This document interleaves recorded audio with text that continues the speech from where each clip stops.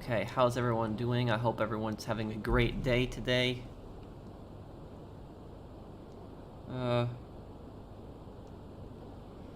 Okay. Let me just put this up on Twitter here. Okay,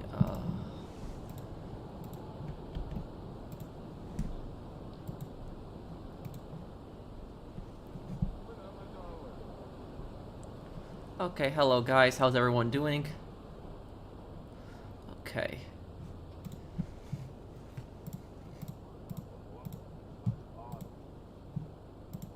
Okay.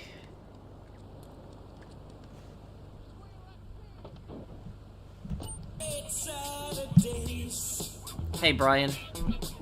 Hey guys. We're at 70% exactly. Move this over here just so you guys can see. So 70% we're at right now. Okay.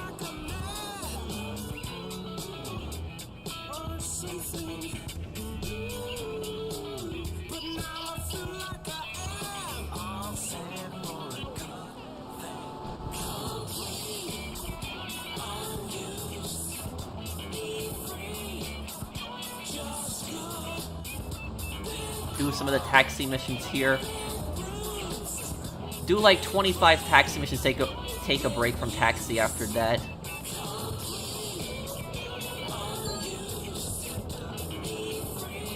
Also, I know that on Portland it's risky to do taxi, but it's the fastest too. Because there's just so many gangs in Portland that want to kill you, like Portland's the most dangerous island in this game. Oh, Marco's Bistro in St. Mark's, oh my god. Yeah. St. Mark's, oh my god, it's gonna be scary. Your passenger fled in terror. Yeah.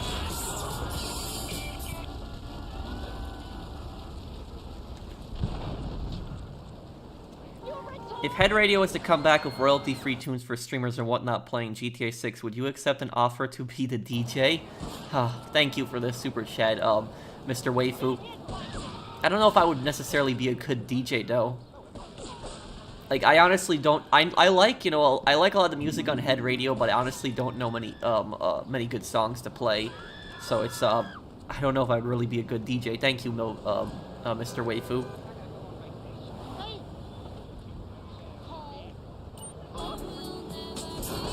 Oh, this is a good song. Okay.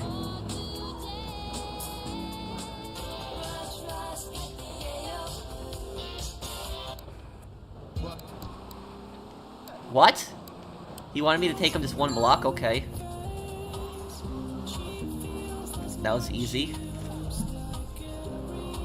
Is that a triad? Okay.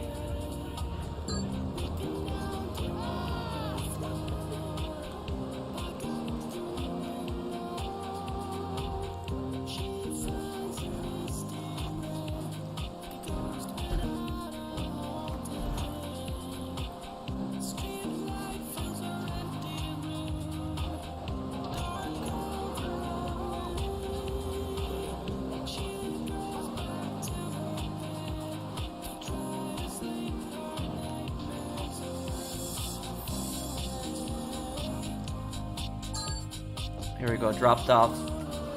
Man, you can make a pretty good money being a cab driver in Liberty City.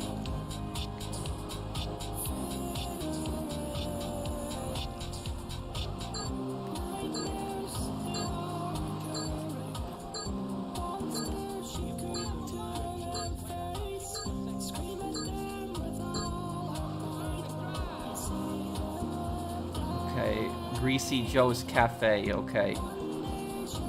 Well, thankfully, I know a lot of shortcuts.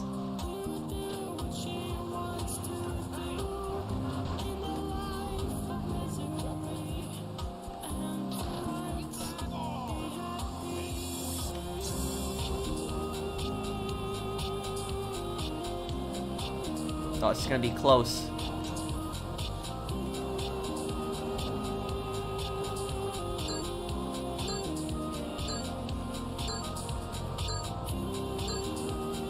Yeah, probably won't make it there, then calculate all the turns. Ah, that sucks. See? Hey, did you hear Elon Musk is now officially the owner of Twitter? I love the salt continually flowing on Twitter. Well, thank you, Mario. I didn't hear about that. I wonder, what is Twitter's stock right now, then? If Elon just acquired it, I wonder if the stock changed at all. I'm curious on that. Let's see. Did it change at all?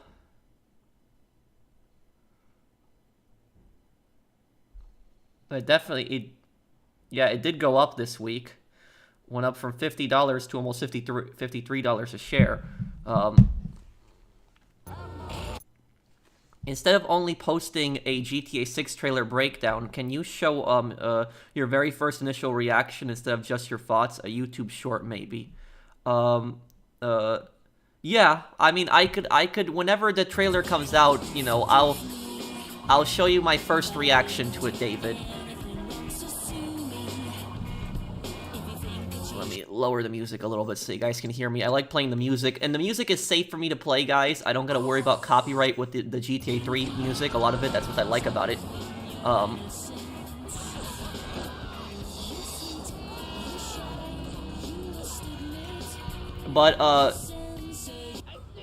Oh no.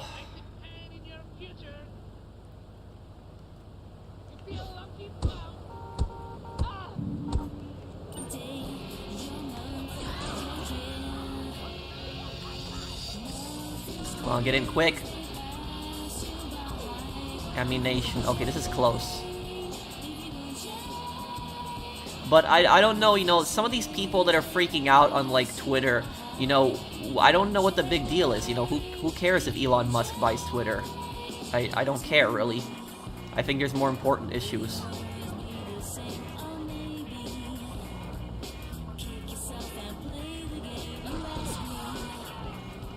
Thing's gotta be. I might have to go to Stunt Island actually, because this is getting a bit ridiculous. This all the gangs shooting at me, constantly making people flee the taxi.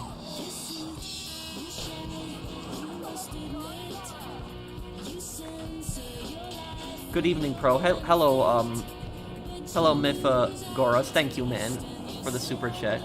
Have I seen 8 Mile, the movie? No, I haven't.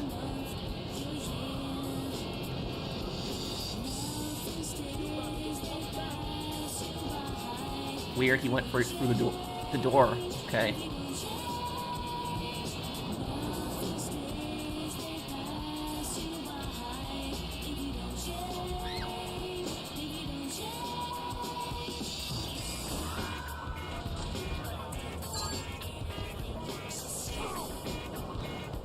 Chinatown, this is risky here. Okay, get in quick. Ammunition again, okay. At least the rain looks a lot better since that up. Remember when the game first came out, remember how the rain looked? It looked horrible. I'm Michael Hunt. You can call me Mike, with another fat jam of non-stop rock from the station that can give you more because we pay our employees less. I gotta pick up a triad, okay. Punk noodles in Chinatown, okay. I used to be concerned and nervous about the future. Sometimes I'd get scared before an important event such as childbirth or a family funeral. Hey, sometimes you need a little help navigating life's trouble spots. That's when I discovered Equinox. After the divorce and losing little Tommy, life was getting me down. I couldn't focus on anything. I want to get in the cab now. I've been employee of the month 3 times. No.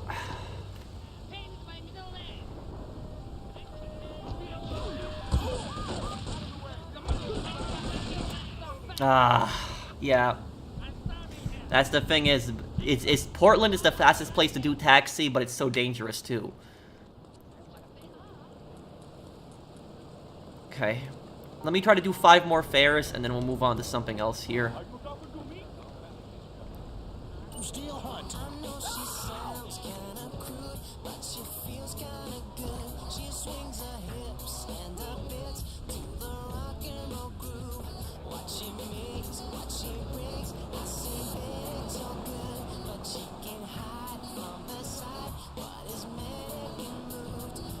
Oh, thank you, Bunny. Loved your Modern Warfare 2 videos. I saw that Twitter was freaking out about it, specifically the level where you go around a neighborhood and the parts where you de-escalate citizens, calling it a power trip simulator. Thoughts on that? No, I don't know why people would call it a power trip simulator. You're literally looking for like a dangerous terrorist to just cross the border, and you know, technically what like Alejandro and Rodolfo were doing, like when they were going house to house, technically that was illegal, but it's understandable why they were doing it at the time, because it's a dangerous terrorist that just crossed the border so he could be in any of the houses. But you know, people on Twitter can be pretty stupid. I wouldn't listen to them. Oh my god! No, truck and now, no shotgun. Get out of here! No, shotguns. No. Oh man.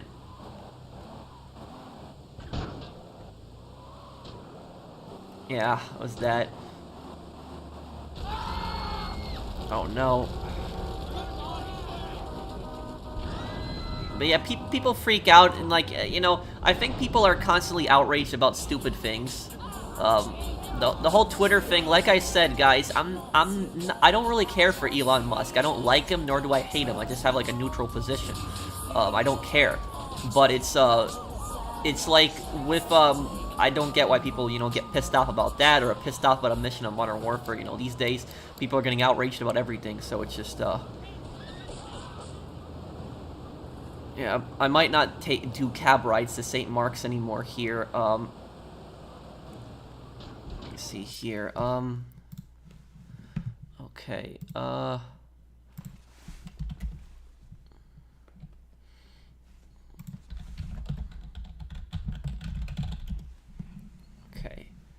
and I also have the map that I'm using for hidden packages, guys. I have it in the description using GTA series map for this.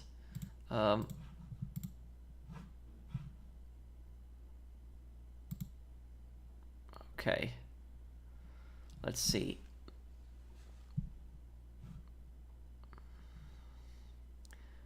How I usually look at these maps is I get like 3 in a row, so I do remember where the packages are. Have like pretty good memory, and I know this map by heart. So like if you were to show me pictures of what the map looks like in Liberty City, I'd know where a lot of the locations are.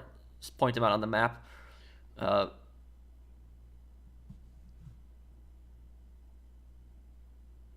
Okay, this package is in a little. Okay, package is there. That's a weird spot. Okay.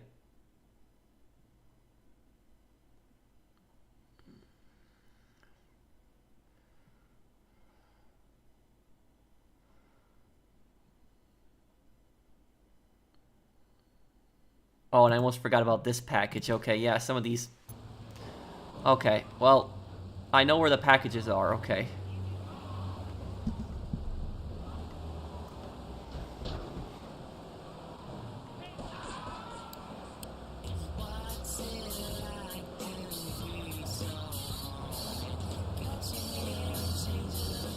You know, Elon could like delete Twitter, and I could care less. I don't think that's really important. I care much more about things like the economy and stuff like that, and inflation, than I do about Elon buying Twitter. I think a lot of people's priorities can be in the wrong place. Okay, I got that one. The first hidden package, I got that during a playthrough by accident, so I remember which one I got too, so that's not a problem.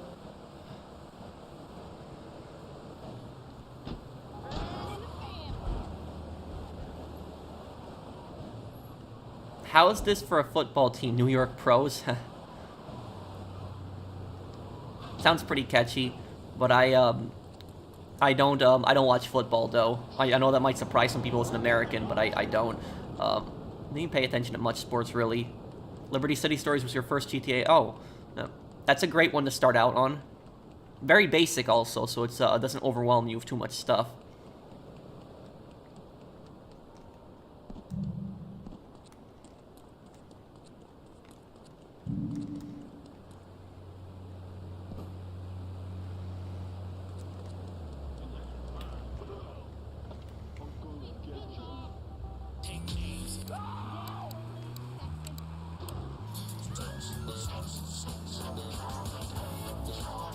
Sometimes there's some Leonis over here, so even though this is like this is like the border of St. Mark's, you gotta watch out.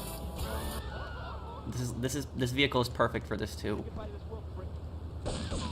Oh no, yep, I called it. Leonis here.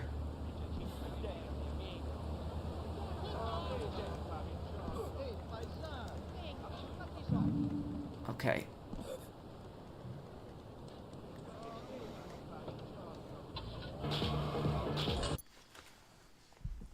Professional, do you have any plans on buying Rockstar's extra games like Bully after you complete the games you already have planned? I will do Bully one day. I just don't know when I'll get around to it. But yeah, I gotta play that game. So many people have asked me to play it. I'll do it one day on the channel.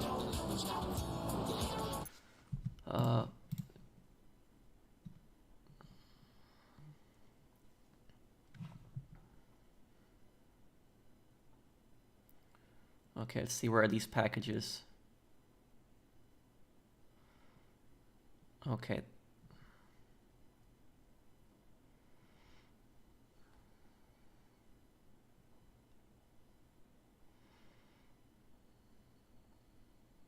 Oh yeah, I know. I recognize these packages. Okay. Yeah, I know where these are.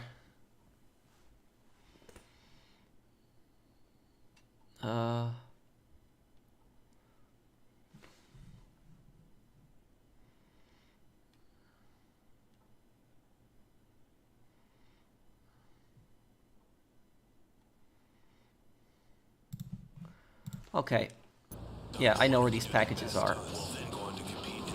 So I can just like watch the guide and I look at the first like 3 at a time and I get them, and that's how I do it fast. Is your job affecting your health? Do you become fatigued? Does working take time away from family and social events like watching wrestling?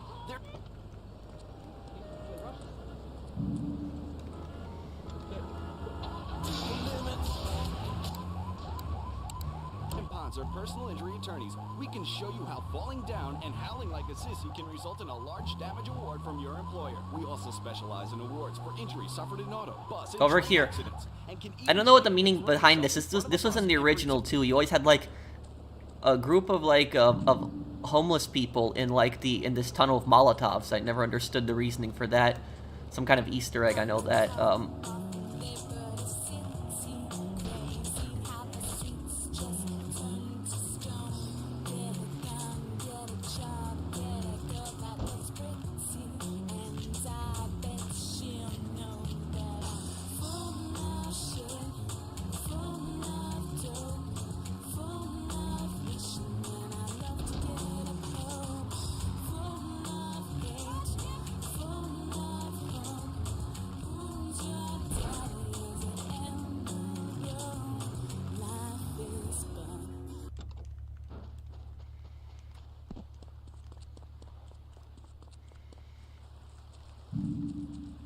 There we go.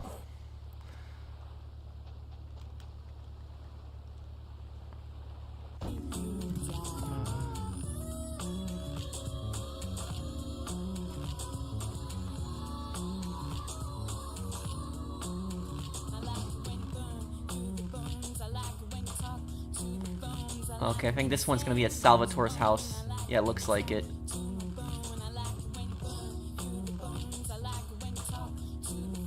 Oh yeah, this is Salvatore's house. Okay.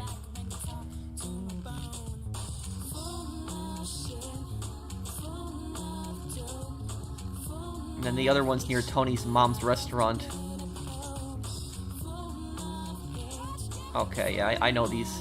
But these are in St. Mark's. Oh man, these next packages are in St. Mark's. Getting these are gonna be a nightmare.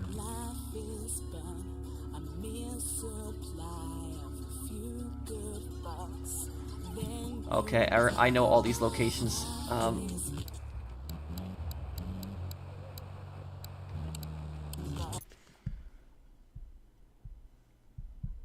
Are you a professional pro maximum GTA player? Well, thank you. Yeah, I mean, I I guess you could call me a pro in GTA. I mean, GTA is like the best game that I'm at, and when I say GTA, I'm not talking about GTA 5. I'm just saying all GTA in general. Like, that is the game series that I know the best. Is the GTA games. Like, I could talk endlessly about them. I know a lot of tricks about them and the lore and stuff. That's, you know, what I specialize in. I don't know how to read your name though, so I'm sorry for that. But I do appreciate the super chat. How do I say your name?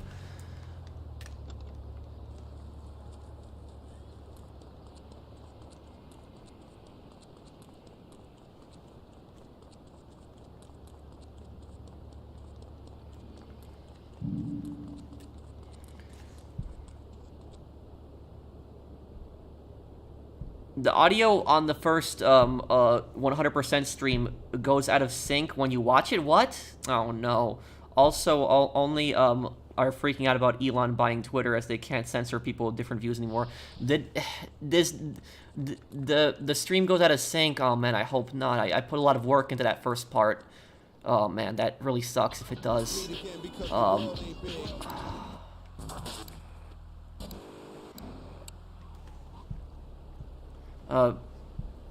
But I like I said, Mario, I don't know why people are,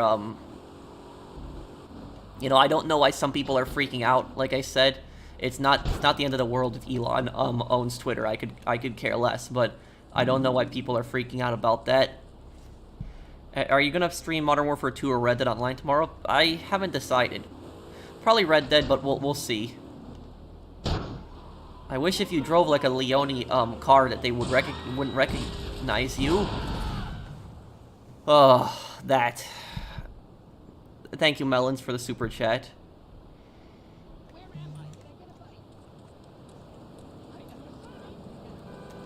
Those damn shotguns.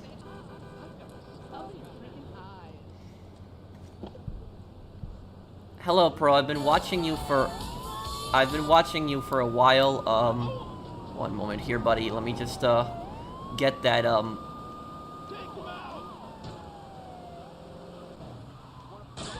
No, get your stupid shotguns out of here.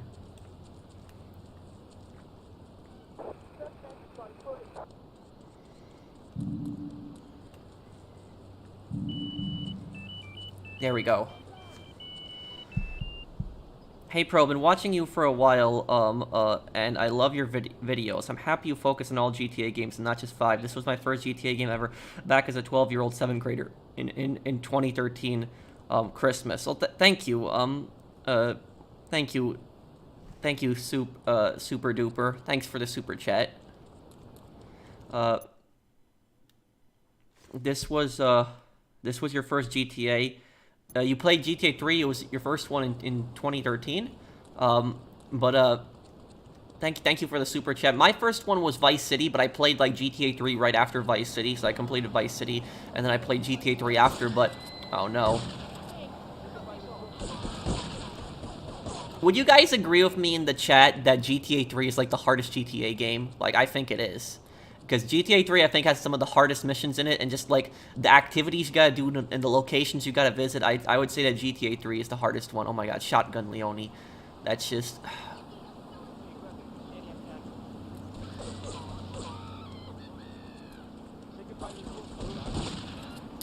yeah. After watching your GeoGuessr game, you really are a pro at GTA. Thank you, man. Mario, is my GTA 3 like my first stream? Is the out of sync like really bad? You're the man, professional. Thank you, JL, and thank you, Chief Officer Henry. Where did you get that jacket? I got it on Amazon.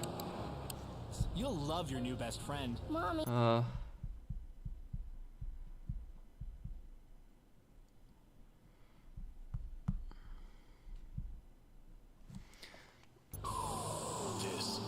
I think that people, like, it's like I said, Mario, like, I think people should be able to tolerate people with different viewpoints and not, you know, freak out, but, like, a lot of times, like, a lot of times people freak out and don't like other people's views and, you know, get outraged over stuff that there's really nothing to be outraged about.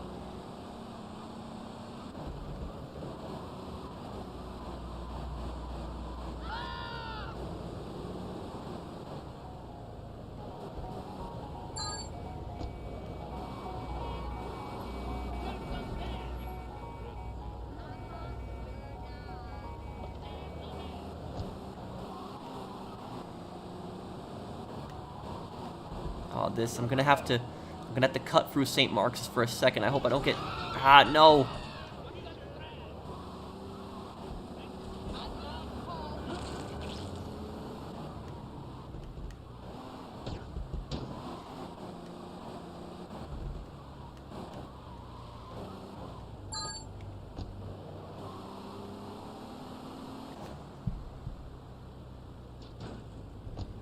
Yeah, it's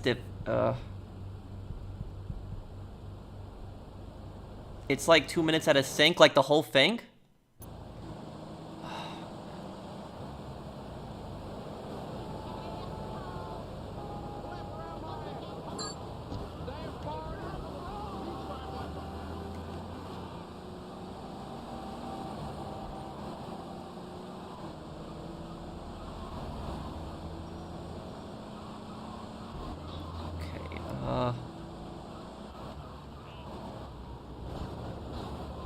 So like my first GTA 3 part is like, is the out of sync so bad it's unwatchable?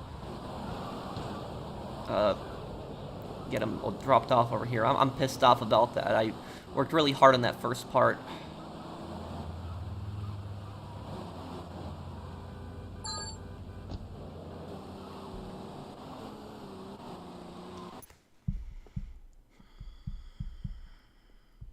Punch Philip Graves, punch Valeria, punch Reboot Shepard, punch Diego Salgado, punch the Coney Company, punch the damn Shotgun Leone's. The Coney Company, I'm trying to remember what that one. But yes, all of those characters annoying, and the Leone shotguns are the worst.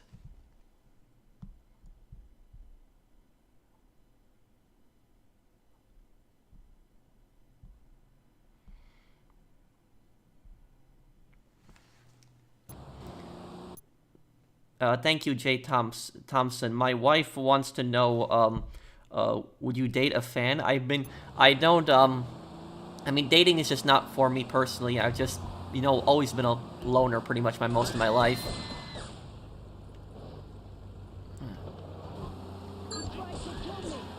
Okay. Thank you for the super chat. Let me see,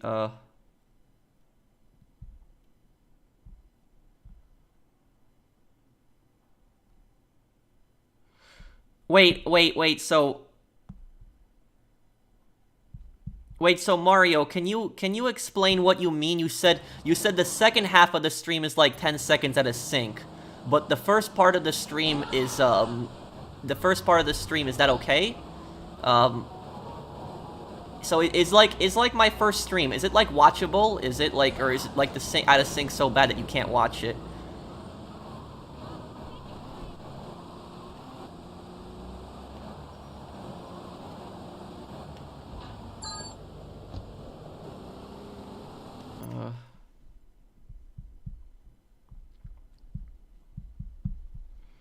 I bought GTA 5 on PS3 to PS5 and even on PC. Oh. Yeah, that game has released many times.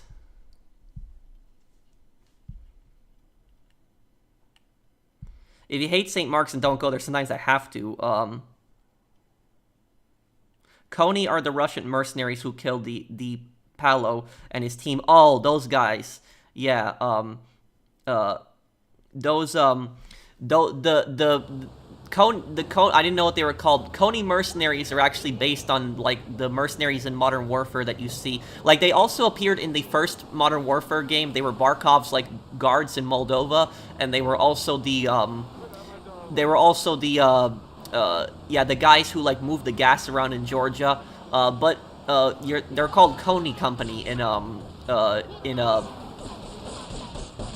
Modern Warfare. Oh no, Passenger fled. In real life, though, they're called the Wagner Group, and so, this is like a real life, like, Russian, like, mercenary, group, and they are, they're very bad guys. They've done some really horrible things in Syria and in Ukraine.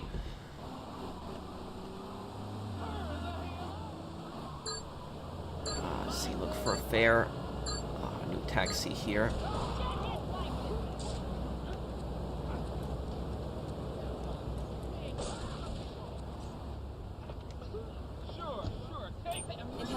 To his final mission, to storm the White House with his friends and become President of the United States. Pogo the Monkey is the game kids are sure to stare at for hours. Everyone loves Pogo. Idiot Gamer called Pogo the best spring and simian game since bouncing bananas. Buy the game Pogo the Monkey today. Right, Pogo? And coming soon, Pogo the Monkey card game, Pogo the Monkey plastic Damn. dolls, Pogo the Monkey Okay. quilt covers, and Pogo the Monkey car covers. For the dad who I has drive everything, from why not here. Pogo the Monkey tiny sports jacket? For the lady in your life, why not Pogo the Monkey chocolates and hygiene products so she smells like a real monkey? And for kids, a life-size, living, breathing, springing monkey. All available at pogothemonkey.com. Now.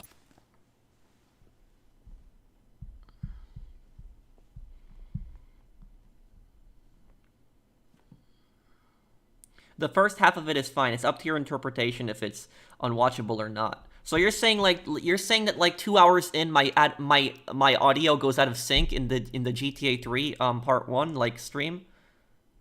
Claude should make an apology video for the Leonis. Yeah, I don't know if that would really get them to stop, but Lips 106. So what do you find boring about my stream, Don't? I mean, you can ask me anything you want. I try to keep my streams always as entertaining as I can. Some steamy, hot trance music. And that's in the red light district. Did I play this in 2001, 2002? Yes, I did. Luigi's Bar, and that's also in the red light district. Lips 106. I remember when these games first came out, too.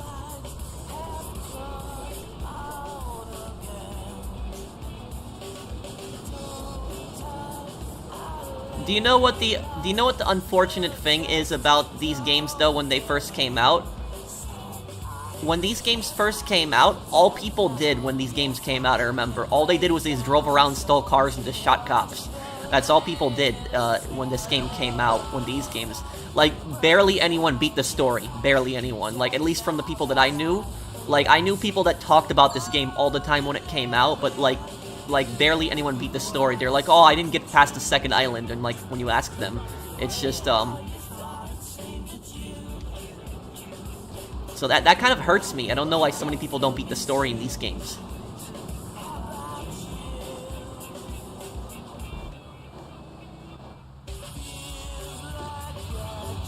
This is one of my favorite songs.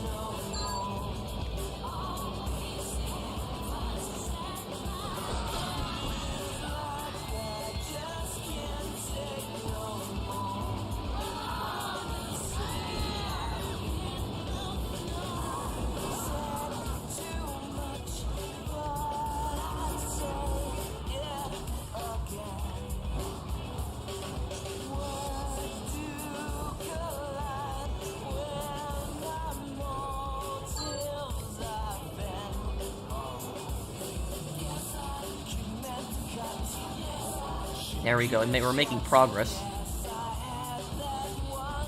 No, right near Vinny's warehouse.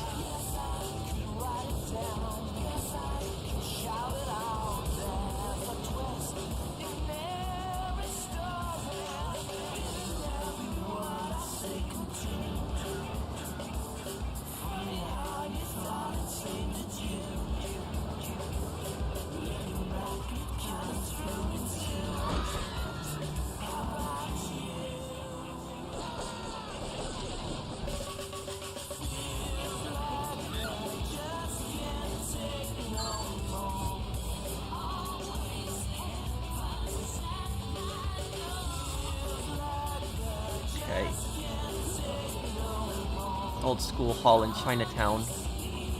Making actually some good progress on the taxi fares now.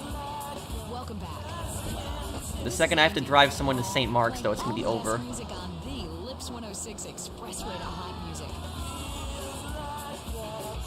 Coming up next, it's Andy's short hot mix when we play one record back to back.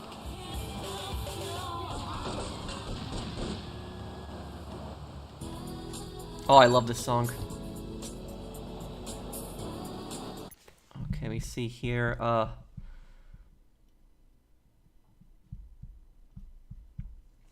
don't talk much about relationships, though, but I thank you, Henry, for the super chat. Is GTA 4 failure game or Infamous? Never heard of it. What do you mean failure game? I think that GTA 4 was like the best GTA game of all time.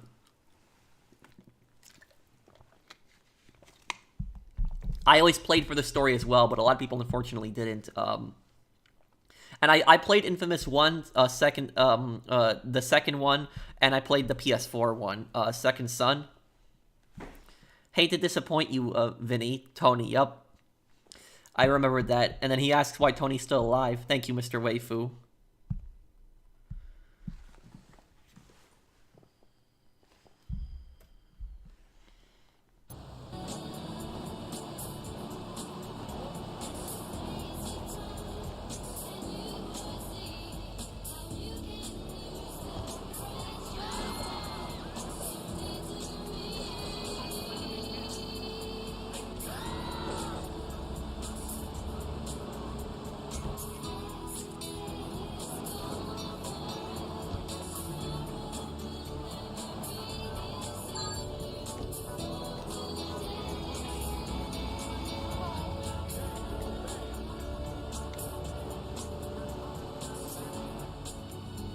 Import-export garage in Portland Harbor, okay.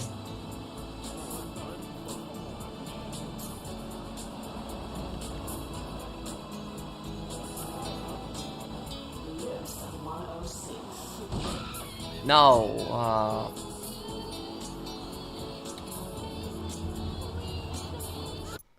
I think Tony Cipriani's the most evil. He killed someone and gutted them and sold them as meat to his own store. You're right on that, Chief. Tony, I would say, is the second most, I would say that Tony is the second most, like, evil character, though. I would say that Claude is the worst one, because even though Tony did some, you know, really horrible things, it's just that Claude really has no conscience, doesn't care at all.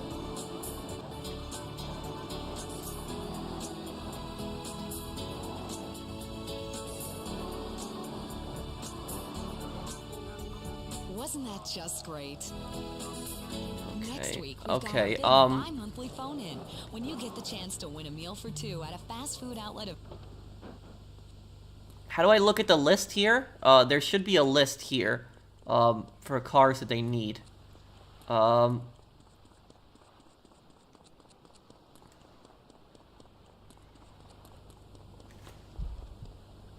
JD and Casa are some of the most gross GTA characters. Oh yeah, definitely Mr. Waifu.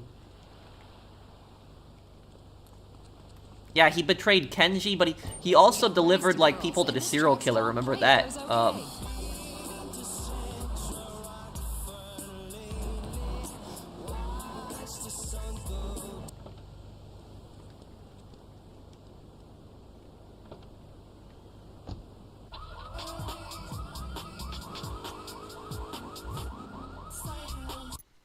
Okay, let me see here. Let's get some more packages now.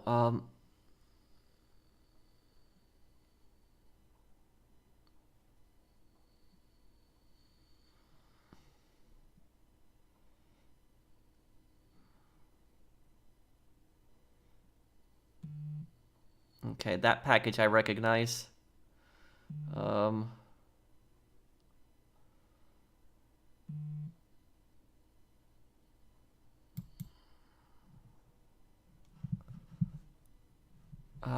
Wait.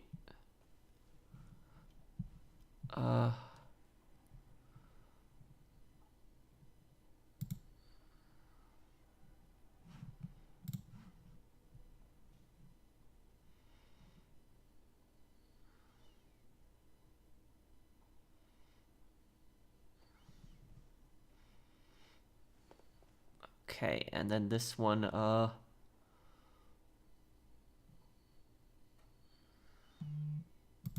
these next packages are really easy. Idea of weird noises between songs. Station your parents warned you about. More commercials, fewer songs, bigger contests. How many more taxi passengers do I even have to drop off?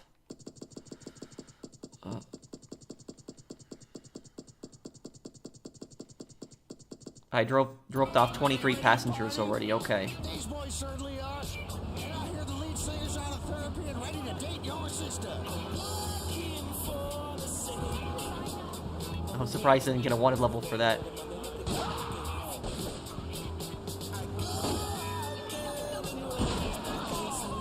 Your shotgun's out of here.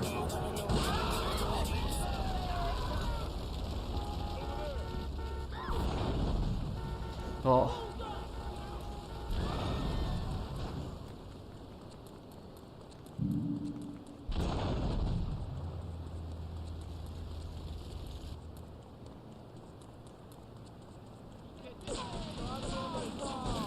Oh no. But that dock place that I was at before, does anyone know where I can get where I can find the list for the cars it needs? Oh, great.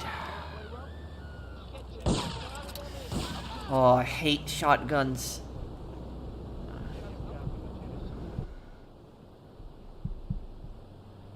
Hi, Nico, it's me, Roman. Let's go bowling.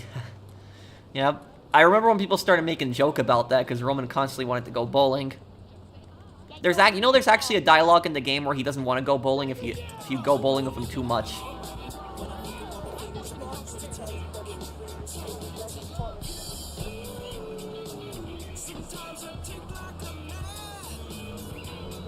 How do I make Claude's full outfit? What, you mean in real life? Oh no.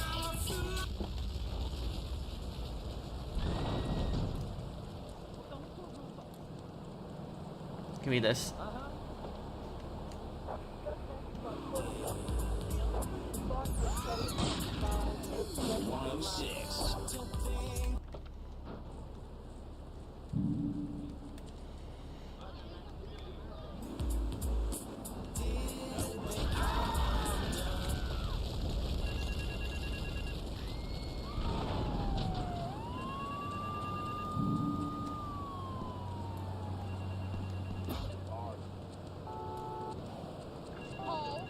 At least the Diablos don't have shotguns. Imagine they gave every gang in this game shotguns. My god. How horrible would that be? By the way, a PS5 scalper in India thought he could sell a PS5 for $600, but nobody purchased it, so he was forced to sell the PS5 at a loss for $100 too many. Oh, well, that's good then. That's definitely good. I hope the scalper lost his money. I hate scalpers. Claude is one of the most insane characters in GTA.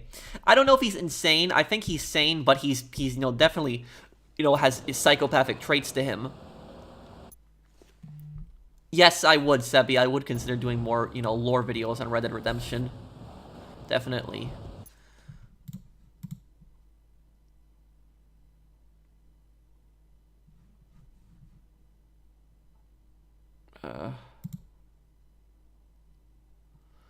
Let me just see where my next hidden package is here.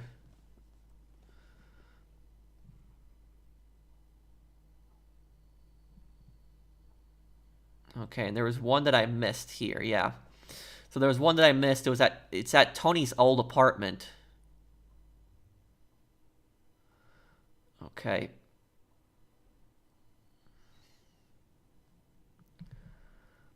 Yeah, there's one I missed that was at Tony's old apartment. We'll get it right now. It's not a big deal.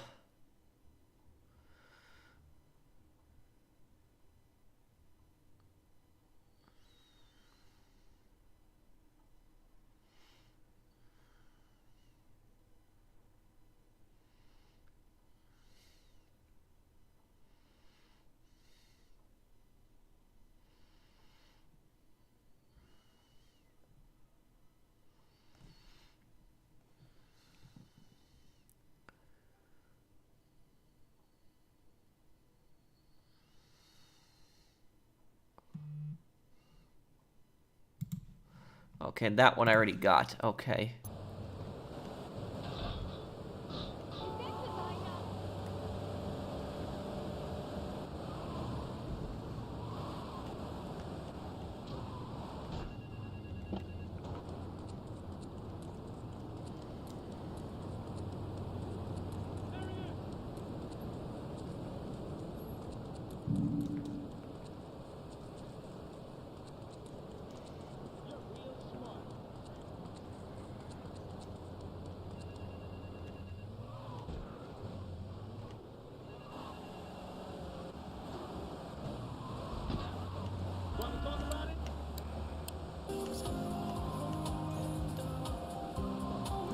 It's a good song too.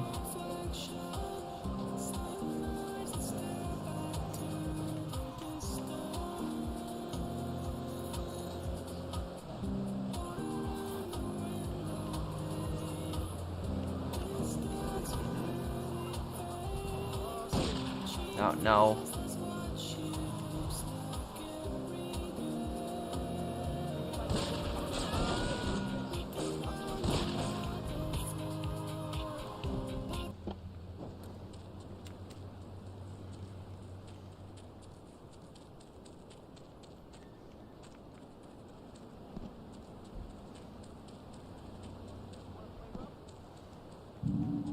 There we go. Oh yeah, Vice City's anniversary is this Saturday. Do you think Claude would ever stop committing crimes? No. He doesn't just do it for money.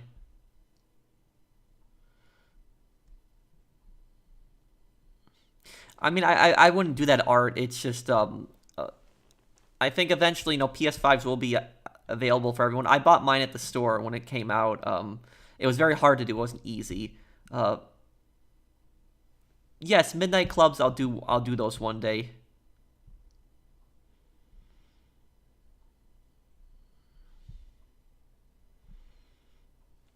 Does Claude have his own personality? Yes, he does. He's very cold-blooded. He doesn't care about anyone.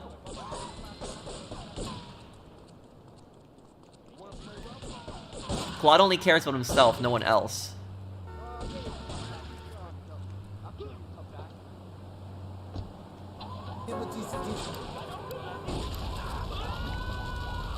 Great.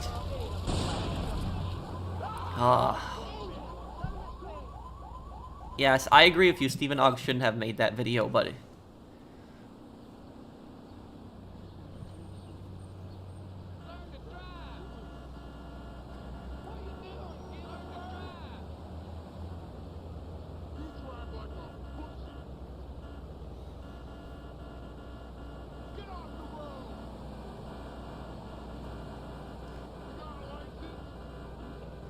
Okay, these two are right next to each other. Oh yeah, I remember this one. This one is a little bit hard to get.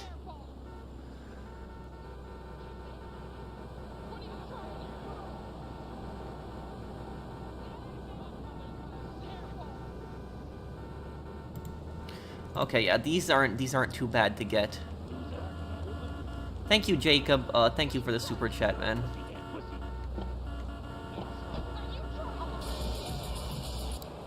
That song is copyrighted. That's the only song on Lips that's copyrighted.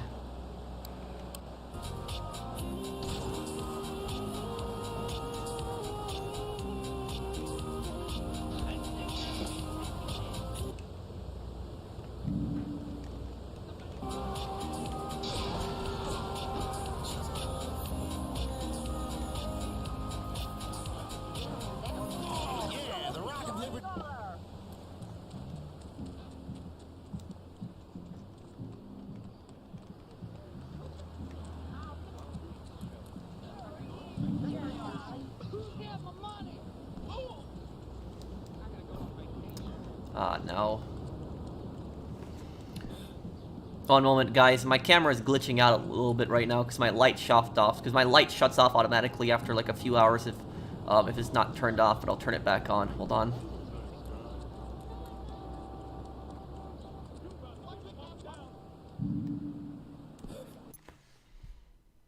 Do you like 3D Universe or the HD Universe? I like both of them. 3D Universe is a little bit more, you know, over the top, but it's still good, you know. HD Universe is more serious and has more realism to it. There's bots in the chat where, if I see any bots, I will ban them right away, guys. Don't worry about that. Let me just turn my light back on. I hate when this happens. It just turns off like that.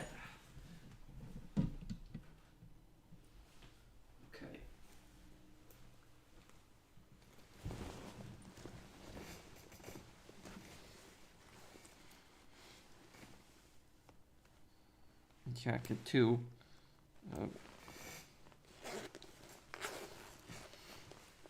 Okay.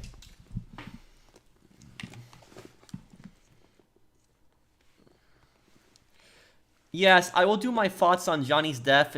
It'll probably take me a little bit to do because I guess got a lot of projects right now, but I'll eventually get to it. And hey professional, will I buy God of War Ragnarok? Probably not. I'm just I'm not into the God of War games though personally. I do appreciate the super chat.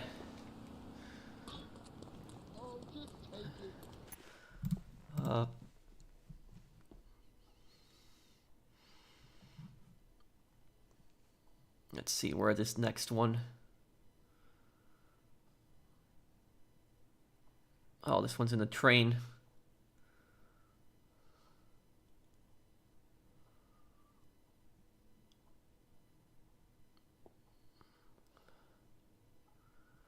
Okay, and this one is going to be in Chinatown.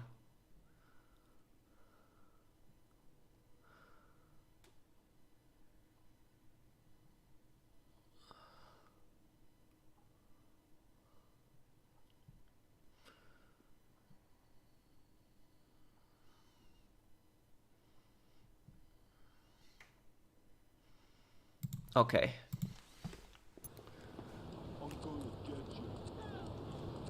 Love the professionalism on your channel. Thank you, Acid Snake. Thanks, man.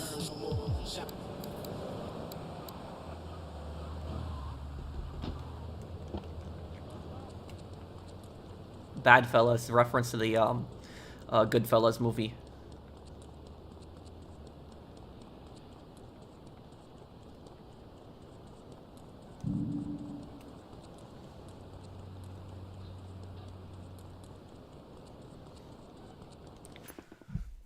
I don't think GTA 6 Online will be that good. People are saying there are going to be map expansions. Yeah, no. GTA 5 Online is cars and t-shirts, but people expect a whole city. No, no, no. I don't know. I think it'll be good seeing, like, you know, us go to a new setting, David, but, you know, we shouldn't have, like, complete faith in a game that it's gonna be, you know, a complete success right away.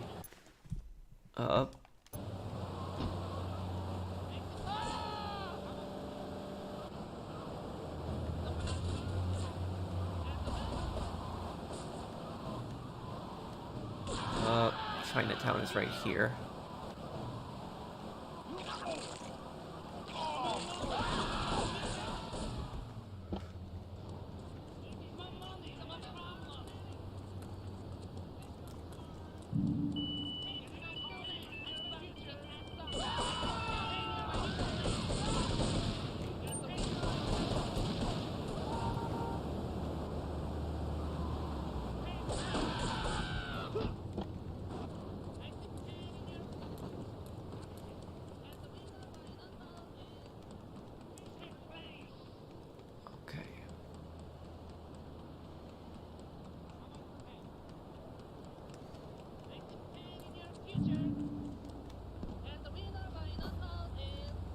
Oh no.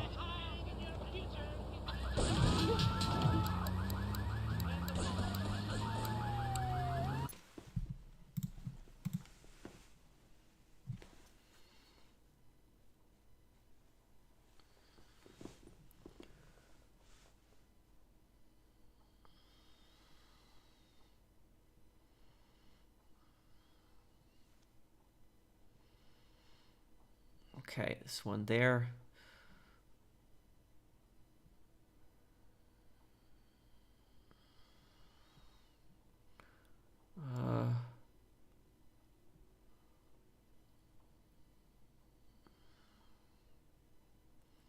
Oh, I forgot about this one. This one's an annoying package to get, yeah. Yeah, that one I forgot about.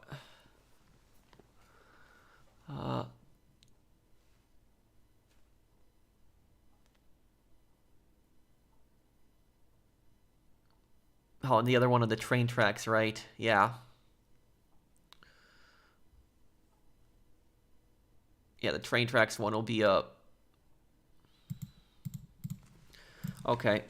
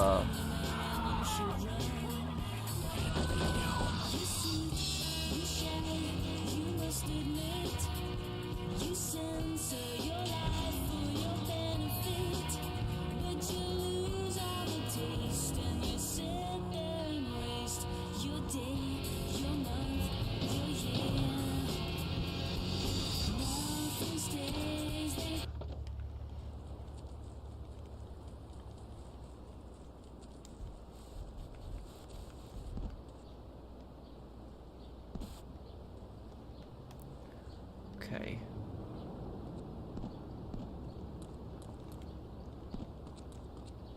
Yeah, this is a hidden package is actually up here.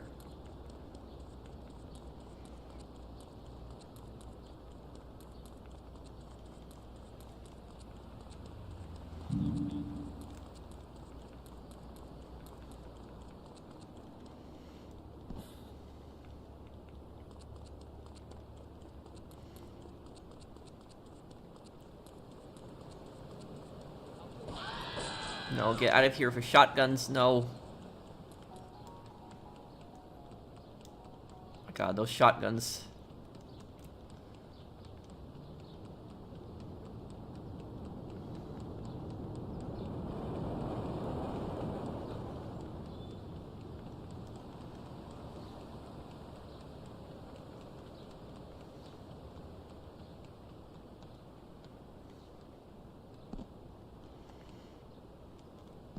Yeah, there's another one up here too. Some ridiculous spots for packages, right?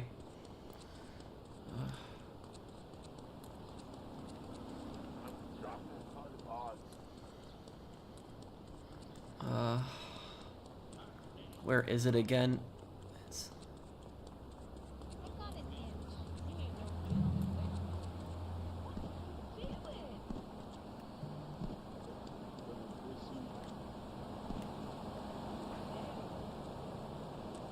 Let me see here.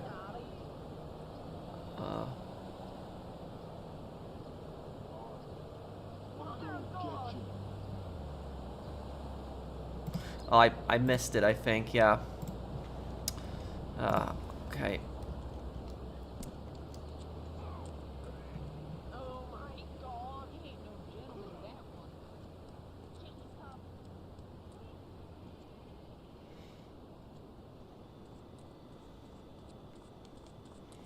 Okay, I missed it. The package is right here. I didn't see it.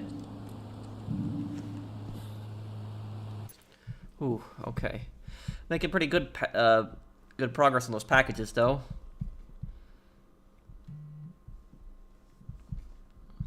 What's the difference between sociopath and psycho? That's a good question, Henry. I'll answer in one moment. And thank you, 3Man. Hey, Pro, I just watched the final Call of Duty Modern Warfare 2 part. I'm confused. Is the Modern Warfare 2 reboot set in a different universe like the original 3 games? Yes, they're in a completely different universe. Soap and Captain Price and Gaz are based on the original, characters, but they're different characters in the new one, so it's a different universe. And what's the difference between sociopath and psycho? A psychopath is worse than a sociopath. Sociopaths are much more common, so you're much more likely to encounter a sociopath than a psychopath. The thing is, though, is when you encounter a sociopath, oftentimes you can tell.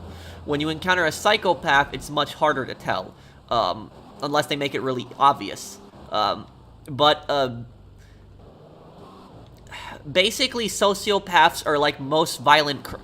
Sociopathy is a little bit harder to explain than it's a little bit harder to explain than psychopathy. Like psychopathy, I can explain really well, but it's very like violent, like not necessarily violent behavior, but like violent behavior is part of it. But sociopaths do, have some remorse and they do care for others, but it's oftentimes like, think of, most violent criminals are like, sociopaths. And, according to Google, a sociopath has little regard for another person's emotions, right, or experiences. They lack remorse for their actions, and they act in ways that show no regard for others, including lying, cheating, and manipulating. Some people with this condition aren't shy about their conduct. Others are quite deceptive. So yeah, like most criminals, most criminals are sociopaths. And also, the big difference between a psychopath and a sociopath is that sociopaths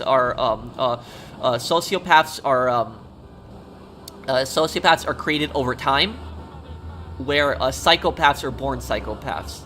So like this oh great, get Leone shotguns. this might sound like this might sound a bit hard to a bit ridiculous, but you know, when somebody is born, they're either a psychopath or they're not. Psychopathy is something that people are most of the times born. Like, some psychologists argue that somebody can become a psychopath over time through, like, you know, mental issues and like other trauma and stuff like that. But most people agree that psychopaths are born psychopaths. And let me get out of here, these Leone shotguns. I know a bit about psychopathy because I studied it a lot when I was studying law enforcement. That's what I went to school for. You know... Oh, great. This. Yeah. Oh my god, why are there so many over here? Yep. So what I was trying to say is that,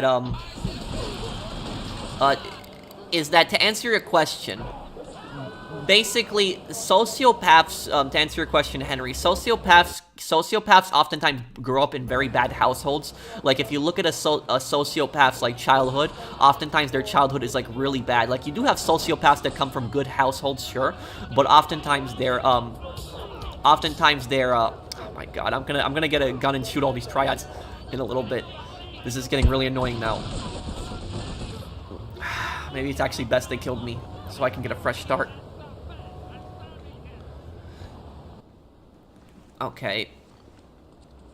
So sociopaths, like I said, they're created. They grew up oftentimes in bad households, and they don't care about most people but themselves. Like, sociopaths can love their children, like they can.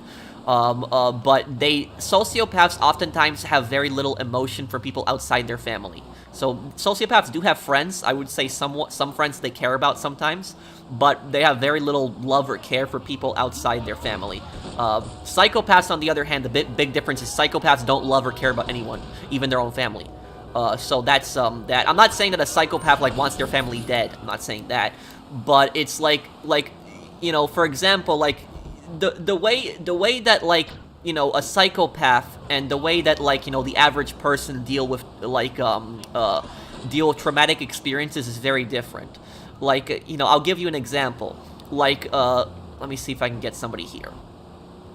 Like, for instance, like, a parent might die, and if somebody's parent dies, naturally most people are upset. They're very you know, sad about it.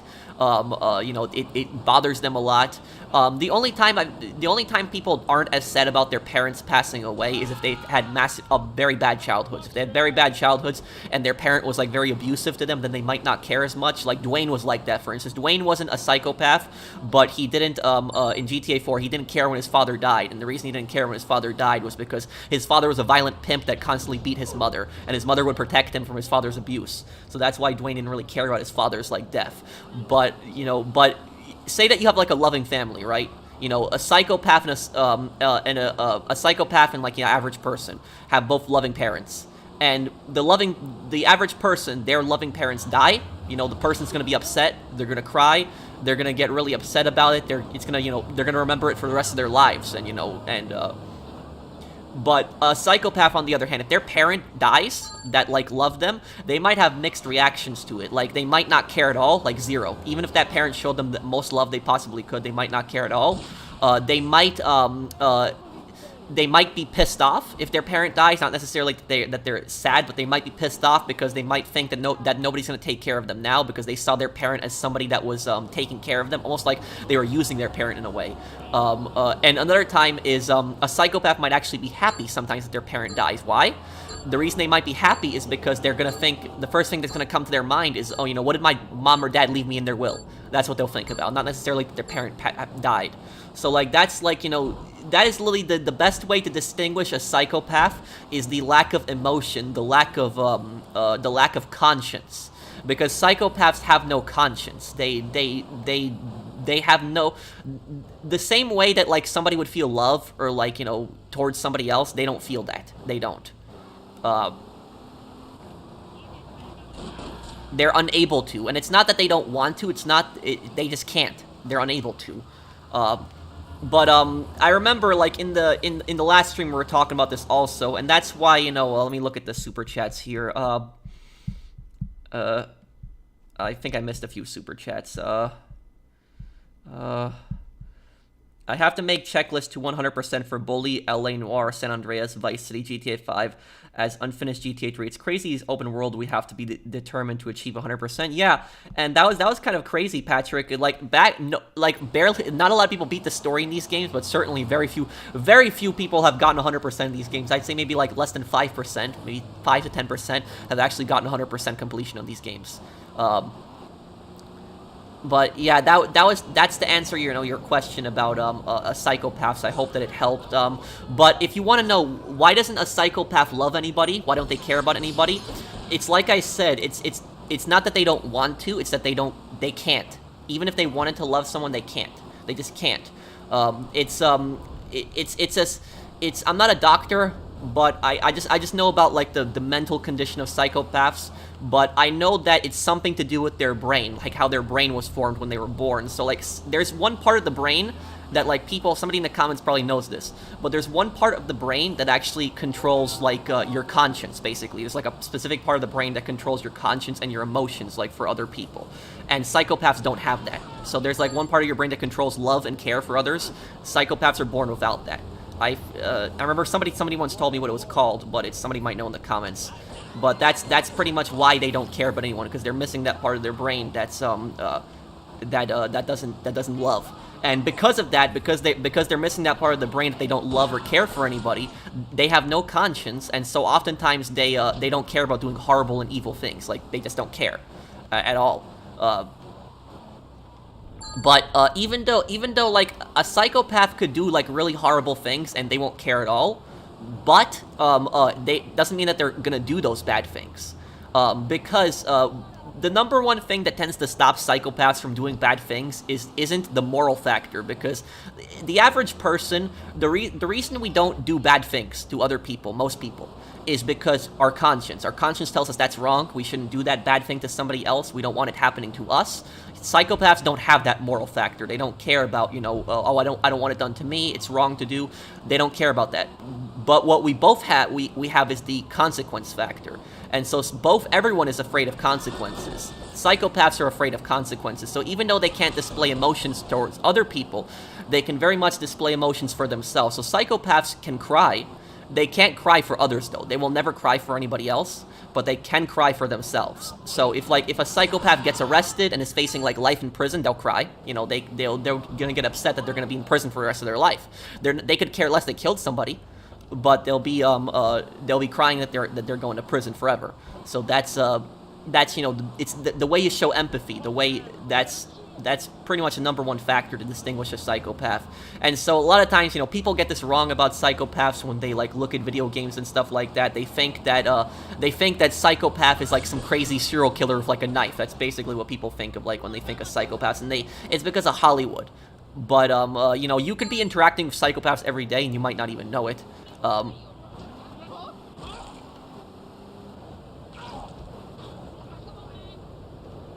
Your car's trash, get it repaired. Okay, let's get some more packages here.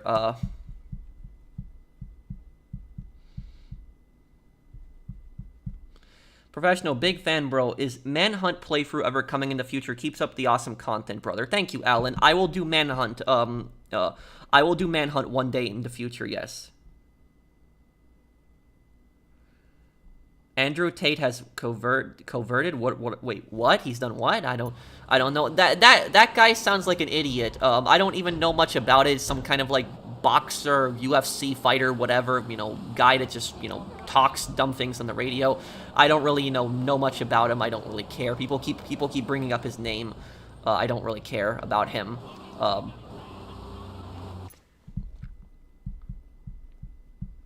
Let me see here. There's kids that was in my school. They always thought they were the best in wood, and everyone and thought everyone loved them. And if she didn't get attention, she got mad. Is she a narcissist? Well, I don't know if you're still asking me about psychopaths, Henry, but there's a big difference between narcissists and psychopaths. how do I explain it, the difference between... Psychopaths can be narcissistic, sure. A lot of them are actually very narcissistic. Narcissism basically is like extreme arrogance. That's pretty much what narcissism is. Like, a narcissist is somebody that always thinks they're right. So, like, you guys probably know what I'm talking about. Like, you've probably encountered a narcissist. Everyone has probably encountered a narcissist at least once in their life. Narcissists are very common. Narcissists are basically people that they will never admit that they're wrong. They will never admit that they made a mistake. They will never take responsibility. So no matter what, every time something goes wrong, they always blame somebody else. They never take responsibility. They never say, okay, I messed up. I'm sorry. I'll do better next time. They never do that. It's always somebody else's fault. It's not their fault. And it's always their way or the highway. It's like, they're always the best. They're smarter than everyone else. Everyone is an idiot besides the narcissist. That's, you know, with narcissists. But the difference is that, like, a psychopath, psychopaths are oftentimes narcissists as well, but there is a little difference. And the difference is that, like I said, it's the empathy. Because somebody might be a narcissist, and they might think that they're smarter than other people, but they might still, like, you know, they might still, like, love their family and their friends. So that's you know, what what might be. But it's very hard to be friends with narcissists because narcissists will, they'll always act like they're smartest. Like, they'll try to dominate groups. Like, if there's groups of friends, the narcissist will oftentimes try to dominate the group.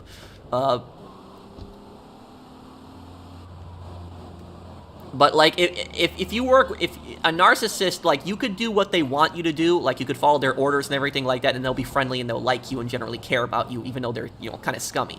But it's, but a psychopath is unable to, like, love somebody. But the closest thing that a psychopath can feel to love, like, the closest thing they can, is that if a family member dies that they had a good relationship with, like, if their dad or mom dies and the psychopath had a good relationship with their parent, then how the psychopath might see it is the psychopath might prefer that person to still be alive. Like, they might still want them to be alive. It's like a weird way of looking at it. They want them to still be alive, but it's not that they're not getting upset over it, if you know what I mean.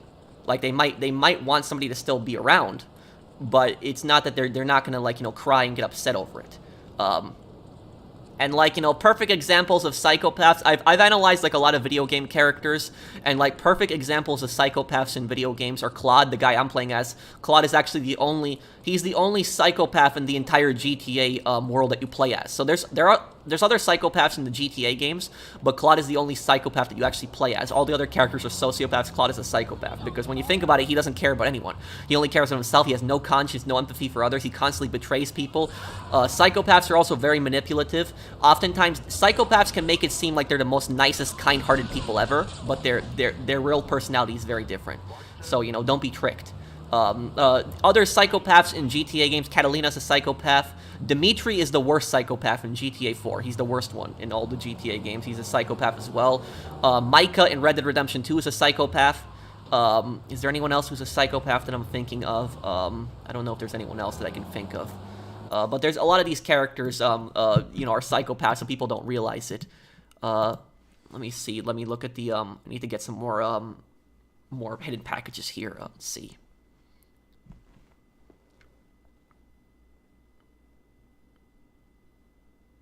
Okay, this package is easy.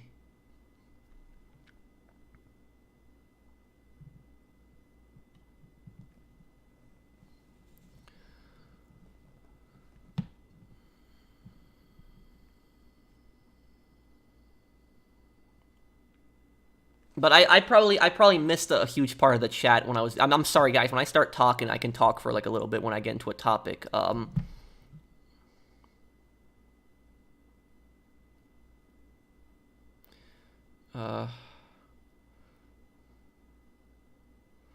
Okay. Yes, Vic, I don't know if Vic would really be a sociopath. Like, Vic's a violent criminal, but he's not... He displays more of a care for others. But to answer your question, you know, Henry, is the easiest way to tell if somebody is a narcissist, Henry, is just see if they'll ever admit that they're wrong. Because somebody could be arrogant, and the difference between arrogance and narcissism is that narcissism is just basically extreme arrogance. That's what it is. Somebody could be arrogant but not be a narcissist. So somebody might be, like, you know, really, like, you know, arrogant in something, but eventually, like, you know, you might get through to them, and they might admit that they were wrong and they made a mistake. But a narcissist is never going to make a mistake. So if you want to tell if, like, you know, a person that you're dealing with is a narcissist, see if they take responsibility. See if they admit that they're wrong, because a narcissist is not going to admit that they're wrong. That's to answer your question.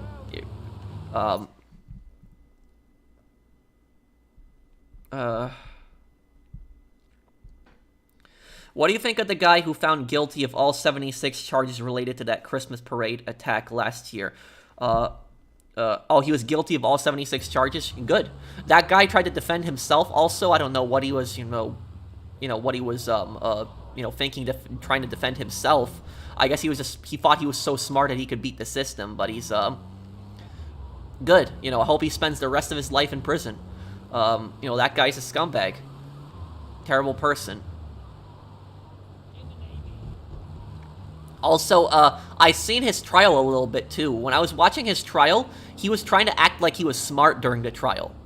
But, he wasn't. He was just making himself look stupid. Like, he thought that by asking a lot of questions that he was somehow gonna make himself seem smart.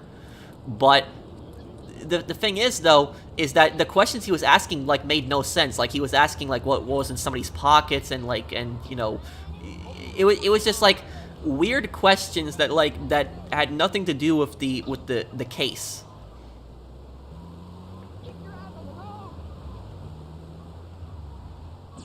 And then he also had his outburst. I remember when he had his outburst in court.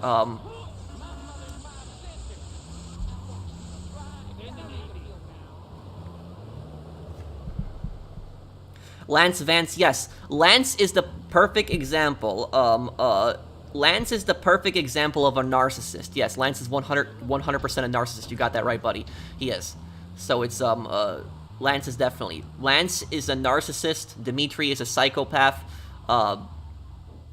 I guess I would say Lance is also a sociopath, but he's mostly known for his narcissism. Like, Tommy's just a sociopath, but Lance is a sociopath and a narcissist.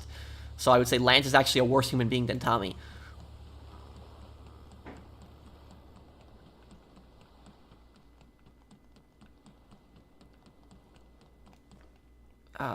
Okay, here we go.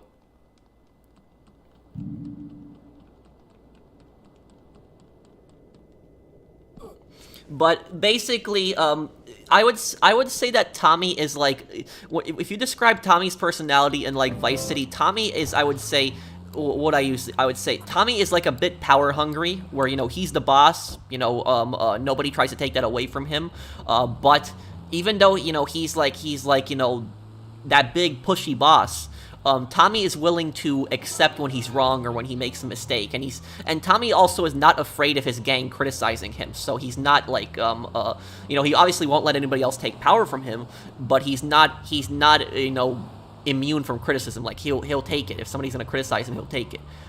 Lance, on the other hand, cannot handle criticism at all.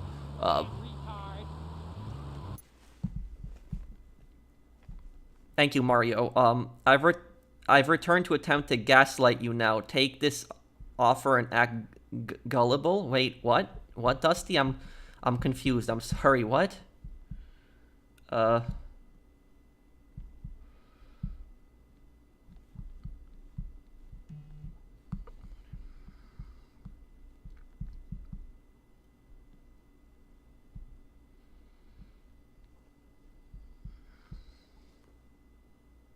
No, I didn't watch Dark Viper's stream, but I'm happy for Dark Viper that he's trying a lot of other games. He's trying to play other stuff. I'm happy for him for that. Well, thank you for the super chat there. What's your name? Don't care about other guys because destroy you? What? Makarov is a psychopath, yes. Thank you, Sirbats Gaming. But let me know, guys, in the comment section. I think I missed the comment earlier, but if anybody knows, because I know a little bit about psychology, because I studied that when I was possibly going for a law enforcement career. But let me ask, like, Does anybody in the comment section know, like, what I was talking about earlier, like, a few minutes ago? Like, when I said that psychopaths are, like, born without that, that one part of their brain that controls, like, you know, conscience or empathy, does anybody know what I'm talking about, what that part is called? Because I know there's one part of the brain that, like, controls your, basically your conscience, your emotions towards others. And I know that psychopaths don't have that at all. Now, somebody probably knows in the comments, so let me just look at where the next hidden package is here. Let's see here. The prefrontal cortex. Oh, that's what it's called. Okay.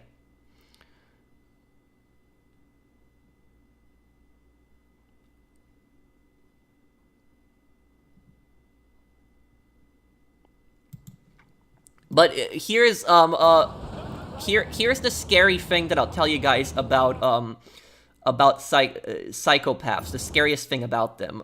Hey, Pro, I'm considering moving from New Jersey to Chicago because of the lower cost of living. Do you think I need a car to live in Chicago? Well, thank you, Michael, for the super chat. With a city like Chicago, it's a very urbanized city. There's probably a lot of public transportation, trains. So I don't know if you would necessarily need to, if you would need a car. But what I will say, though, is from my experience driving in Chicago, because I've driven in Chicago a few times, from my experience in Chicago, what I'll say about it is that Chicago is easier to actually drive a car in. It is. Like, so I'm not saying there's no traffic. Like, Chicago can be very annoying to drive a car in, don't get me wrong. But, like, compared to New York, it's actually easier. Like, the streets in Chicago, I felt like were better designed than the streets in New York. Like, the streets in New York are more tighter. Streets in Chicago are a little bit easier to navigate than New York. So I would say that, personally. I would say that driving in Chicago is a little bit easier.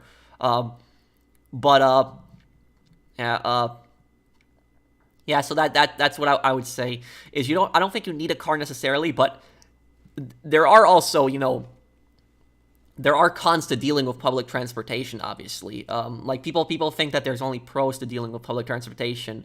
The con of dealing with with public transportation is that you're constantly bumping into people. So, like, you're very close to a lot of other people. You don't know how other people are going to react. You can encounter rude people. You could get sick if somebody's sick next to you on the bus or the subway. There are advantages and disadvantages to, both, obviously, public transportation and driving.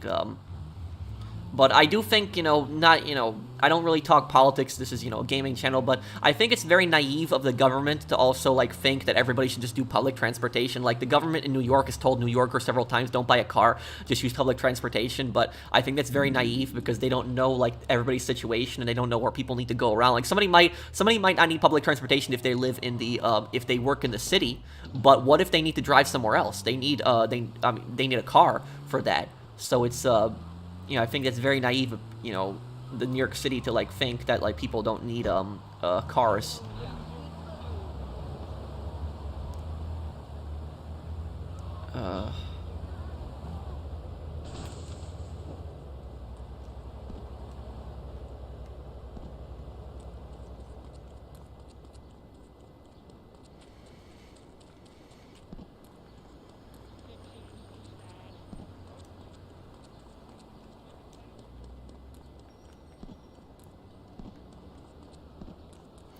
But what I was trying to say earlier, guys, is the scariest thing about a psychopath, in my opinion, the scariest thing about it is that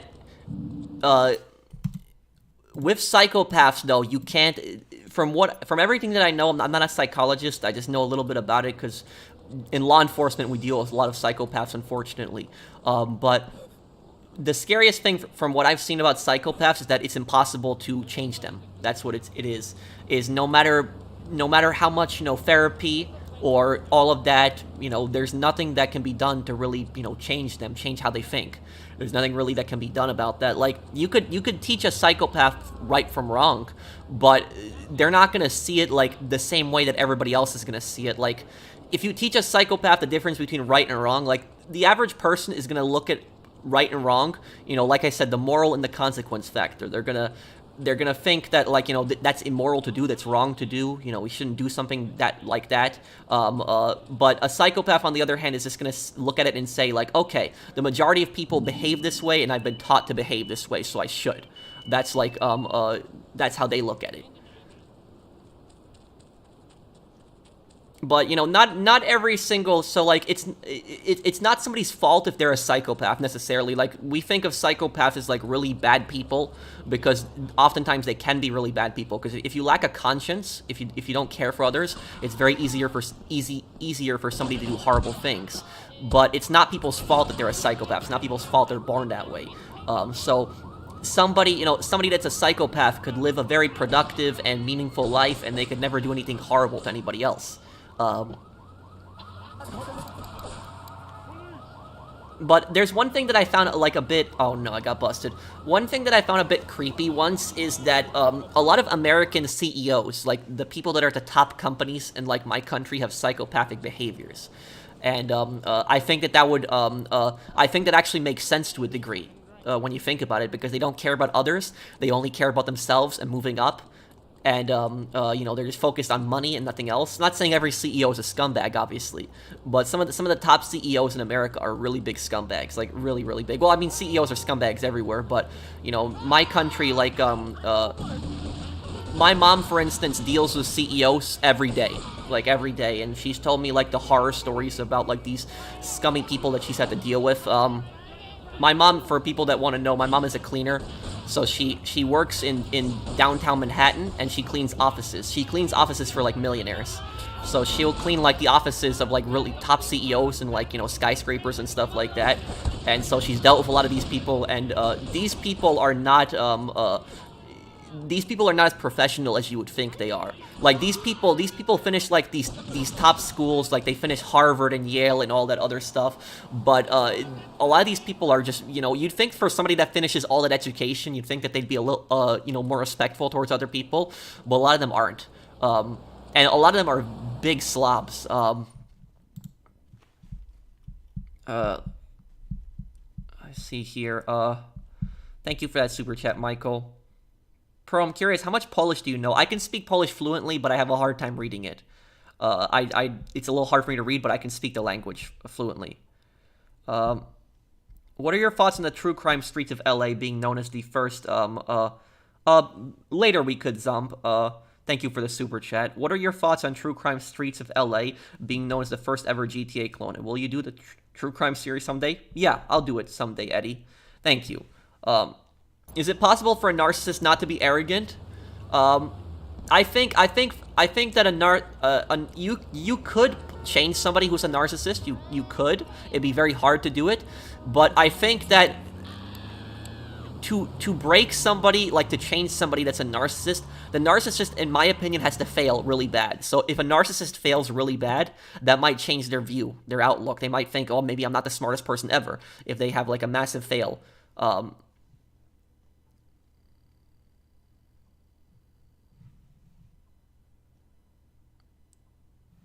Okay, this one I'm gonna need a Triad Fish Van for.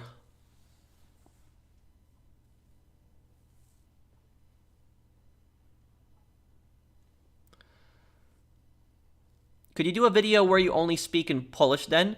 I could do one like that one day, Dusty, but if I do one like that, I wanted to do one maybe like a lore video on the Polish, American characters in GTA, and I could do one in English and one in Polish. There are a few Polish characters in the GTA games. A lot of people don't know that. But, like, the most well-known Polish character in the GTA games is Pulaski in San Andreas. Then there's also Ron. Ron is also Polish American in GTA 5. They also have who is Ray, the corrupt cop in GTA 3 is a Polish American as well.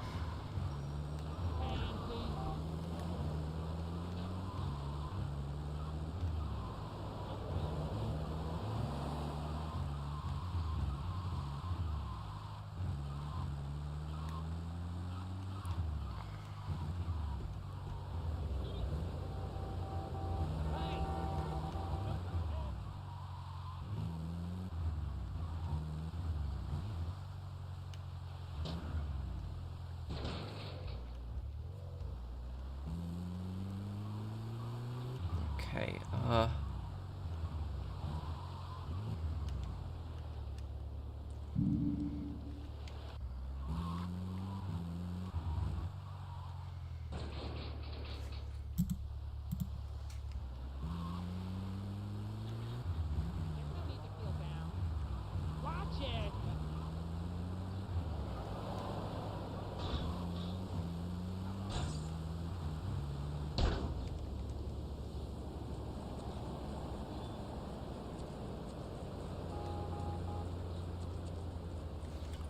where is this one here?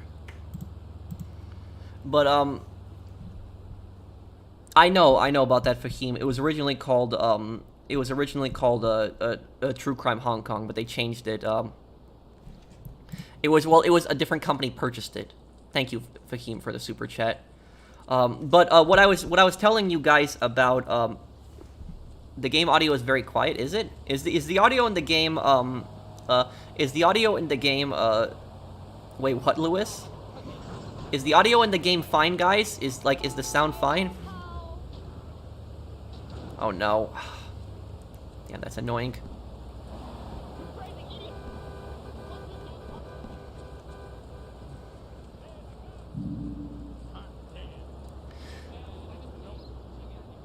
Next lore video, might be a little bit to make, maybe like a week or two from now, but I'm working on the Saints Row review next.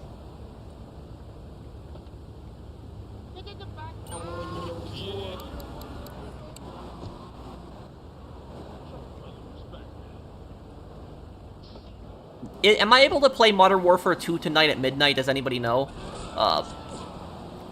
But or do I have to wait until tomorrow? I think it might work at midnight. But what I was telling you guys earlier, oh, I missed your super chat, Henry. I'm sorry if I did. Oh,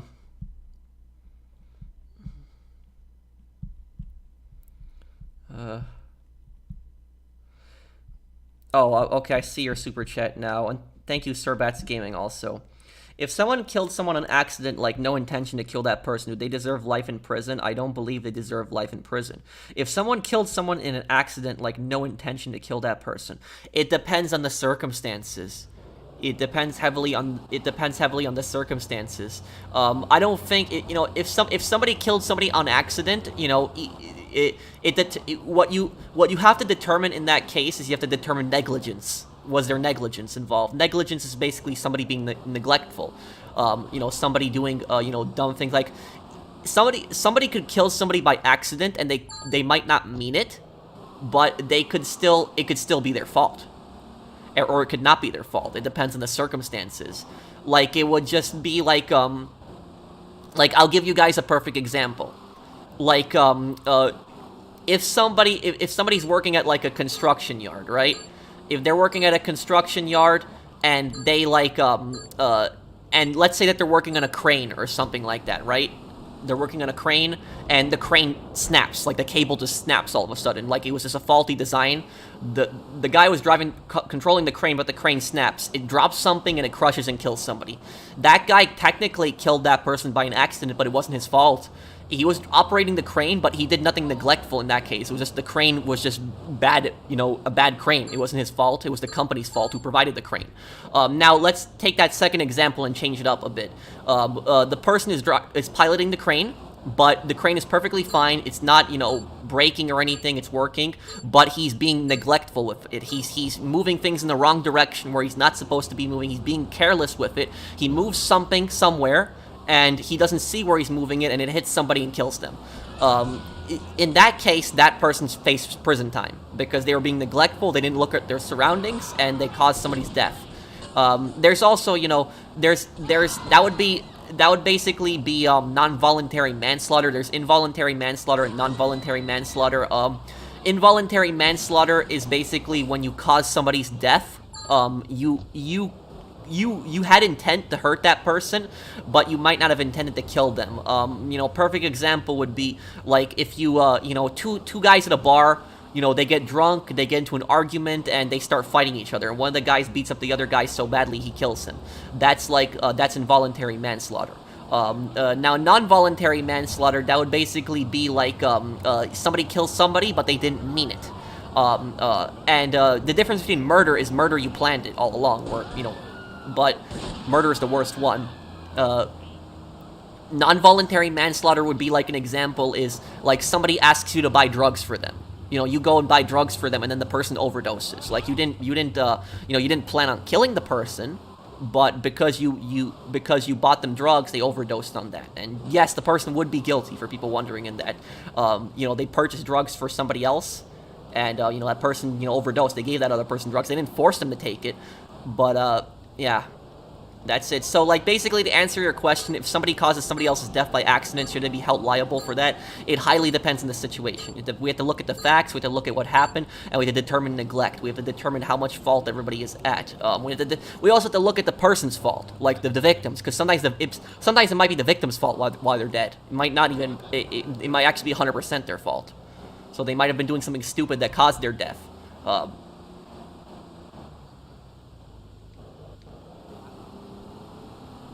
Car is trashed. Okay. Let's get that fire truck and start putting out fires on this island then.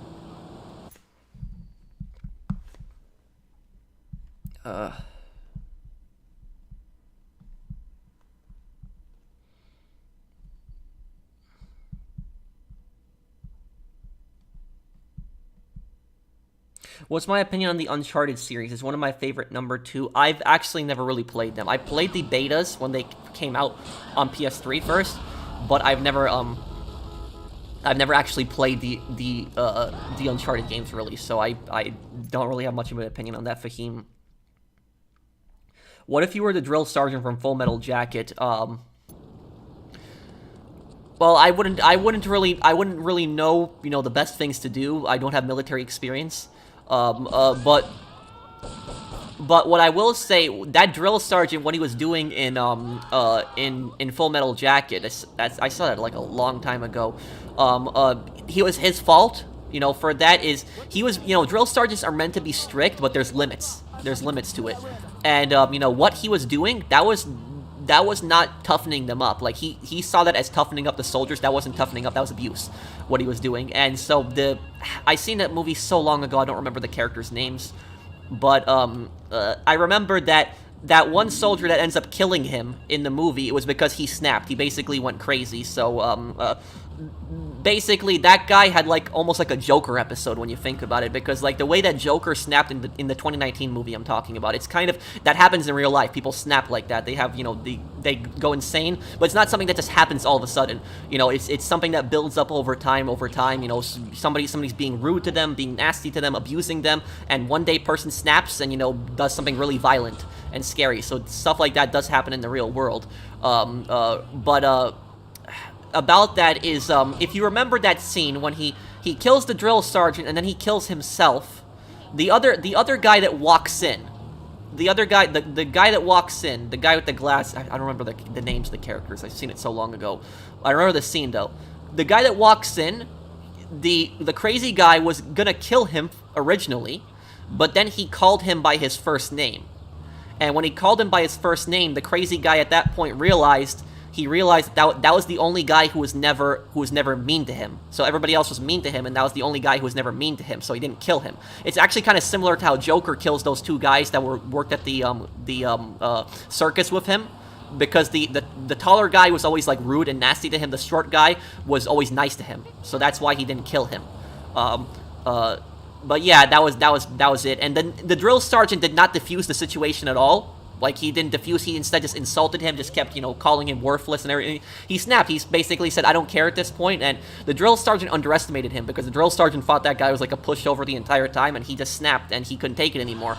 And this is the thing is every single person on this planet, every single person, has limits. Every person does. It doesn't matter. I don't care if you're the nicest person in the world. I don't care. Every person has limits. I'm not saying that when people snap they're gonna kill people. I'm not saying that, but it could happen. But every person has their limits. Every person has like a point where they're not gonna take it anymore. And so that's why I always say, and this is what my professor taught me this in college, and he said that whenever you're, you know, you're getting into a heated argument with somebody and somebody's getting really, really angry, you know, don't push it. Do not push it. Try to diffuse and de-escalate. Even in that argument, even if you know you're right and that person is wrong, don't push it, because you don't know how somebody's gonna react when they get really pissed off. And so it's like people can be capable of committing really horrible acts of violence in just a few seconds. So it's just I hope that answered your question there.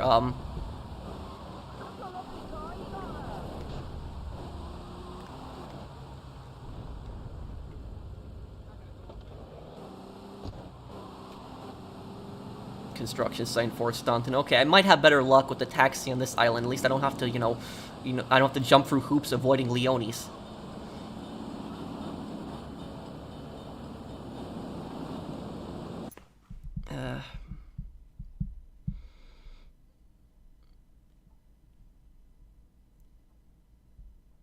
Yes, oh, Leonard. Yes, that's, yeah, that was it.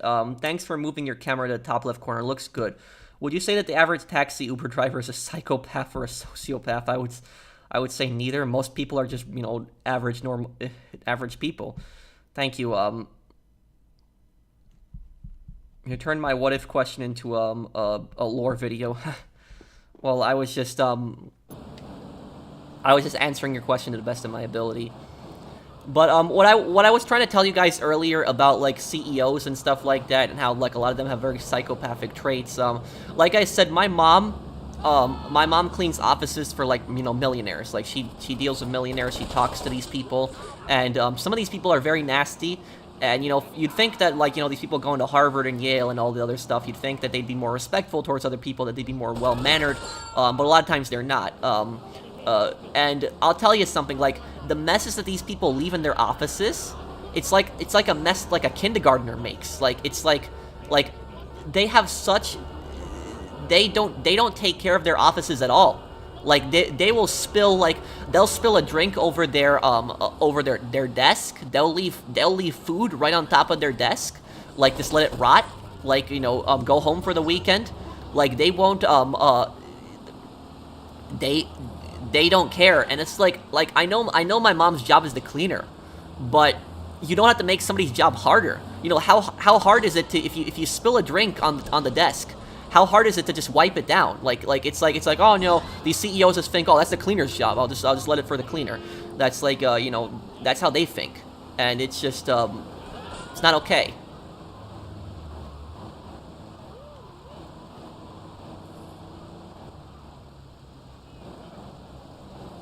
The Doctor? Oh, yes, I remember him for Red Dead Redemption 1. Let's see. Another one here. Might finish this taxi.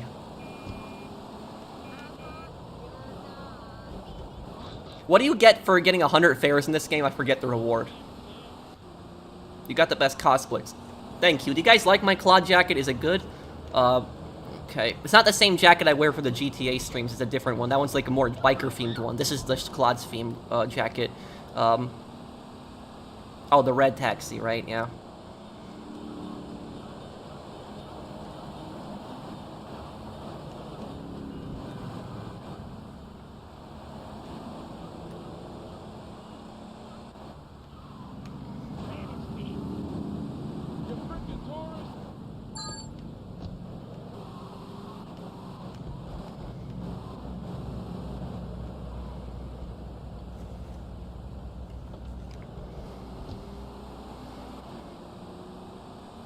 But I'll tell you guys something. When I was talking about the CEOs, like, a lot of people have this stupid attitude, unfortunately, that, like, oh, you know, I don't have to do that. It's the cleaner's job, and, you know, all the other stuff. But I'll tell you, when I worked in retail, oh, this one's really close. That's easy. When I worked in retail, basically we had like a pharmacy department, and some of the people at the pharmacy were like nice. They were. But then if you had some other people at the pharmacy that were kind of like, you know, scumbags. And some of the people at the pharmacy, like, they, I don't know what it was. I don't know if it was like I think part of it was their position. I think that was part of it. Like, you know, their position as, like, pharmacists and, you know, those... They thought that because they were pharmacists that they were somehow above the other people in the store. I don't know, you know, I guess that's part of it, probably. I don't know, it goes through their head completely. But... Oh, car got... Oh, passenger fled in terror. I should probably get this fixed. Oh, no. Wait, your car's trashed. Ah, okay. But... basically, what happened, it was the same thing that I'm telling you guys about. Like, I would go into the break room, and I would go in the break room, and people would, the pharmacy staff, oftentimes the pharmacy staff would, like, leave food in the break room, and they would just let it rot. Like, they would, if it fell on the floor, they wouldn't bother cleaning it up. It would just stay there. Like, they would make a giant mess in the microwave, so they might put something in the microwave that might kind of, like, explode, and then they don't clean it up. They don't clean up all the smudges or anything like that. They just leave it. And they think that front store are gonna do it too. They don't even take out the garbage, like the garbage bags out of and the garbage gets all full, and I don't get that. These are common things that anybody should do. I don't care how fancy your education is. I don't care if you're the CEO. I don't care if you're a pharmacist. You should be able to take out the garbage. Like, everybody should be able to do that. Just because, like, you have, you know, a fancier education than somebody else doesn't mean you can't do basic cleanliness.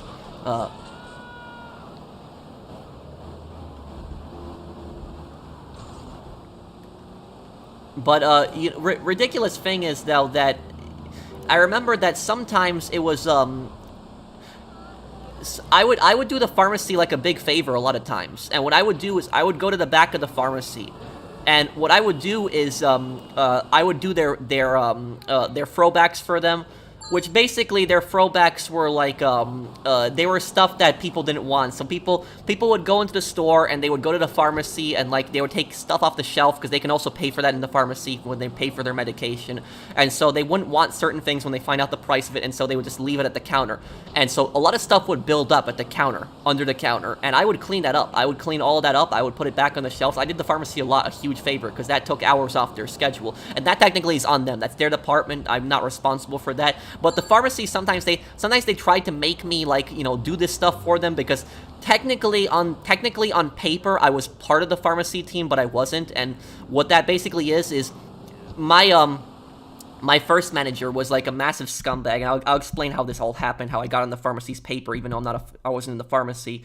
Let me see. I think I missed a super chat. Did you know that that Scarface, the 1982 film, not the original Scarface movie, the original Scarface film is from 1932, simply titled Scarface? Yeah, I think it's inspired by it. Thank you for isn't there the original one Al Capone? It was a 1930s one. But basically, here's what happened, guys.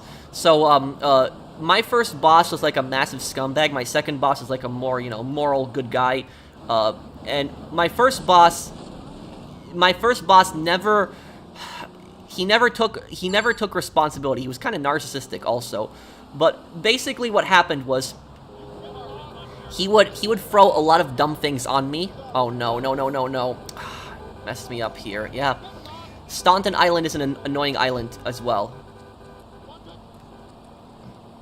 I gotta go to ammunition or something and get some guns, because this is getting on my nerves with these guys constantly throwing me out of taxis.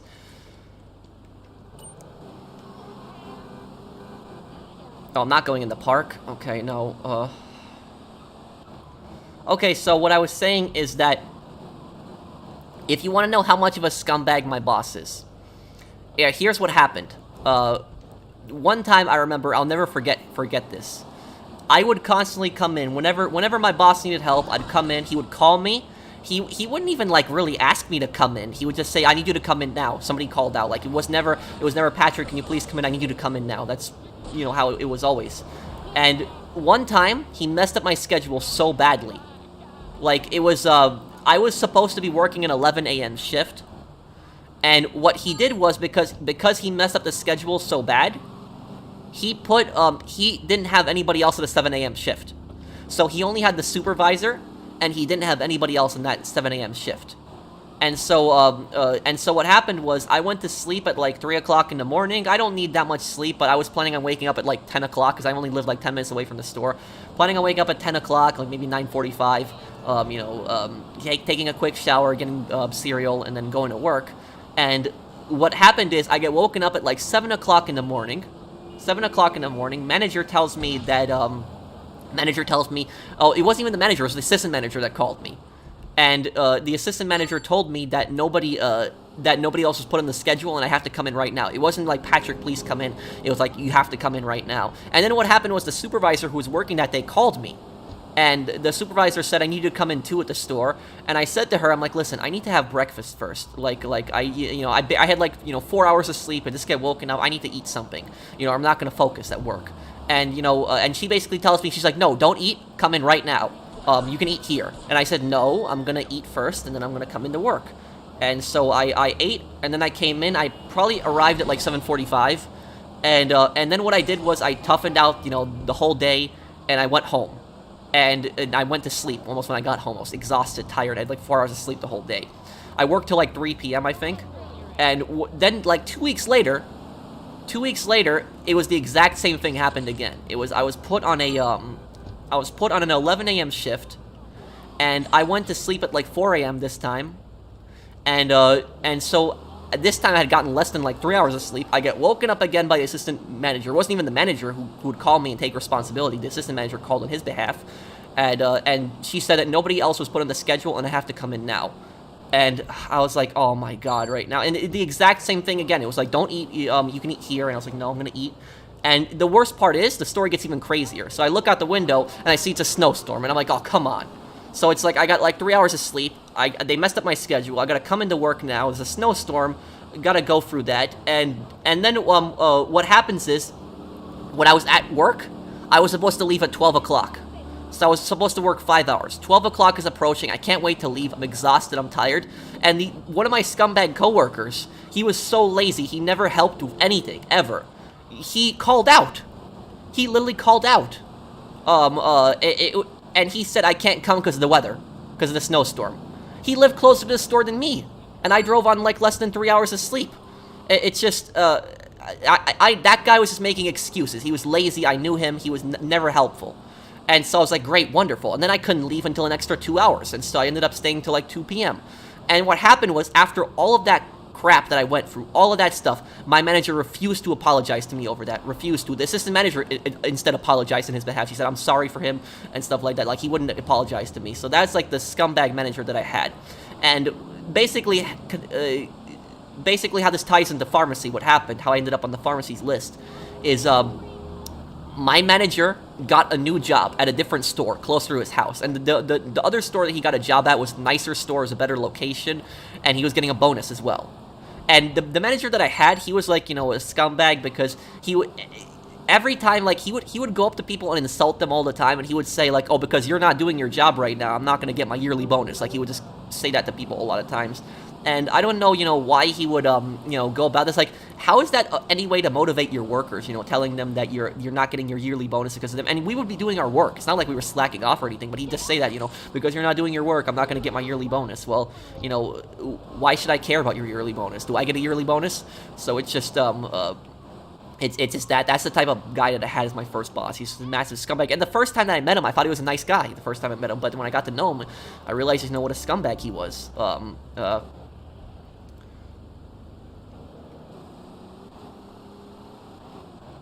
But, okay, let me get this.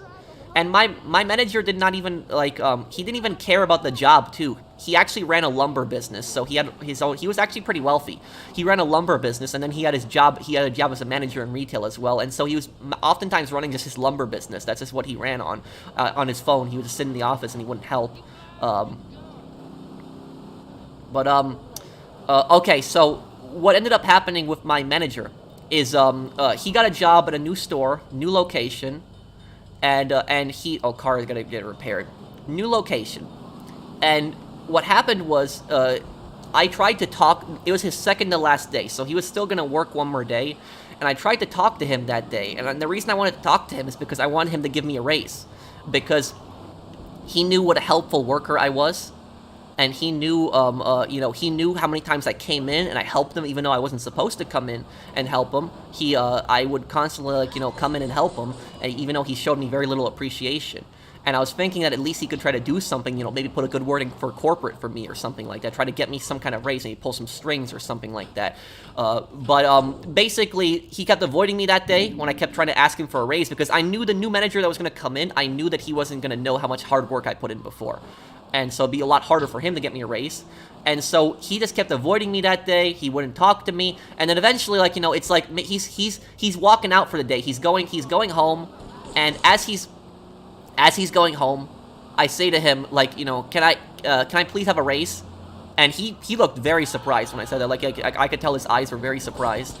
And I said to him, I know, I'd put a lot of good work in for you. I always come in whenever you need me. Can you please do something for me? Give me a raise before you go. And he says to me, we'll talk about it tomorrow, Patrick. Come in early, and we'll discuss it. And I said, okay. And so the next day, I came in an hour early before my shift started so I could talk to him about my raise. And do you know what happened? He never showed up to work that day. Never did. Never showed up to work. He took the last day of his job off. And he didn't reply to any of my text messages, nothing. Just ghosted me. And it was at that point, I was like, this is one of the scummiest people I've ever dealt with in my life. And I was just, pissed off. I was disappointed. And literally what happened was my supervisor, he's still a friend of mine. I still talk to him today. He doesn't work there anymore. But he was a supervisor, and he saw that I was visibly upset. He actually walked up to me, and he saw that I wasn't crying or anything. I don't really cry. But he could tell that I was not in a good mood, and I wasn't happy. And he asked me, what's going on, Patrick? And I said to him, because he actually witnessed it, he was actually there, and he saw me ask my manager for the raise the other day. And he's like, what happened? And I said, the boss never came in. He never came in. He ignored me. He ghosted me. And literally, he said, what? And what happened was he actually ended up, he went to the office and he actually ended up making a few calls after that. I didn't expect him to do that on my behalf. I thank him for that. But he ended up, he couldn't get through to the manager, and so he called the assistant manager and he said, what happened? He's told her he was supposed to meet with Patrick today. He was supposed to talk to him. He didn't come in. And the assistant manager started apologizing for the manager again. And she ended up leaving too. She didn't end up working there as well. And so she was, she always apologized for the manager, but she said, I'm really sorry about that, but tell Patrick to talk to the new manager about that. It's basically it. And so what happened was the new manager came in, and the new manager that I had, he was my last manager, because I only had 2 managers when I worked for 6 years. My second manager, he was actually a really nice guy. And he had, he was a very caring guy. He always tried to do right by people. Sometimes he couldn't always do the right thing because his hands were tied with, corporate. But I told him the whole story. He actually was, kind of upset when I told him about what had happened. And so, he wasn't able to do anything about my boss ghosting me. But what he did for me instead was he got me a promotion. And with no extra work. So he pulled some strings. And what he did was he got my position changed, because I was previously a store associate, a cashier. So on paper, he changed my position from store associate to pharmacy cashier. And so with that, I actually got a raise with being promoted to a pharmacy cashier. And I didn't have to work in pharmacy. So he told me, you don't have to do any extra work. You don't have to work in pharmacy. Just keep doing everything that you're doing right now. You have your raise right here. So he wasn't able to give me a raise through the computer, because corporate wouldn't let him. So he had to give me a promotion to get me a raise. But he got me a raise, got me a promotion. Technically, it was a raise because I didn't have to do any extra work. But on paper, I was technically a pharmacy cashier, but I didn't have to do any. And I was very grateful to my new boss for that, because he actually did that for me. But my first boss was just a piece of crap. If I ever saw him in real life again, I'd honestly tell him probably to go screw himself. Excuse my language, because he was just a massive scumbag. I did everything for him. I went above and beyond for that manager. Whenever he needed me, I did everything. Always did top that I possibly could, the best I could possibly could. I was employee of the month a few times, and just to get ghosted like that, after all the hard work I put in, doesn't even have the guts to reply to me, just ignores text messages and all this.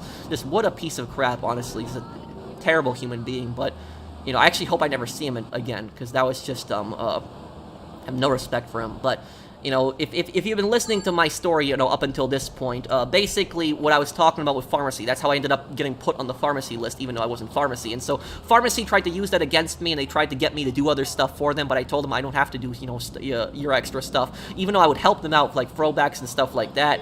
And so what happened was like whenever the pharmacy needed whenever we asked the pharmacy to do something, like, you know, can you please clean this up or something like that, they would always say, oh, that's not my department, I'm not responsible for that.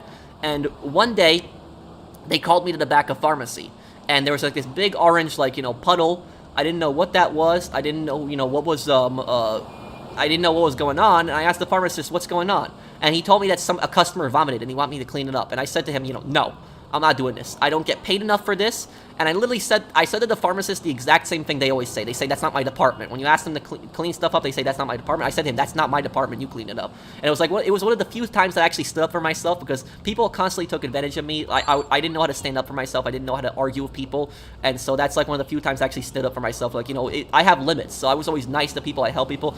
But I'm not going to clean up vomit for a little bit over minimum wage. No, thank you. And so that was just it. But what I'll say is that the best part about this story, the best part about this, is my supervisor, different supervisor this is, she was, because I had a few of them, she was very strict at times, and when I first started working, I kind of didn't like her, but then I realized she was actually one of the best workers there. She always, like, you know, did a lot of good job, and even though she was kind of strict and pushy at times, you know, she was caring, and she always did, you know, have your back if something, you know, went wrong.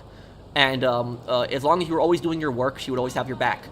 And what happened was, you know, I told her about what happened. She asked me why I was getting called to the pharmacy, and I said to her that they wanted me to clean up vomit. And she's like, they want you to do what? And so she was pissed off. And so she's, like I said, she's very strict at times. And she went to the back of the pharmacy, and she just yelled at them. Like, I heard, like, all the way across the store. And they actually deserved it. I was actually happy. I didn't have the guts to yell at the pharmacy like that. I just told them I wasn't doing it. But she yelled at them, and they deserved it, all that, what she yelled at them. Because that was just, you know, I'm not going to clean up vomit for minimum wage, no thank you. So that's, you know, that's pretty much it. But that's why I'm very grateful that I have things like YouTube, because I've been very successful with my YouTube channel. I run a business in real life as well. Like, I run a rental property. I do stocks from time to time also. And so I just, you know, I'm in a much better state now. Like, I can actually do what I like to do, and, you know, you guys watch my channel, and you know, support me, and, you know, I do really appreciate it, and I appreciate the love and support that I get. And I'm very happy, like, you know, when I can sometimes go, I can look at some of my older videos, like some of my playthroughs and stuff like that, and I can go back and I can still see that people are finding them and looking at my lore videos and just still reacting to them, and I do really like that. And I do generally, I was very miserable, like, I wasn't depressed, I was never depressed, but I was, like, very miserable at, like, you know, working in retail for, like, that many years, and very grateful for the success that I've had on YouTube, and I thank you guys for that. But yeah, I dealt with, you know, some really horror stories in retail, some really, really dumb things, and I would not wish on anyone to work in retail anymore, because it's just such a ridiculous job. Passengers dropped off. Okay, we almost got 60 passengers. We're getting close here to finishing this up.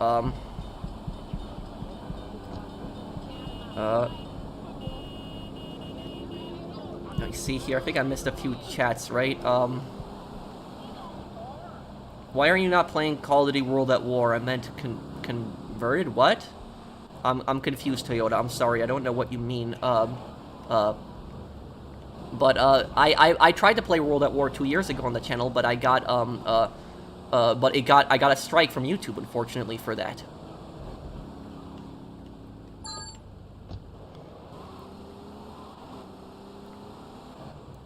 Finish this taxi tonight.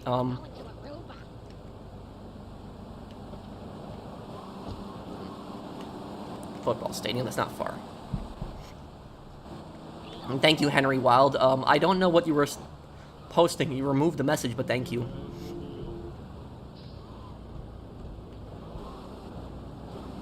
Yes, these are old work stories. Thank you, Gerasimos. Thank you for the super chat, man.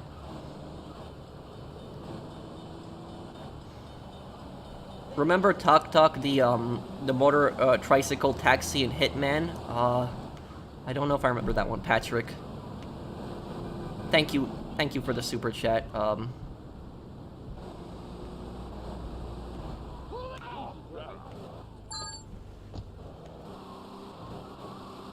Yeah, it seems that Stunt Island is actually a little easier to do than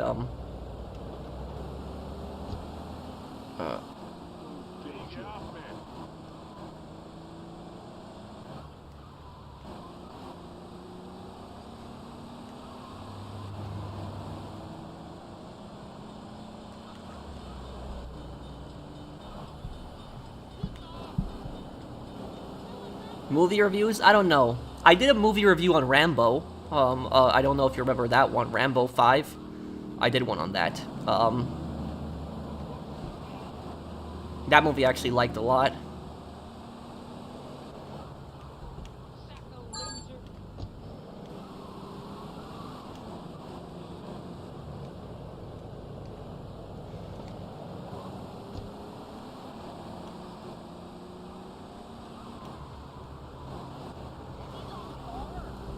Football stadium.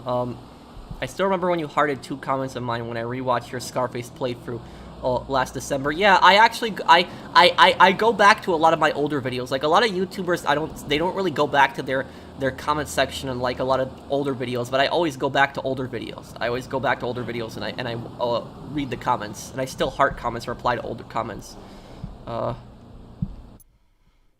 I do what I'm told, never call out, help fill in, and we don't get raises. They only do cost of living increases, so going above and beyond is pointless. I agree with you, Wolf Killer. I agree, yeah. It's just, you know, I'll tell you guys something. The only time you should ever go above and beyond at any job, is when you know you'll get rewarded for it. If you know you'll get rewarded for going above and beyond, then do it. You know, prove yourself. But if you're not going to get an extra reward for that, don't do it. Like, I'm not saying to be lazy. What I'm saying is just do what you're supposed to do. Just do your tasks that you're given, whatever your job is. But don't go above and beyond. Like, it obviously depends on the job. If it's like a more serious job, then you know you need to put effort into it. You know. But it's, what I'll say is just, you know, just do the tasks that you're supposed to do. Like if you know you're not going to get, you know, an extra raise or something like that for doing, you know, putting in more hard work, then don't go above and beyond. You know, why go above and beyond for an employer that's not going to give you an extra? What did they just? Oh, wow. Thank you, Wolf, for that super chat.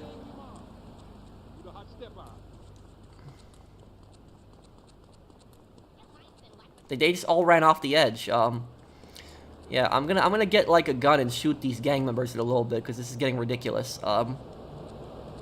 My favorite Arnold Schwarzenegger action movie. Oh, that's easy. My favorite Arnold Schwarzenegger movie is Commando. Commando, 100%. I love Commando. We've got content personalized for you. This is Head Radio. Head Radio, because your head needs it. Needs it.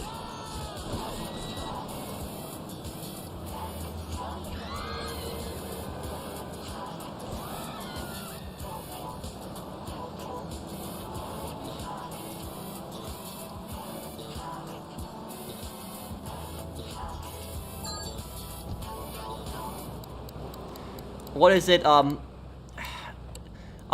what I was telling you guys, earlier is like, yeah, like this. Thank you for the super chat, Wolf. But it's like I said, like it's just the term is called quiet quitting, and employers really don't like that term, quiet quitting. But basically, quiet quitting is when you it's when you don't feel appreciated at your job. You're not getting rewarded for your extra hard work. And so instead, what you do is you just do the tasks that you're supposed to do. You don't do anything extra for the company, because why should you do something extra for the company if they're not helping you out? Hey, Taxi is almost done. We're very close to finishing it. Get this over with. I won't have to do Taxi anymore.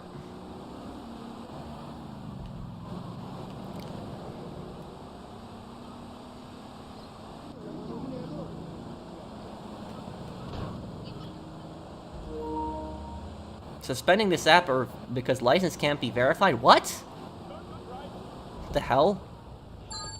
I hate that glitch. It's anybody else get that glitch? Because that's just really annoying when that happens.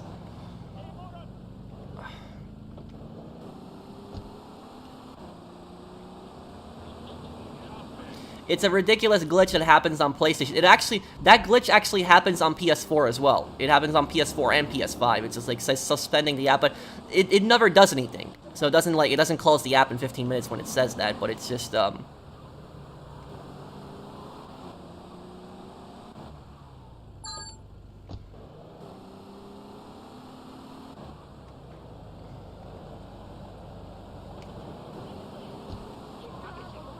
What? She wants to be dropped off a block away? Okay. Lazy.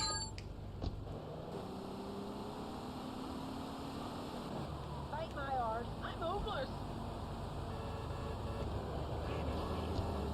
Gotta watch out, there's not triads, yardies here. No, I don't game share, I don't do any of that. I pay for all my games.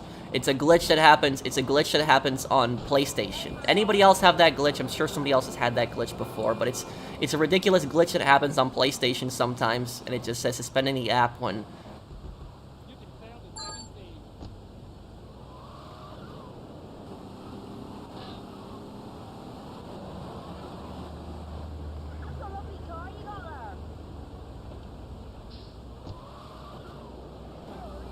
Okay, a block away.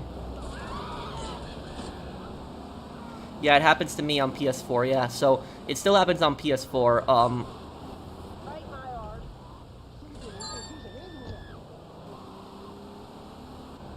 But guys, if you guys liked my, discussions about psychopaths, you're gonna love my Claude video, because I have a lore video coming out on Claude.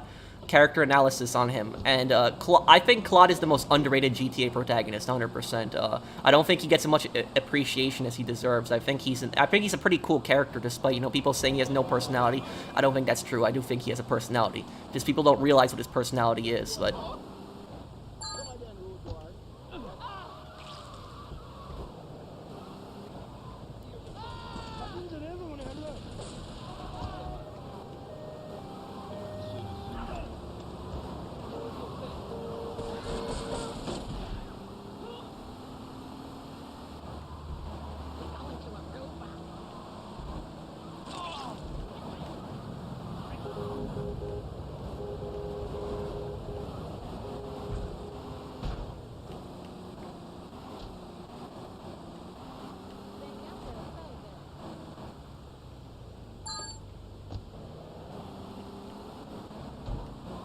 okay, 9 fares.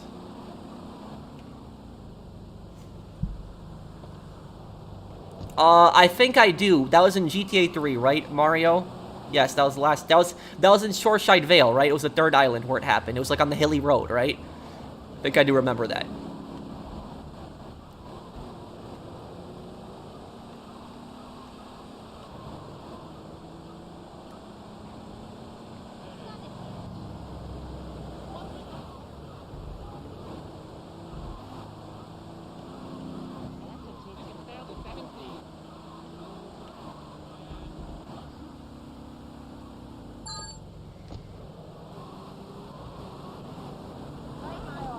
Here we go.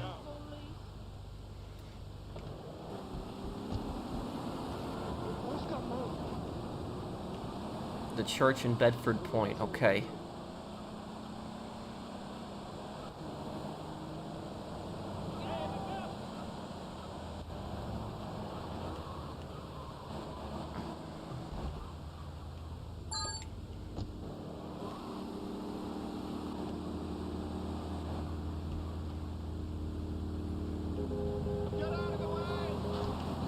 Ah, okay.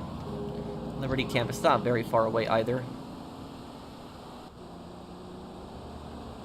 One thing I do appreciate about the GTA 3, Definitive Edition is that, San Andreas is, glitchy mess, but, GTA 3 it had problems, but it wasn't that bad, the Definitive Edition, but what I appreciate about the Definitive Edition is traffic is more normal in the Definitive Edition, where in the original one, it's sometimes you just have empty streets for, a long time, and also the rarer vehicles tend to spawn, GTA 3 was a nightmare, if you guys remember last year when I did 100% on the original one, it was a lot harder, because, the rare vehicles, I would drive around for, hours trying to find them, but, it's a lot of the rarer vehicles are so much easier to get.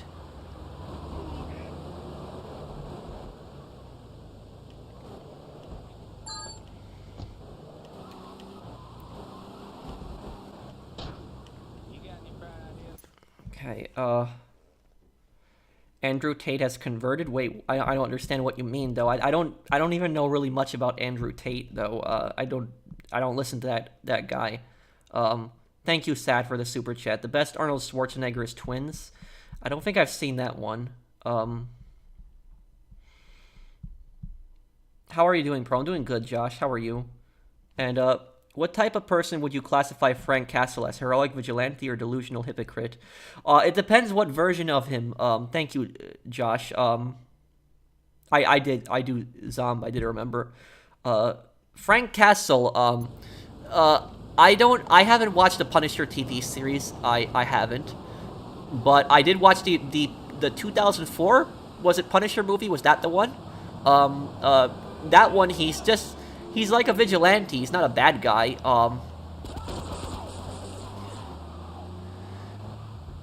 You know, I would, if I was to compare like the 2004 Punisher to anyone, I would compare him to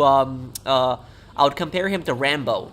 Like both Rambo and like and the Punisher are like, you know, they're killers. But the thing about this is that they don't just target innocent people. And both, even though Rambo and like, you know, Frank Castle seem like cold people, both of them on the outside seem like cold people, they actually have good hearts inside, and so they do care about others. You know, they're violent people, obviously, but the people that they go after are bad people, so they protect the weak. Like, you know, look at what Rambo 4. Rambo 4, it was like when the those Christian missionaries got like kidnapped by like the Burmese military, the Tatmadaw, and like Rambo went in and just saved them all. He killed a bunch of the Burmese military, but they were torturing those people, and so he you know, he saved them from that.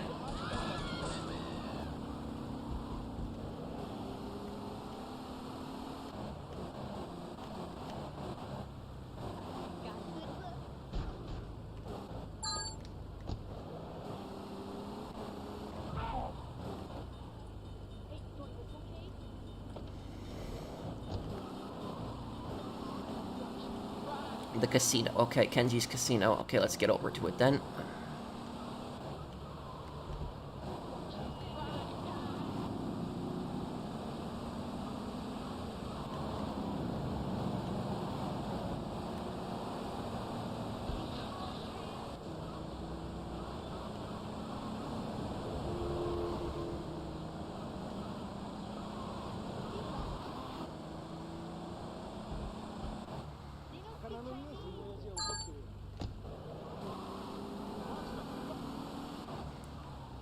Taxi should be done. A Yakuza member needs a ride, huh?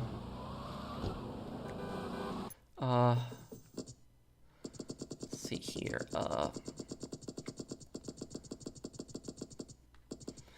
I need to drop off 24 more passengers.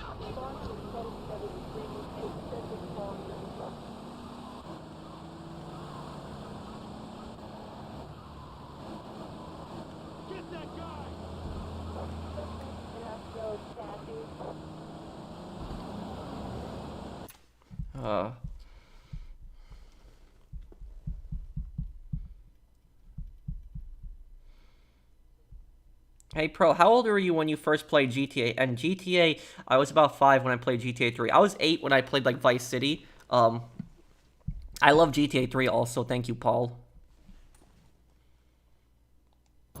Who? Lewis?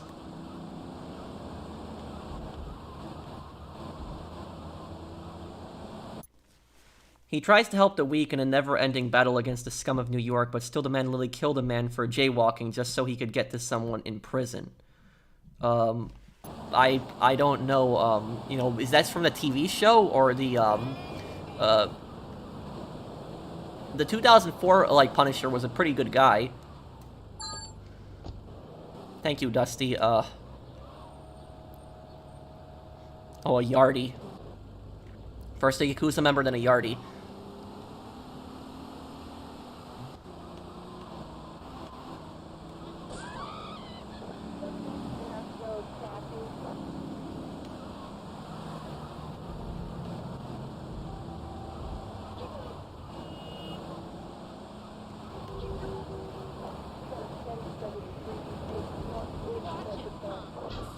What? Oh. Okay.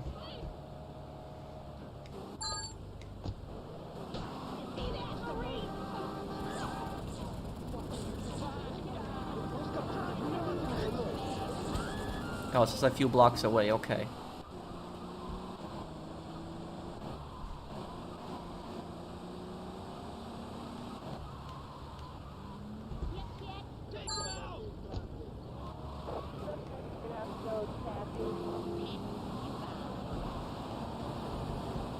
Okay, just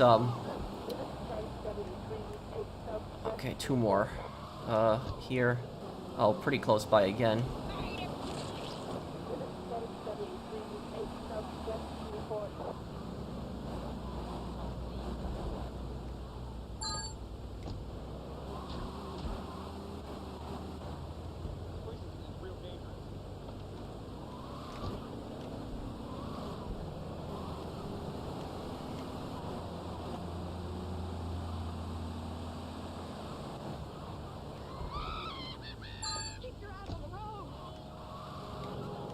Nice, okay. Pretty good with this taxi. It was in the comics, I believe something like that happened. Oh, well, I didn't read the the comics though. But thank you, Dusty. I don't think oh, no. Got busted there. I don't really read many comics. Have I really read any comics? I don't think I have much. Commercials.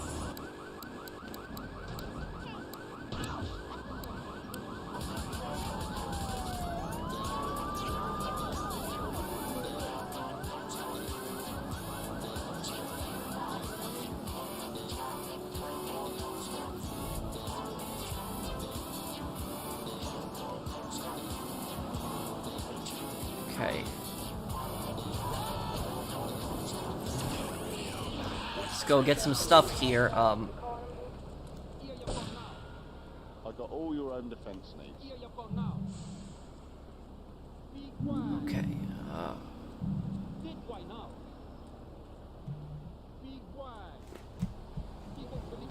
Okay, let's see here. What do we get?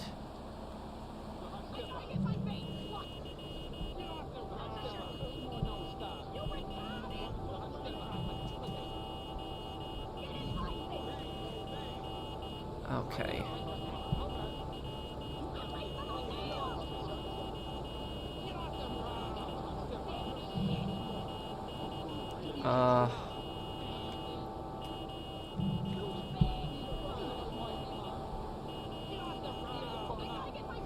Hello, Pro. Would you possibly charge me a monthly amount to learn how to do YouTube from you? I can't find anything to learn how. I'm on Xbox Series S. Well, GTA Capital, you don't have to pay me to give you tips yeah, you don't have to pay me to give you tips on how to be successful on YouTube. Hang on, let me just get away from these yardies. I'm gonna show you something that's gonna help you out in a moment here. Let me just get away from these guys shooting me.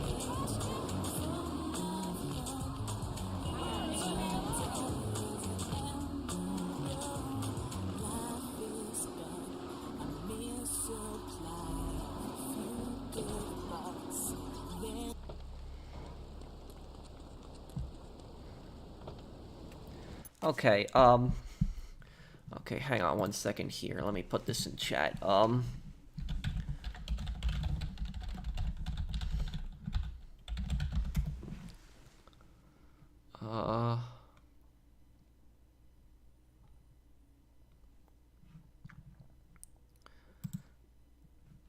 on 1 second. I just have to find the video on my channel.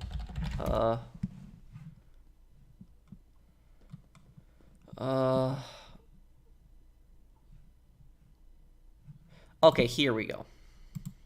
Okay, I'm gonna put this in the chat right now here. Hold on 1 second. Okay, GTA Capital, you don't have to pay me anything to give you some tips on YouTube. I made a video. How long is this video? This video is what?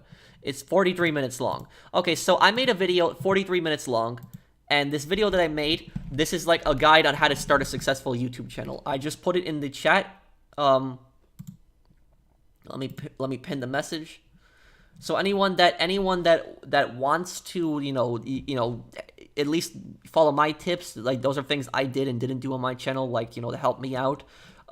that will, I hope that helps you out, that guide that I put up there.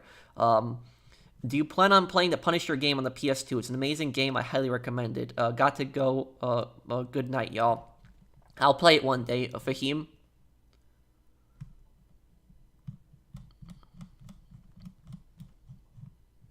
Thank you, Fahim. I'll play it one day. Would little Jacob hate King Courtney? I don't know if they would necessarily get along.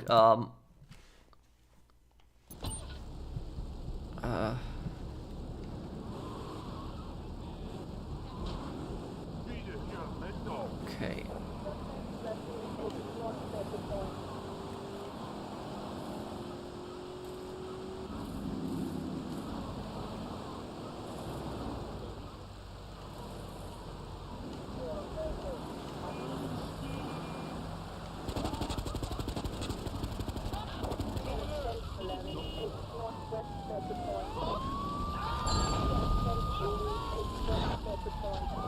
Ah.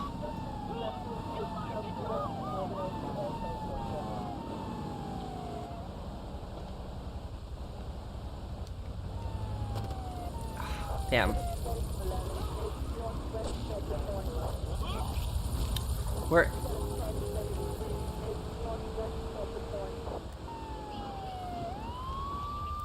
He's just going in circles right now.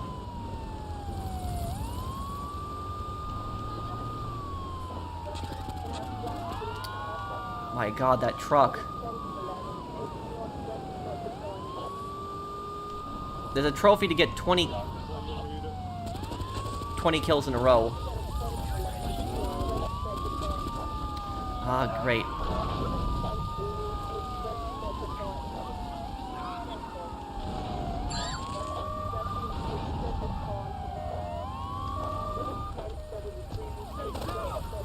Oh my, come on.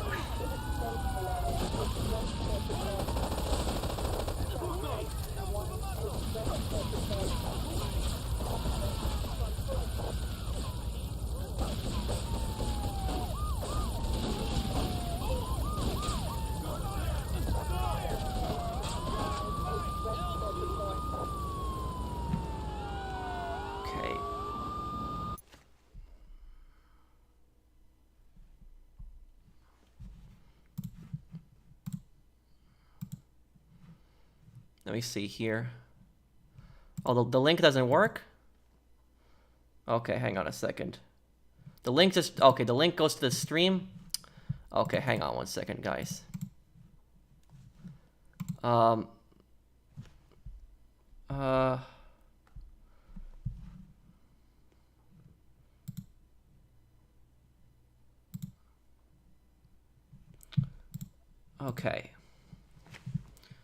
Okay, let me see here. I'm sorry about that. I used the wrong link before. This guide will, let me see. Let me just make sure this works. Oops, something went wrong. Why is this not working when I put this link in?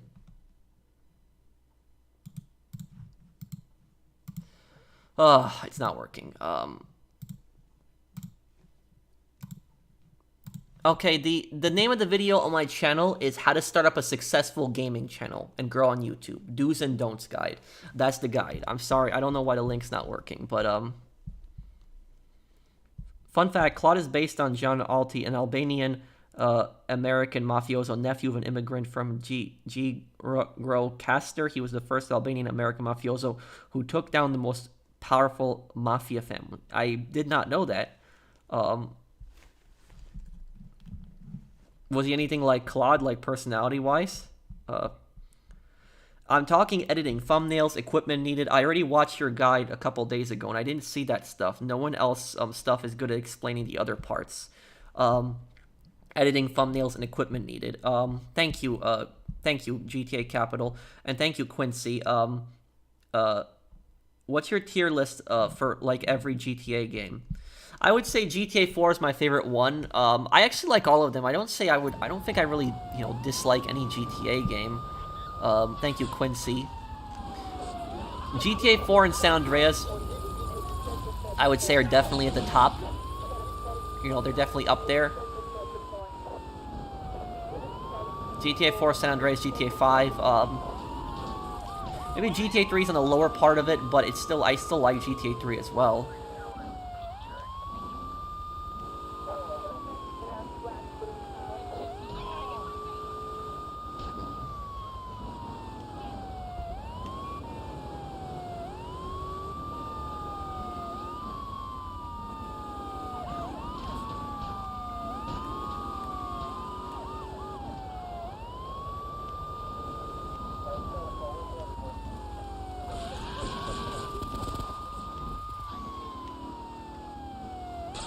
Okay, I have to kill this guy in 45 seconds. So I gotta make it quick and I can't crash.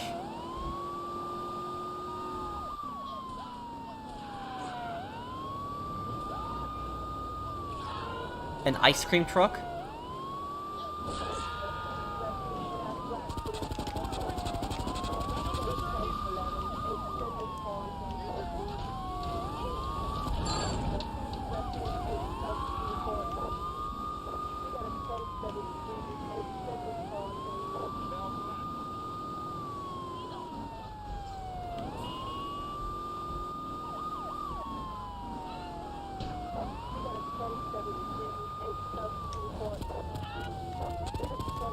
Do you have a rocket launcher?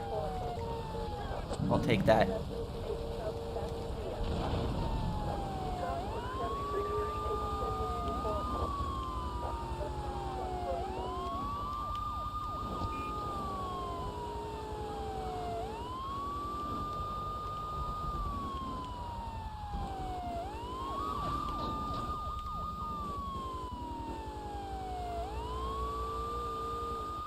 And I don't have to do all 20 in a row, right? It's just 20 criminals on each island.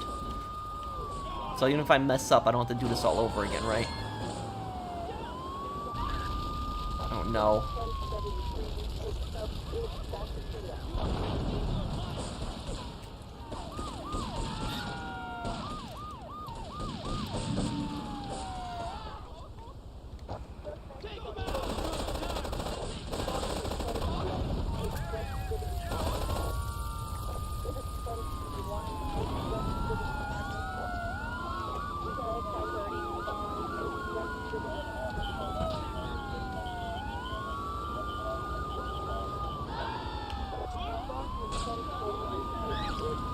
Oh, come on, no.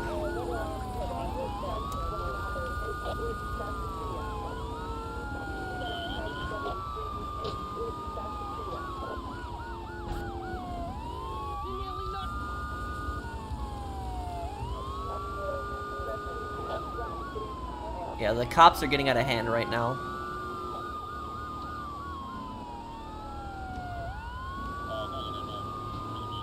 What?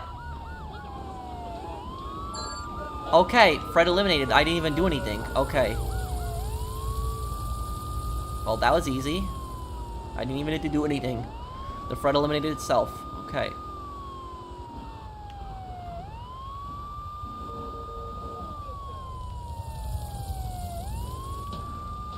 Come on, let me drive. Come on, please let me drive in there. No.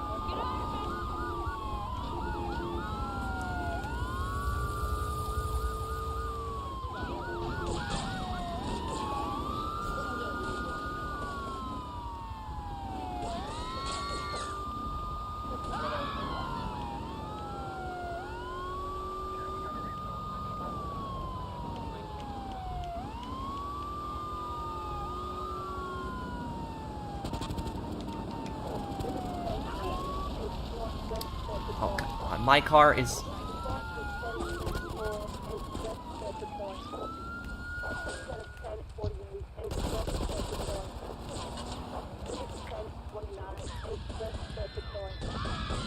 Wait, what...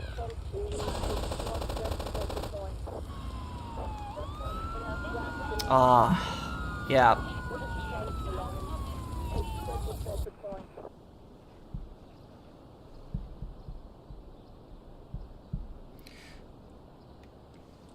Okay, but I'm sorry I didn't answer your question a little bit earlier, GTA Capital. If you're still here, what I'll say about like equipment that you need for like equipment that you would need for GTA Capital. Are you still here, by the way?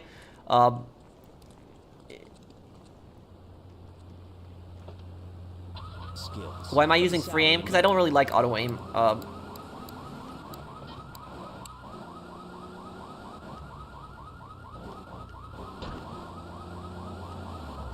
GTA 3 is my favorite GTA. I'm so happy you're doing 100%. Thank you, Trix. Is the GTA Capital still here? I was gonna answer his question in full. Sorry, I got a little that vigilante activity was which gang in GTA 5 is the most evil? Well, there's a lot of people that are posting.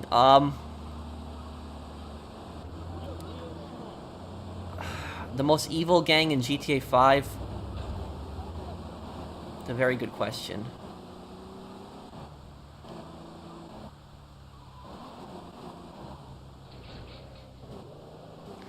What is the most evil gang in GTA 5? Maybe the Madrazo cartel? Or the triads are pretty bad too.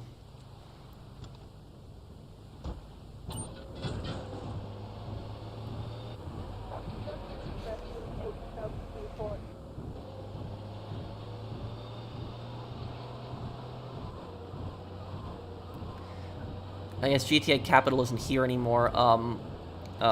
Yeah, I'm sorry about that. I feel a little bad. I was just... That vigilante activity just got me a little carried away there. But what I was gonna basically say is that you don't really need any fancy equipment. Like, a lot of people think you need fancy equipment to be a YouTuber. You don't even need a camera. A camera does help, but you don't even need one. You just need a console, you know, and you just need a capture card if you want to be a gaming YouTuber, that is. I guess Merryweather does count as a gang.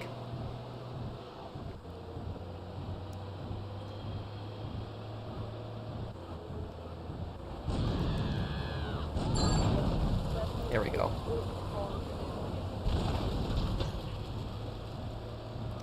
But you don't, you just need a capture card, you know, and when it comes to thumbnails, thumbnails can get a little bit tricky to make, but, you know, I'm not even the best at making thumbnails, but I've just learned how to do it myself over time, and I've gotten better at it.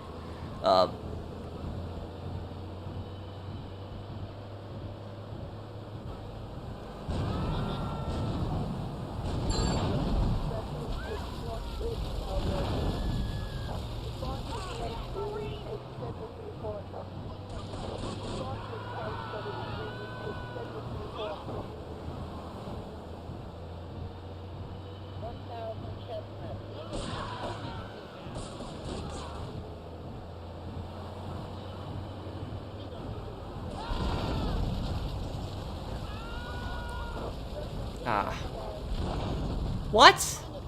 Oh, come on. Oh.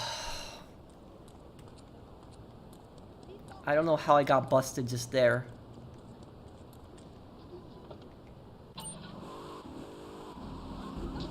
When you're making thumbnails, though,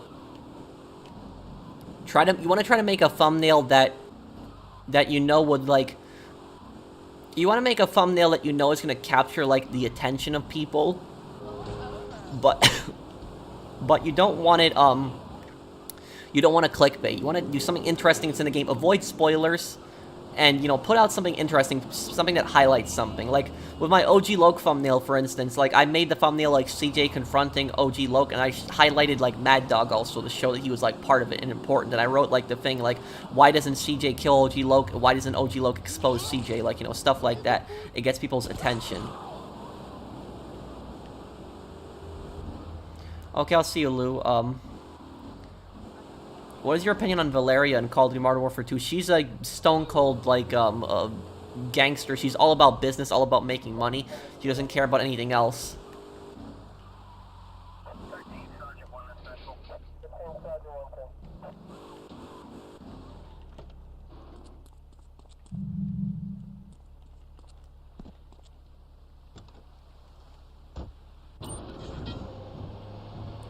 Thank you, 3rd Street.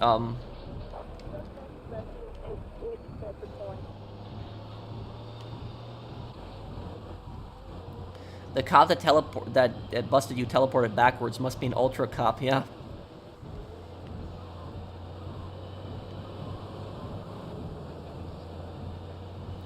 cops do some ridiculous things in these games. I don't know if you remember in my original San Andreas playthrough. Remember when I was driving down Mount Chiliad in the original San Andreas Mario? Oh wow, that truck's in that garbage truck. And I crashed off the Sanchez bike and I plowed in the ground and the cop like busted me right there. No, I haven't. Purpler. Thank you for the super chat.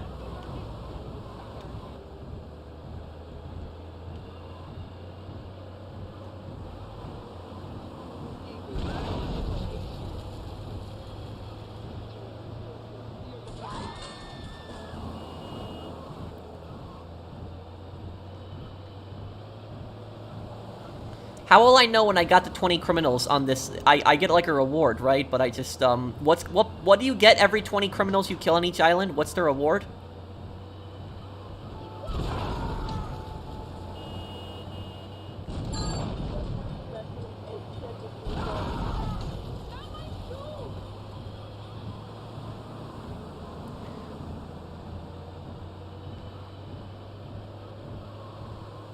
Oh, you get bribes, okay.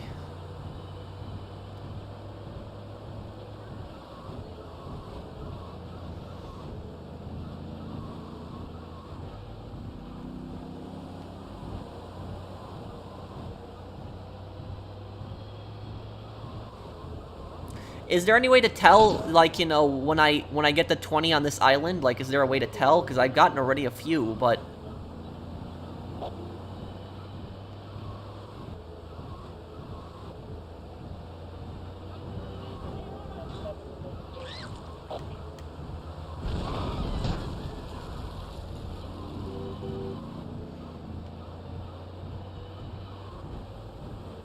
Is something gonna pop up on my screen when I get it?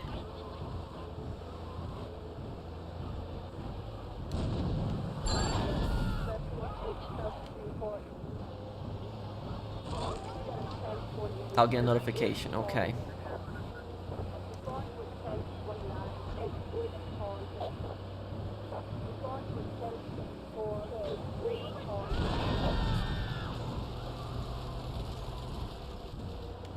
The pager notification, okay.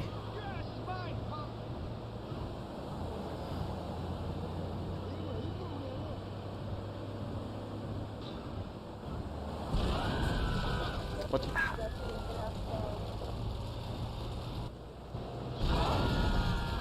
I don't like how you can't in the definitive edition of GTA 3 you can't turn the turret like to the back and just use that to gain speed.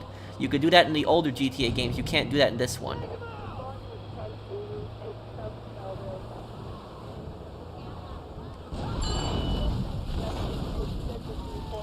There we go. Okay.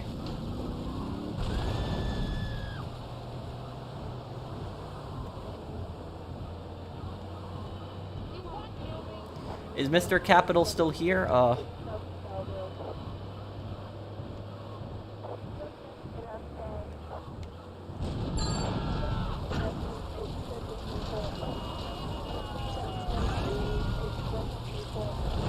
There's no way to turn the turret, right? In the definitive edition to make it fire from the back, right? Oh my god, these cops is ramming into me. Have I ever experienced the driven vehicle jumping crazy after you ran over an NPC glitch? Oh yeah, I have. I've had that happen with the fire truck. The fire truck just jumps up in the air. Yeah, Modern Warfare 2 released.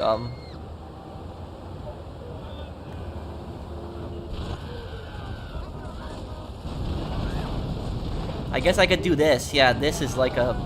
But it's still... I can't see my front if I do this. Which, that's annoying. Yeah, and that happens. So I constantly smash into things. Ah, annoying. The cops are so annoying. Why would you smash into a tank?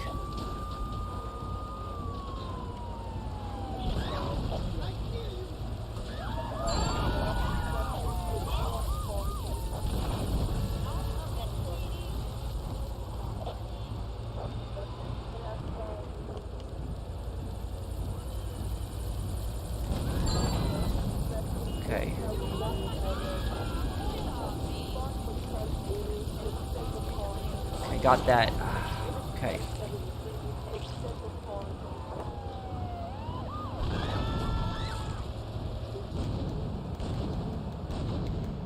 So make us go a little bit faster. I can't see it in front of me, though. That's a trick to make the tank go faster.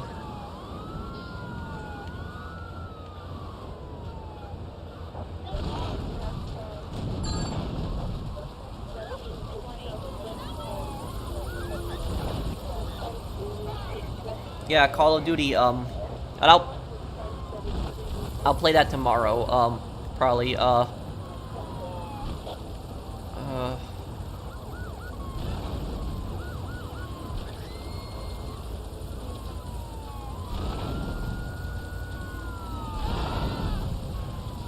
my god. Police in Liberty City are psychotic.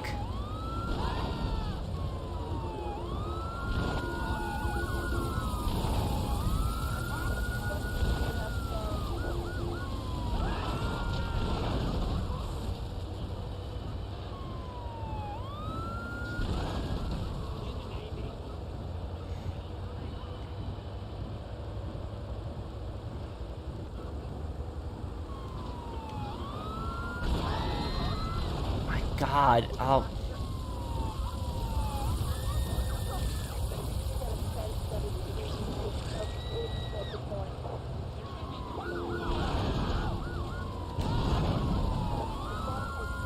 Oh, no. Come on, no. Great.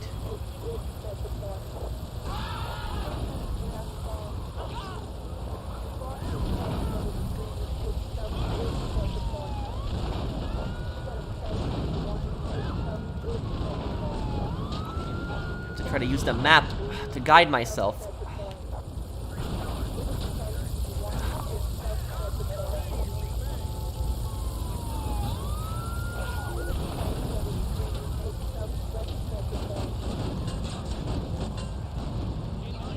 The cops in this game are something else. Like, it's this I still think GTA 3 cops are the worst. Like, do you guys agree with me on that? I think that GTA 3 cops are the hardest cops in the series.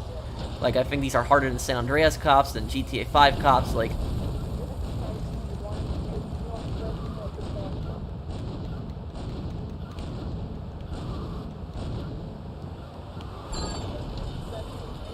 There we go, stat. Oh, man.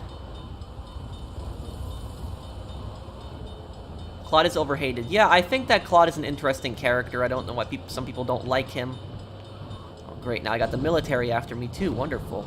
This gets better and better, right?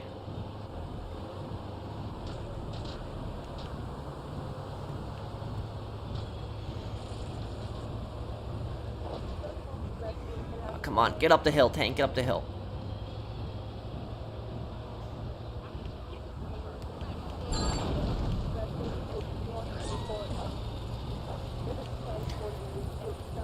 Okay. I need to take out 20 enemies on each island, but I want to get that trophy, too, to, like, kill 20 enemies in a row on...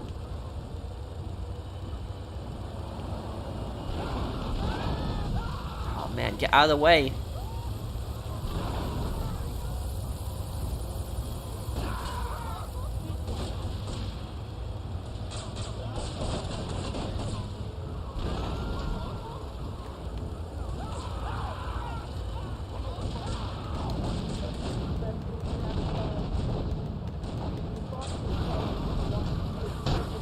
Oh no.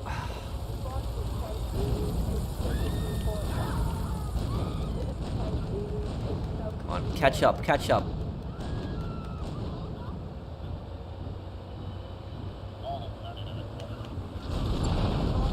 Ah.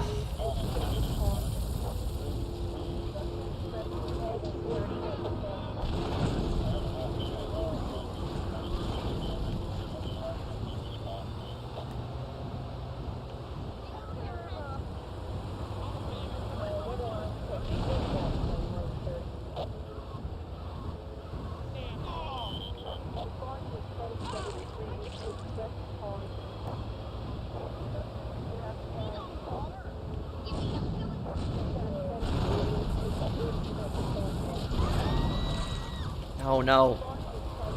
How does the tank, like, spin out like that? Such a heavy thing like this spin out. That makes no sense.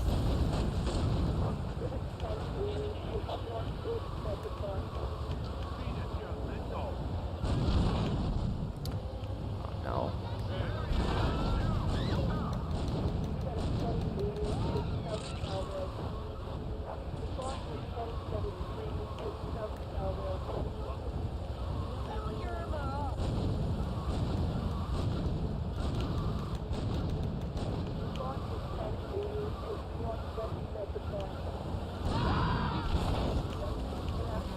Oh, okay. At least we got 3 minutes now for the next one. Man, this is rough right now. Even and you guys might think this is easy because I have a tank. This is not, because I can run at a time and they keep spinning. They keep spinning me out. I don't know how you spin out like a huge heavy tank like this, but it's.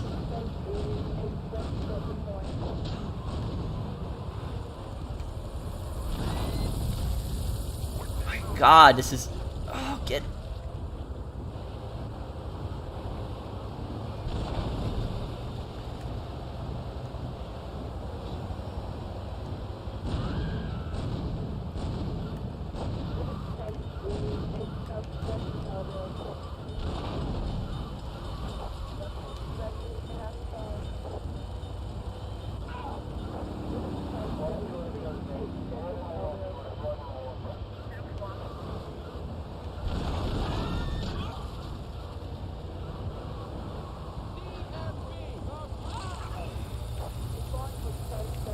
How did you go about moving out of your parents' house? Were they sad? They were a bit sad. Yeah, I think every parent is. But you know, they understood it. That I wanted to, you know, did he just go in the tunnel? I think he did.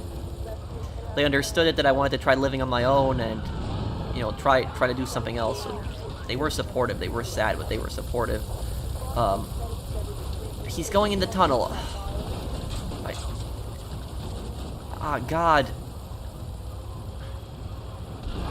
Oh,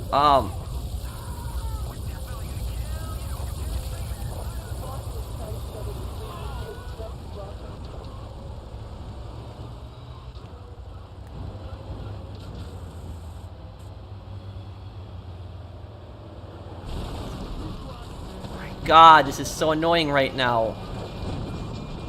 Get out of the way.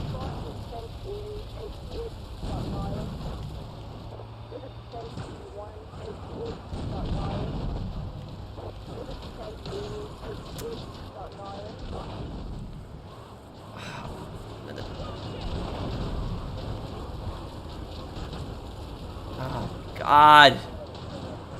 I'm gonna mess up here because the guy had to drive in the damn tunnel. He's trying to get that trophy to get 20 in a row. And I'm out of my way, you.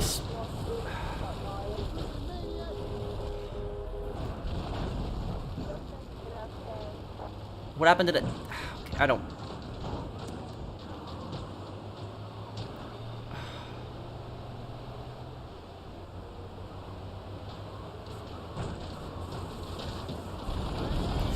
Oh my God, these dumb cops.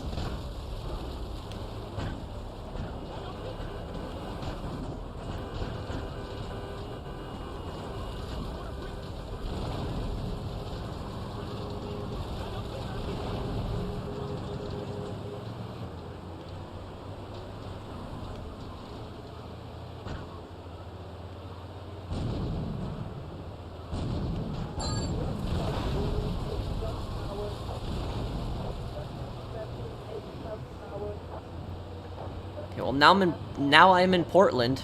Yeah, it's getting ridiculous. I'm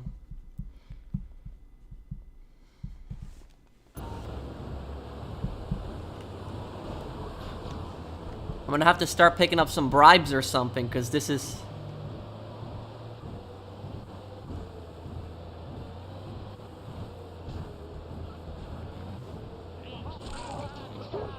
How does that happen where you run someone over and the tank, like...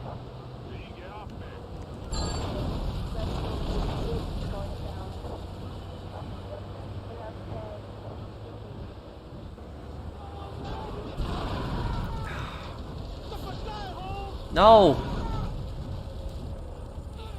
This is what the Diablos care right now. They care about getting even with Claude when tanks are invading their neighborhood. No, no, no, no, no. No! Oh my god. Yeah. This is... That was ridiculous.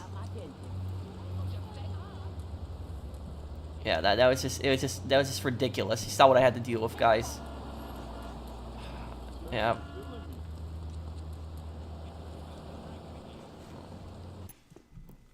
I can't believe it was gang members that got me, though, like, at the end. Let me see here.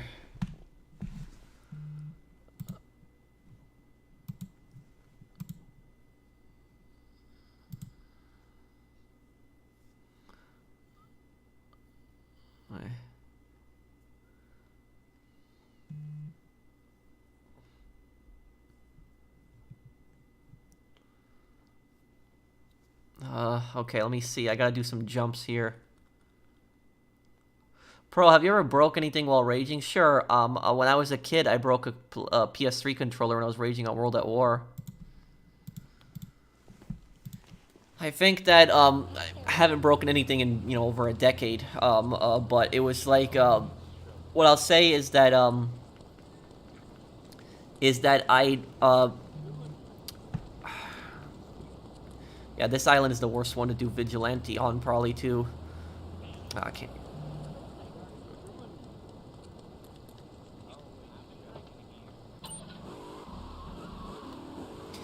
Honestly, if somebody tells you they've never raged, I think that person's lying to you. Everyone has raged.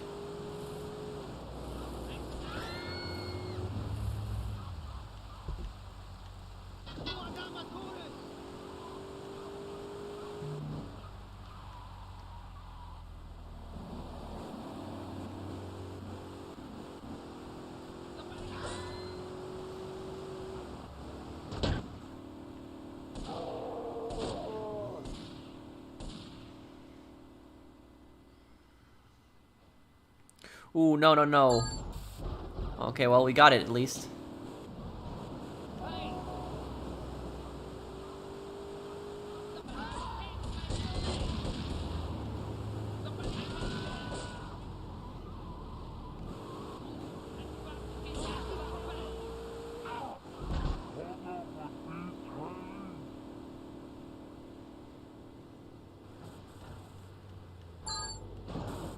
Okay, nice.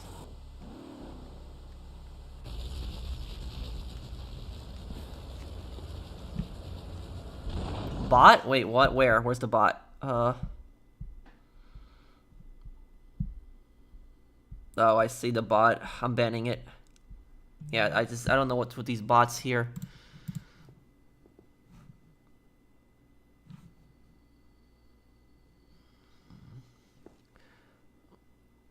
Okay, let's see our next stunt jump. What is it?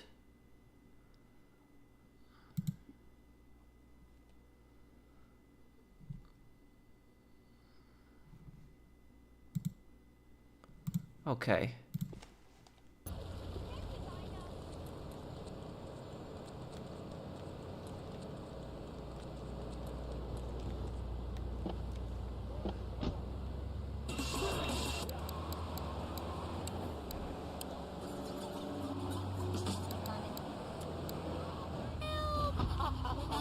Here you go, Pogo. Have a big watch. Rescue a cat out of that tree with your banana cannon, Pogo. Here you go, Pogo. Have a fast The docks, car. okay. Now Pogo to his final mission, to storm the White House with his friends and become President of the United States. Pogo the Monkey is the game kids are sure to stare at for hours. Everyone loves Pogo. Idiot Gamer called Pogo the best spring and simian game since bouncing bananas.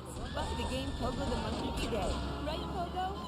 And coming soon, Pogo the Monkey card game, Pogo the Monkey plastic dolls, Pogo the Monkey quilt covers, and Pogo the Monkey car covers. For the dad who has everything, why not a Pogo the Monkey tiny sports jacket? For the lady in your life, why not Pogo the Monkey chocolates and hygiene products so she smells like a real monkey? And for kids, a life-size, living, breathing, springing monkey. All available at pogothemonkey.com. Now, 10 minutes of music guaranteed. as soon as you wait through another 9 minutes of messages from our sponsors. Lips. No, no, no. I'm a marketing manager Okay, who lives yeah. in the suburbs and commutes to work on the highway. I live alone, so of course I needed a car that could seat 12 and is equipped to drive a Yeah, that wasn't good It there. just makes me feel better. The new Okay. Oh look, Claude said something. He grunted.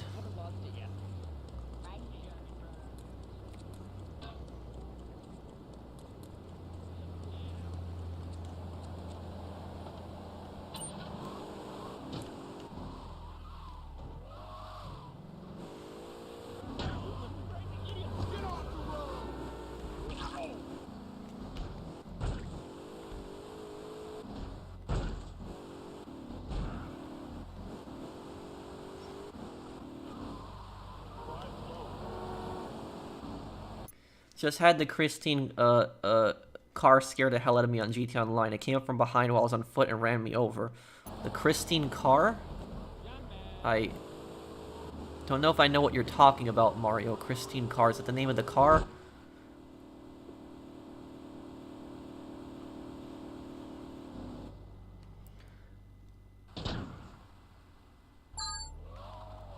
Okay, there we go. That stunt jump is done.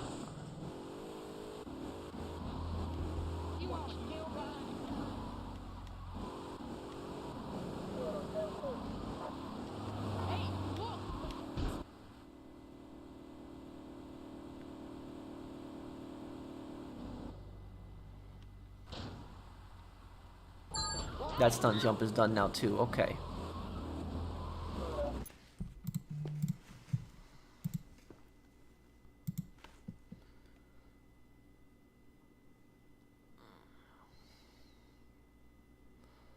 Oh, this stunt jump. Oh man, yeah, this one's gonna be hard. I see this one, the guide on this one, yeah. This one's gonna be hard. Yeah, this one's not easy at all.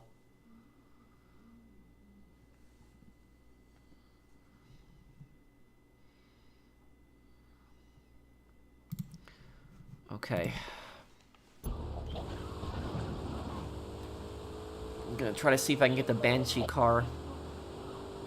The Halloween, we shall take over Los Santos as Bigfoot. I'm gonna have a fun Halloween stream on Monday.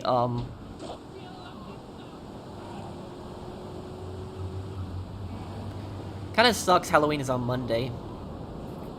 But I will say, though, that in law enforcement, though, working on Halloween is the worst day of the year to work. Anybody know why Halloween's the worst day of the year to work? Can anyone guess?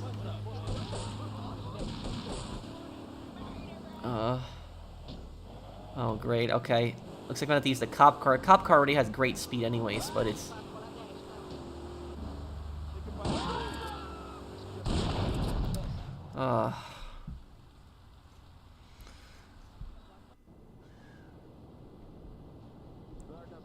Yeah, a lot of the reason Halloween is the worst day to work on is because if you're a cop on Halloween, because there's a lot of like pranks and a lot of like, you know, kids doing dumb things and oh hey Project, didn't realize you were here too.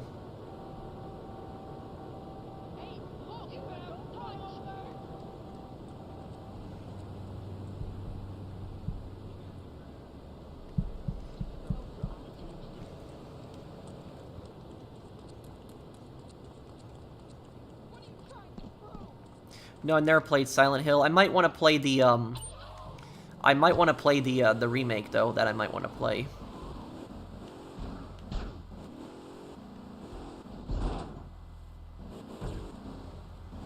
The reason Halloween is such a bad day to work in law enforcement is because you're constantly getting called, like constantly calls over something.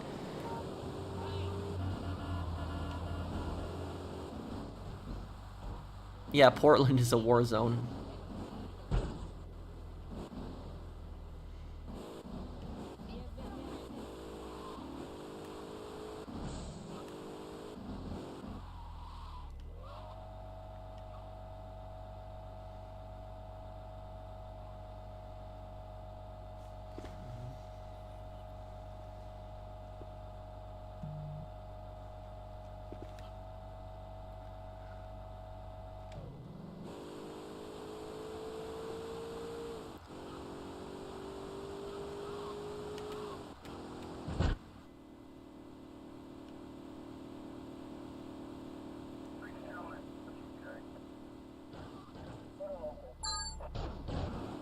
Okay, well, at least it counted.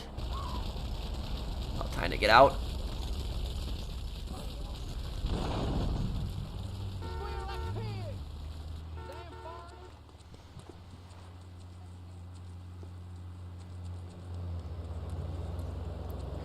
When you get the full pay like that, it counts, right, guys? So when it only doesn't count when it just says insane stunt jump, but you don't get the pay, that like the big text, then it counts. Oh yeah, I guess it did count it then. Directly to your door.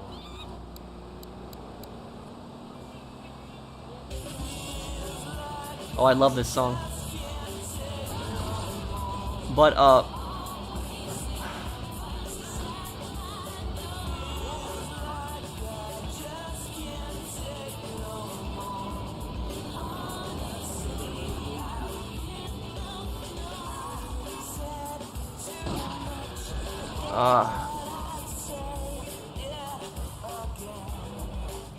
okay. Right here, get the Leone car. It actually is good. The Leone car is actually great for hitting jumps. The Leone car, I think, is the best four-door car in the game.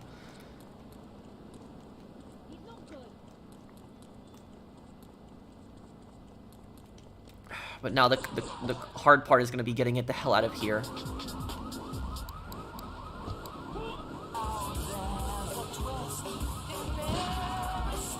No, get your dumb shotguns out of here.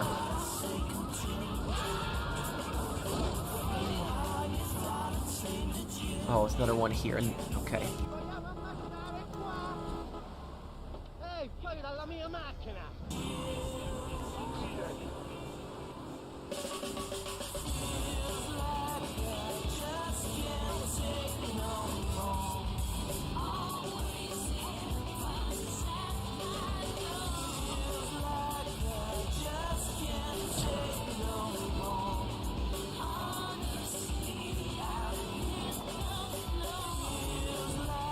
Welcome back.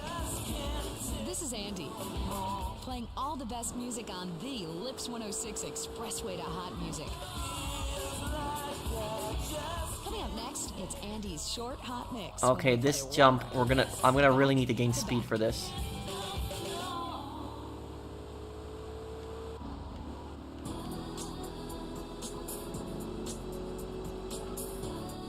Remember, Lips 106 is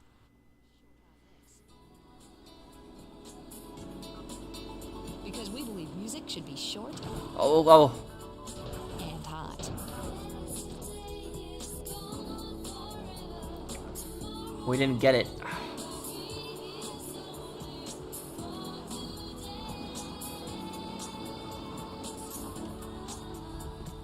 You know, it's so weird, like, a lot of the music in this game is, like, so peaceful, considering that Claude is just a raging psychopath.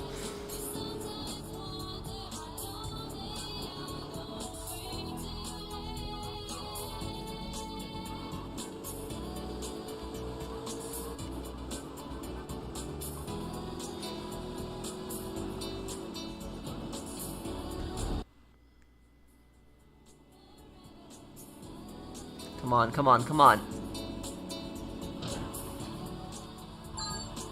Got it, okay.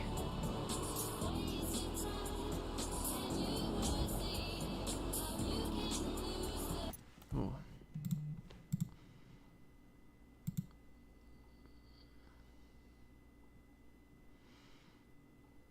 Oh, this jump, right.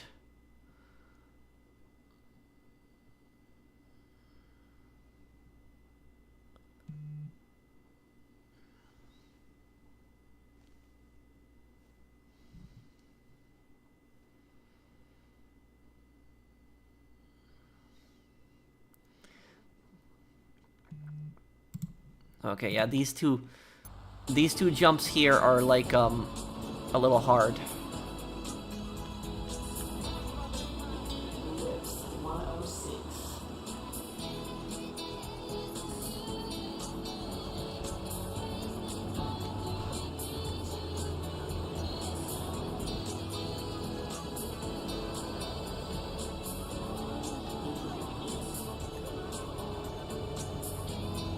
I'm doing good, Stefano. How are you, man?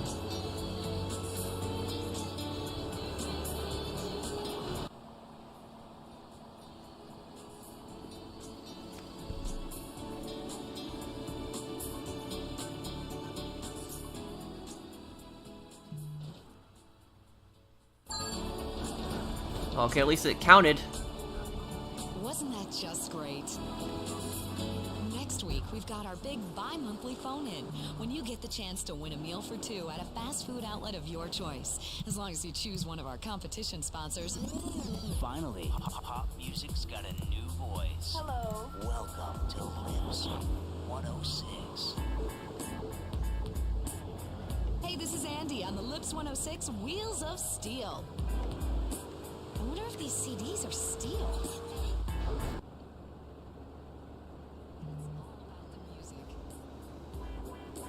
Next up, we got Boys to Girls, and this track's called Pray It Goes Okay. No, I didn't get it. I think I might need a faster car.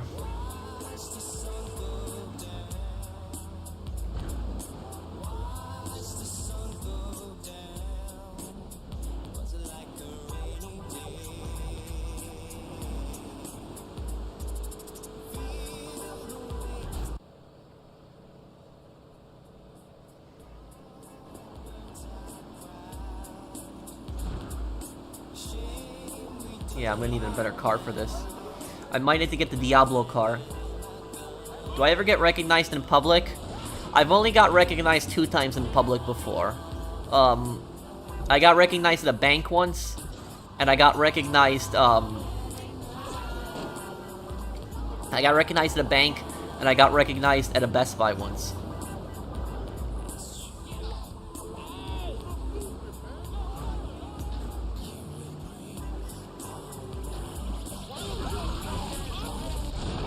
Oh, shotguns.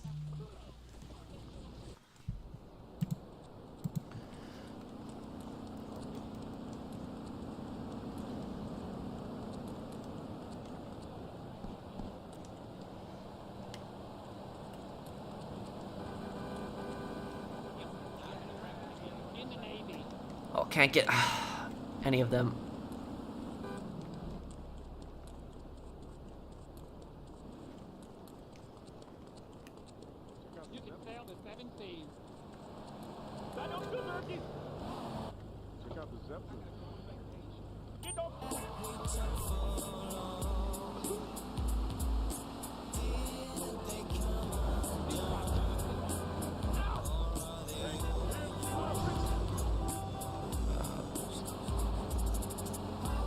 Really hope the Banshee spawns at the...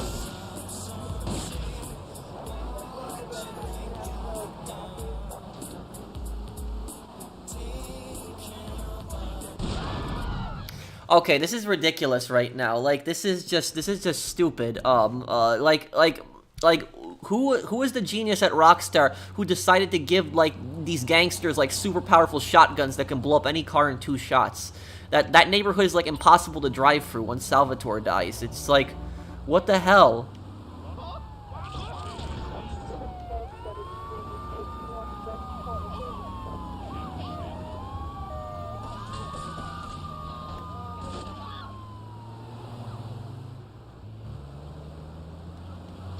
I can't believe in the definitive edition they never fixed that issue.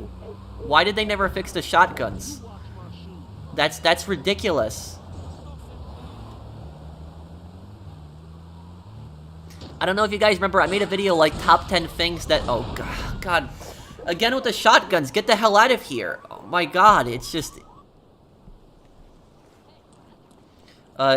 Turn back alive and... On Micah and revive your friend... Wait, what? Sad, I'm sorry. I don't understand.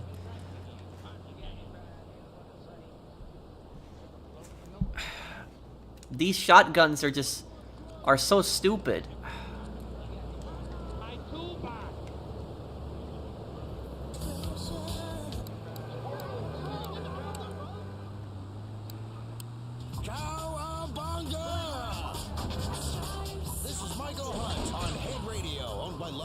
Making sure radio in every town in America sounds exactly the same. Number 1. Head radio. Would you like a kitten? Have one delivered. Just... Okay, this is what I need.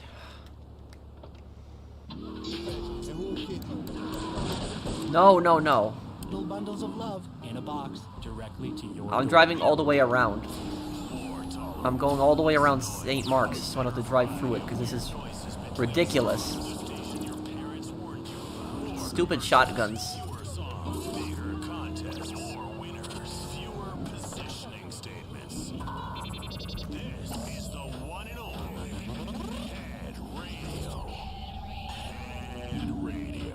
Okay.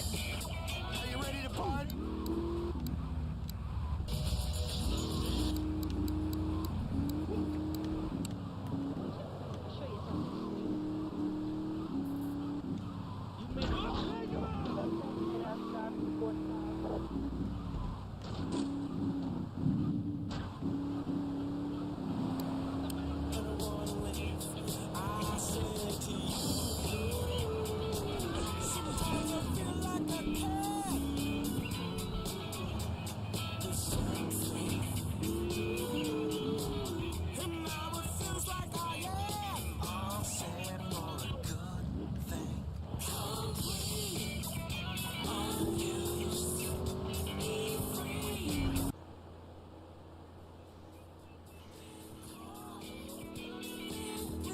Oh.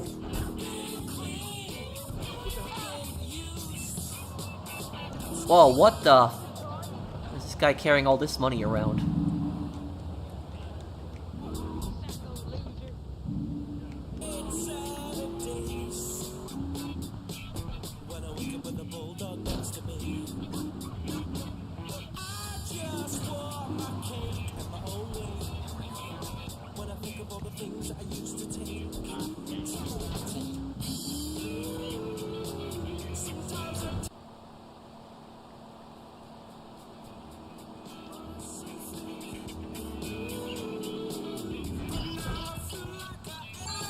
Got it, okay.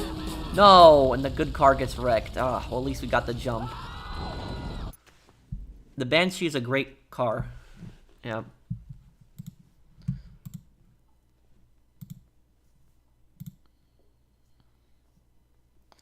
Okay, where's this one? This jump here now.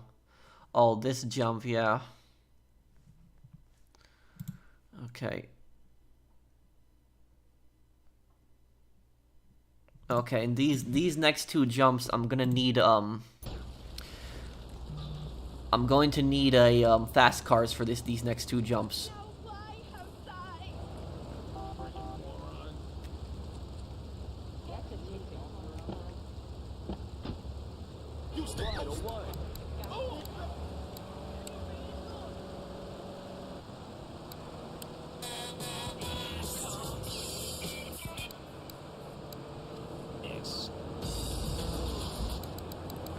Yeah, that song's copyrighted, so I can't play that one. I know what songs are copyrighted and what aren't. That band is gonna be huge. Here's a song you're not gonna find anywhere else.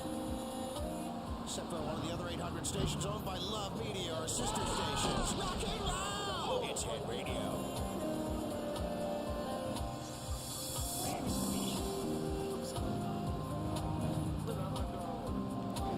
Okay, I need a sports car.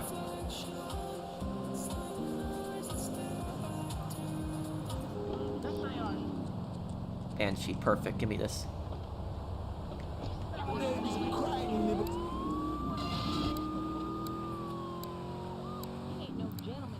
Beacon.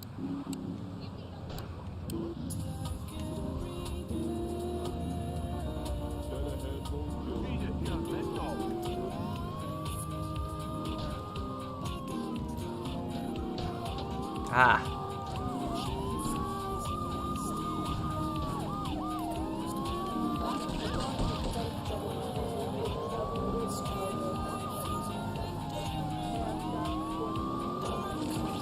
I can't hit the jump.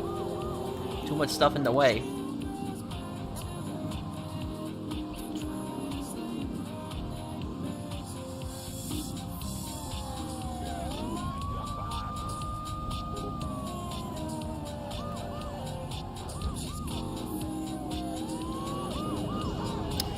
Oh man.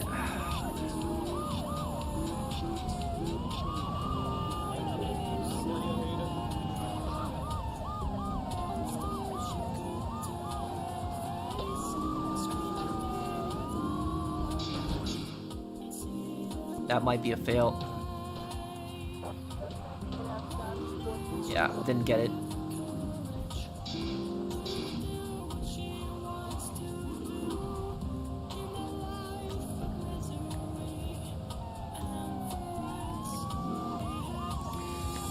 Gotta wait till the traffic moves.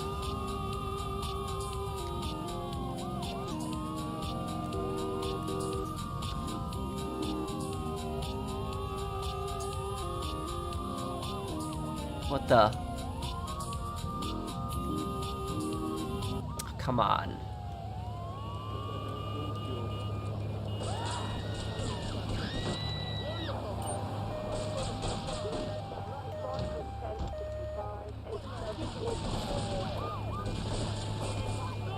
Why is this getting so complicated to hit this jump?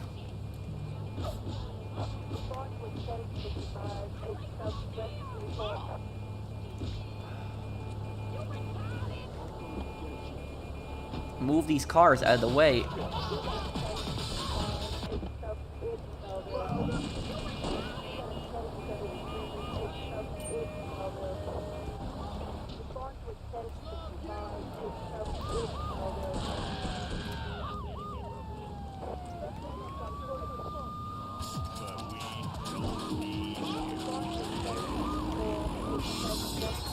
Oh my god, I'm gonna go crazy. It's like something just keeps blocking me. Where did this come from now? Get out of here. All of these cars, just something keeps blocking the jump.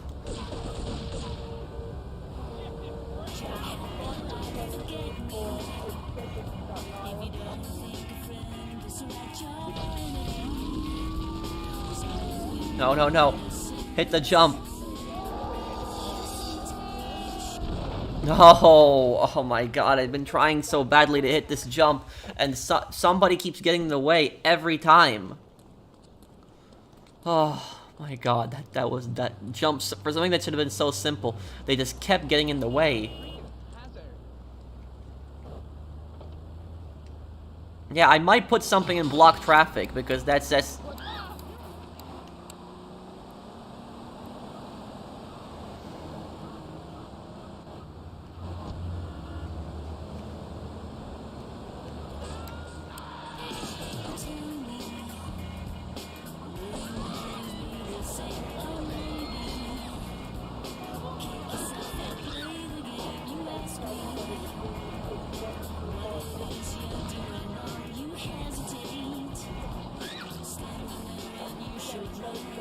okay, I need another sports car.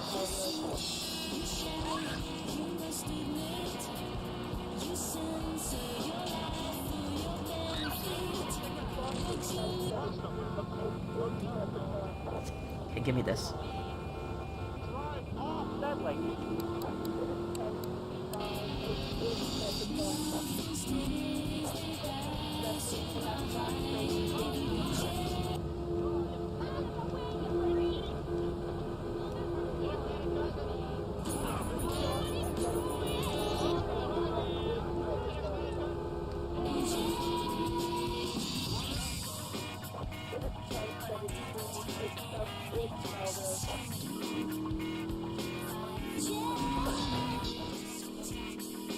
What the?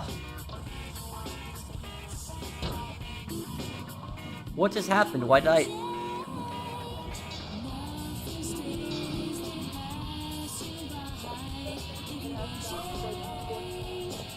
it is Head Radio. I'm Michael Hunt. You can call me Mike. With another fat jam and non-stop rock from the station that can give you more because we... Now NPCs are getting in...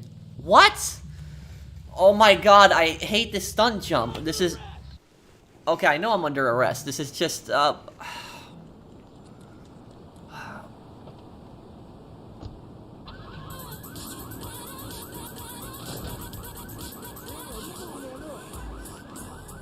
jump is starting to piss me off.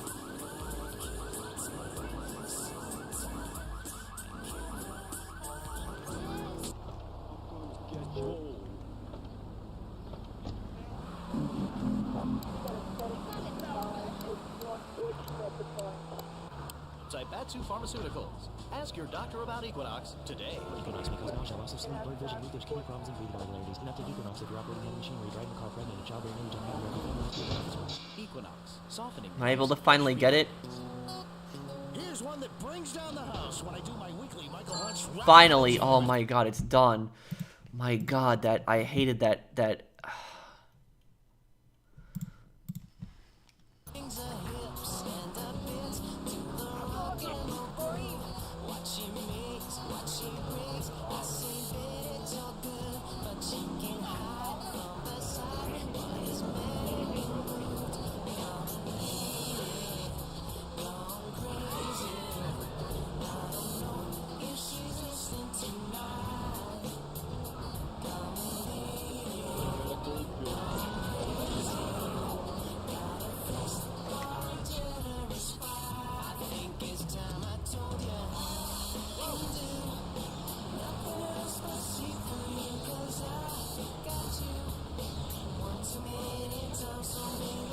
I like this song a lot. I like to think of this song, if you think of the lyrics though on this song, I like to think that it's like Claude, like, you know, proving himself and coming to get revenge on Catalina.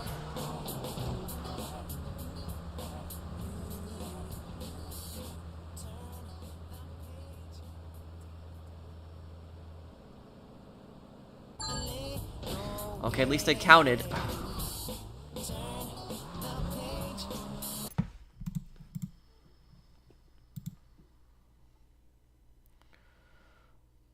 Okay, oh, this stunt jump, I remember this one. Yeah, this one's rough.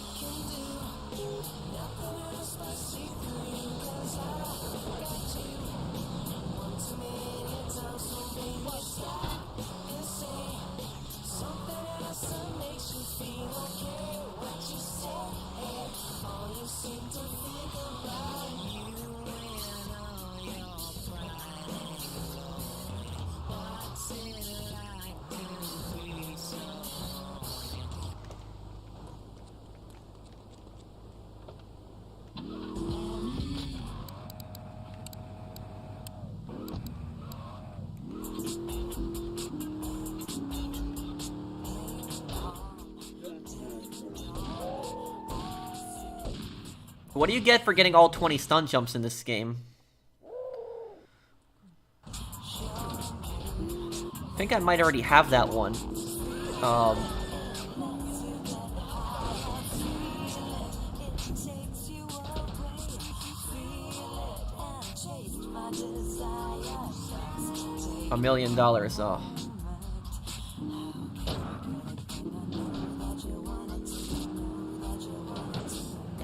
Oh my god. Yeah, that was just... That was a fail. So I'm sitting here reading the I don't know how that happened, but it's just... And it says in nearby... What do you do $1 million on this game? On this game, you just buy guns. That's it. There's literally nothing to spend money on in this game besides guns. Like, there's, like, nothing else. Like, the economy in GTA 3 was not that good.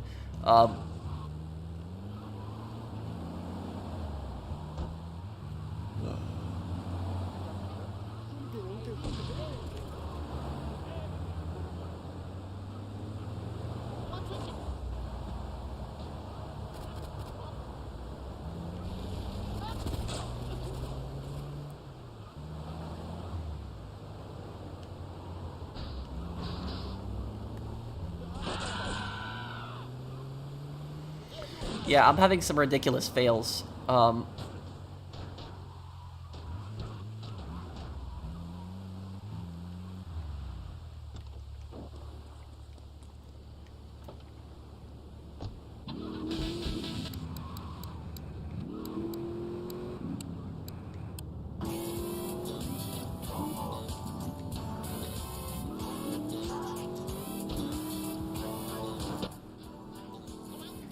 Oh my god.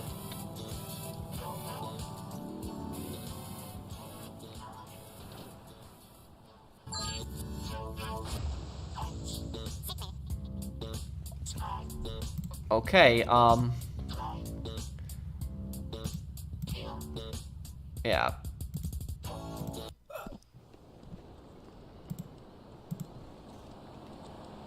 Yeah, well, Claude made a noise, too. He grunted again.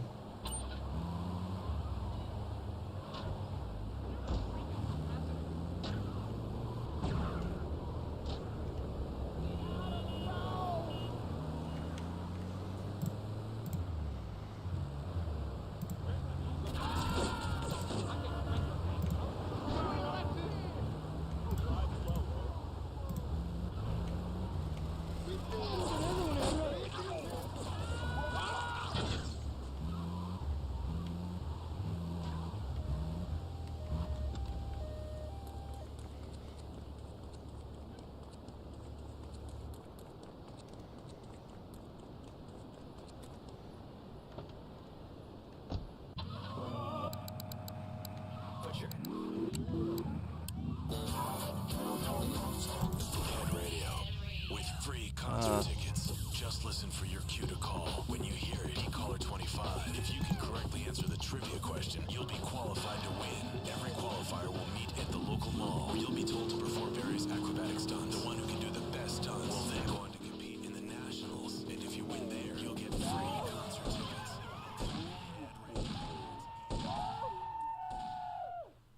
Do you become fatigued? Does working take time away from family and social events like got watching it. wrestling?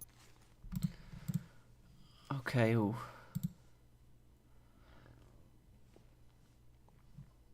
Okay, rest of the jumps are in Shoreside Vale.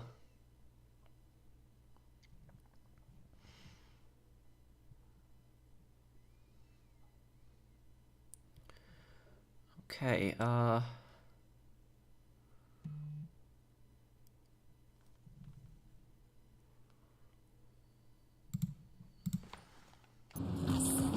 time to go to Shoreside Vale then. Today, right, Pogo? And coming soon, Pogo the Monkey card game, Pogo the Monkey plastic dolls, Pogo the Monkey quilt covers, Pogo the Monkey car covers. The dad who has everything, why not a Pogo the Monkey tie and sports jacket? The lady in your life, why not Pogo the Monkey chocolates and hygiene products so she smells like a real monkey? And for kids, a life-size, living, breathing, springing monkey. All available at PogoTheMonkey.com.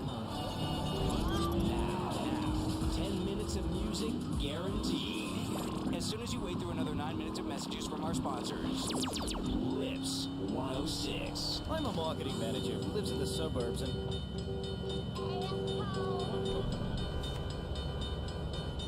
Sue your boss, yeah, it's the commercials.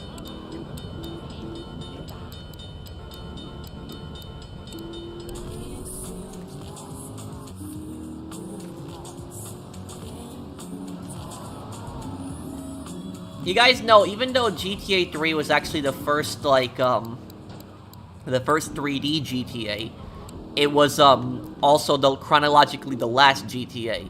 Because GTA 3 takes place in 2001. There's no 3D GTA game that takes place after that year.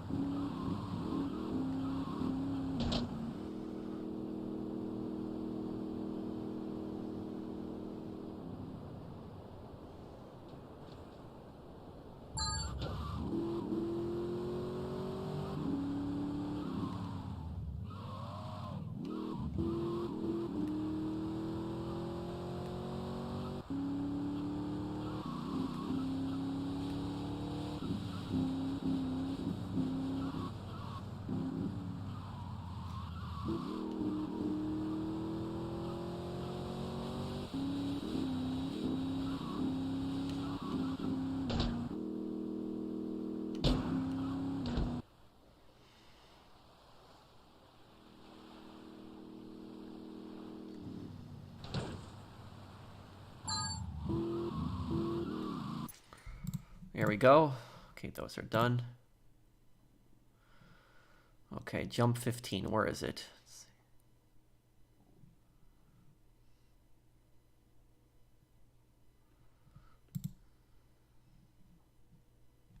see. Okay, these jumps are easy.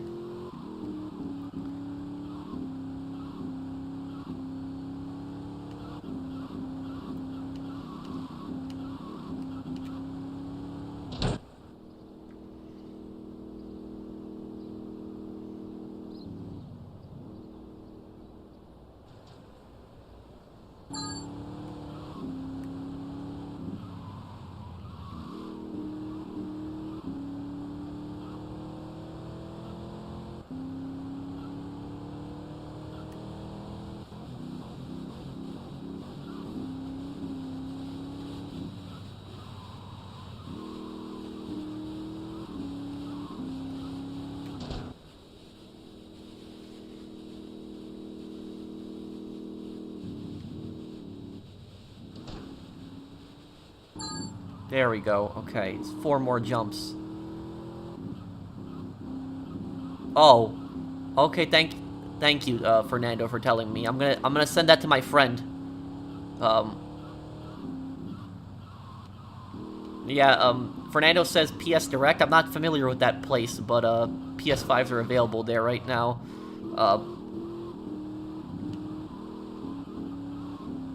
Thank you, Fernando, for telling everybody about that. You're a good guy.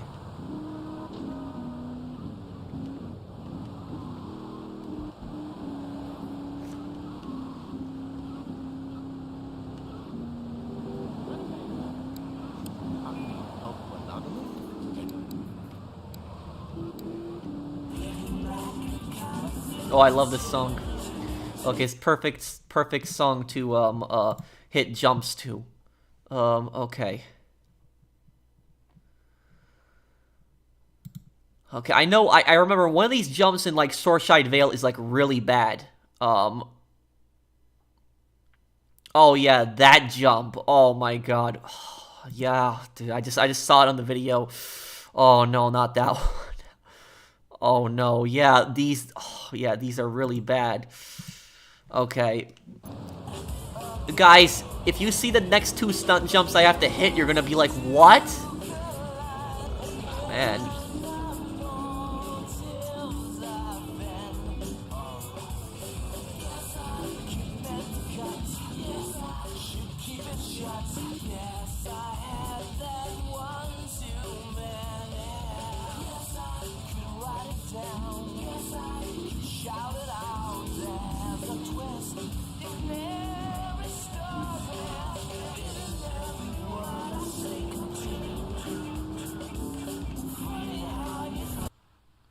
This is a jump you have to hit. And no matter how you hit the jump, it always does that to the car. Oh. Oh, I got it on my first attempt. Oh my God, it's like one of the worst jumps in the game. I was born in 94. Okay, let me see here. Now I gotta go to the place where Polly Sindako died. Okay, he died, like, right there. Okay, which means the jump is gonna be across. Playing all the best music on the Lips 106 Expressway to Hot Music. Coming up next, it's Andy's short hot mix when we play. Oh, great. I forgot the Colombian cartel are here.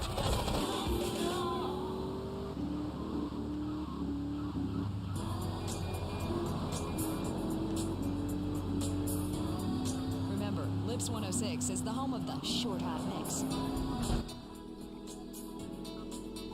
Because we believe music should be short and hot.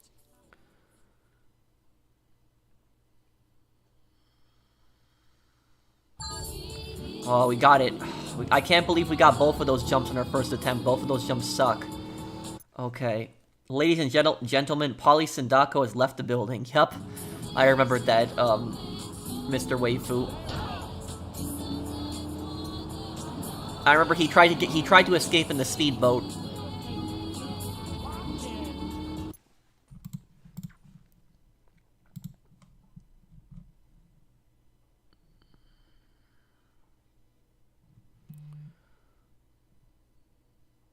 Okay, this one. Okay. Okay.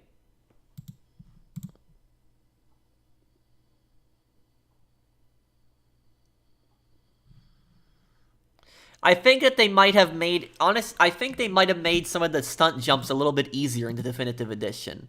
I think they might have messed with that a little bit. I don't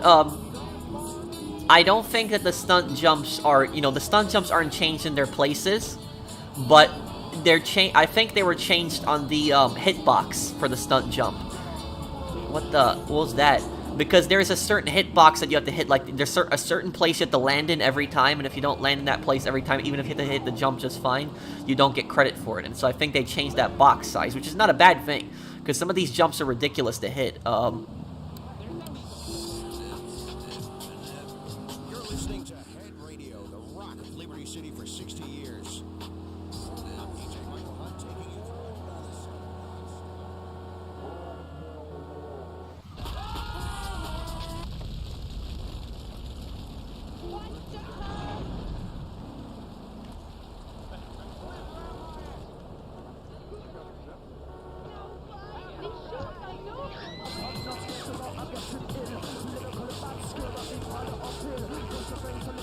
Okay.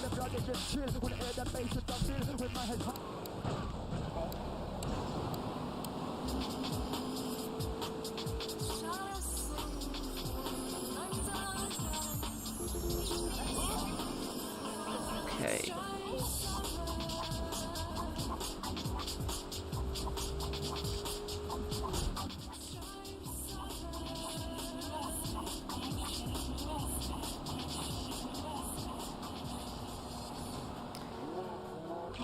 Okay, that jump has to be hit more to the...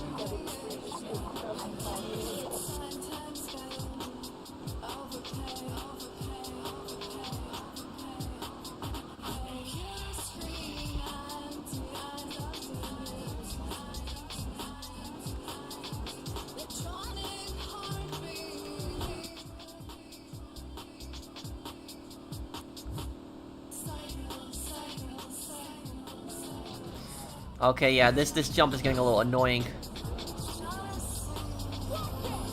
I'm gonna need to hit this jump, like, completely to the side.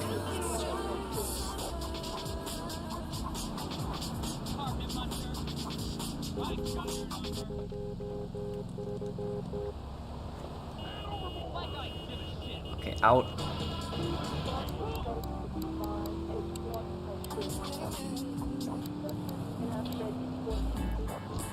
Today, it's all about the music.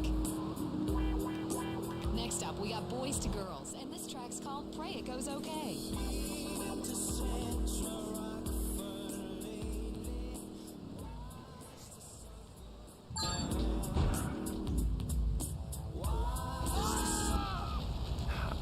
No, and there's a package here, but I'll get that package another time.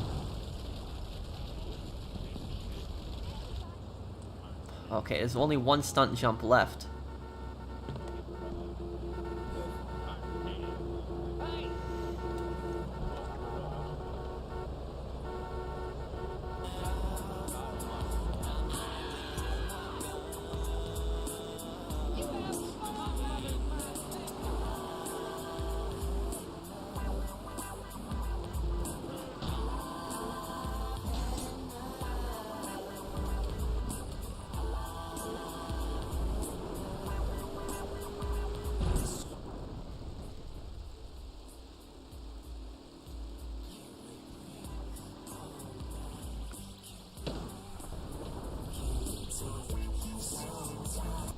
Armor's right here.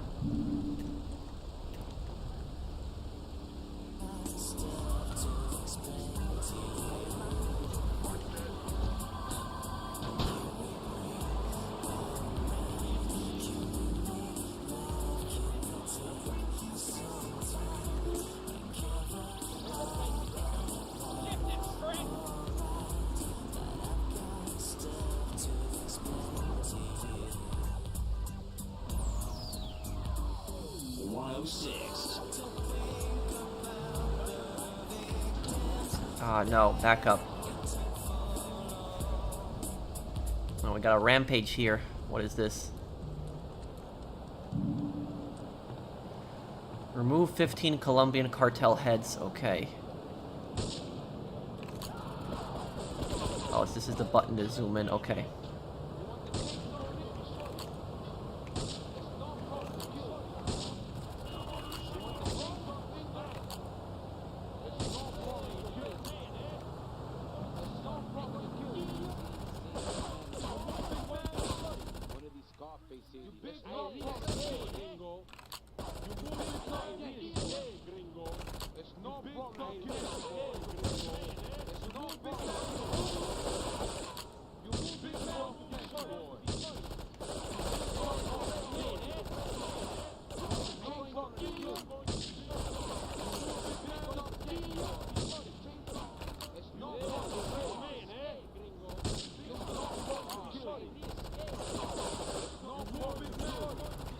They can't really get me up here, which is good.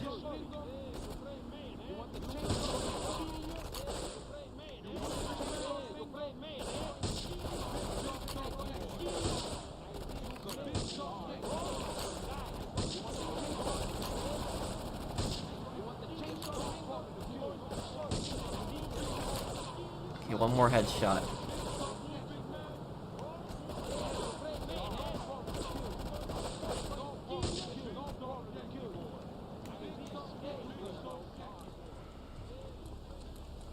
Okay. I don't get the reason. I get rampages if I see them because rampages are not that hard to forget. But like packages, I get them all at once because I don't want to make a mistake on a package and pick one up and then have it mess up my account.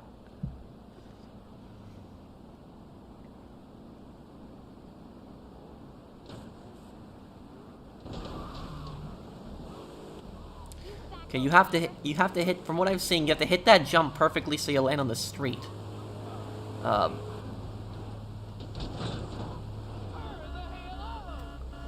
come on.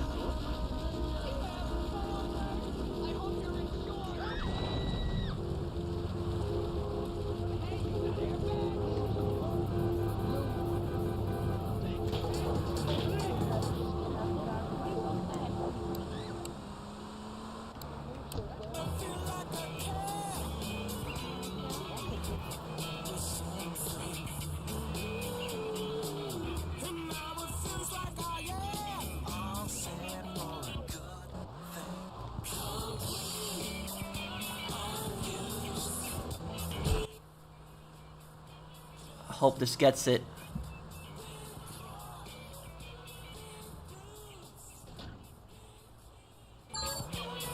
Got it, okay. All jumps done. All of my jumps are done. Nice. Okay. We got percentage complete 85. Nice, we're getting there.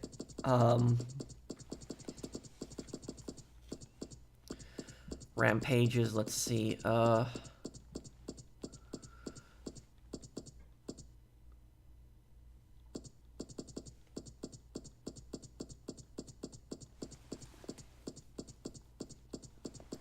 Is the rampage not on here?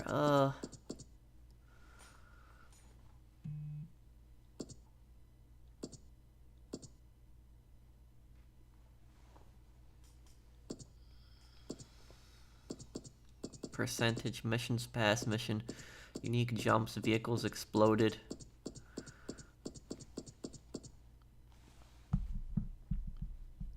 Yeah, I'm not seeing the rampages on here, guys. I'm sorry if I haven't been reading the chat. No, I haven't. I haven't played that 3rd Street. Okay. Okay, let's see here now.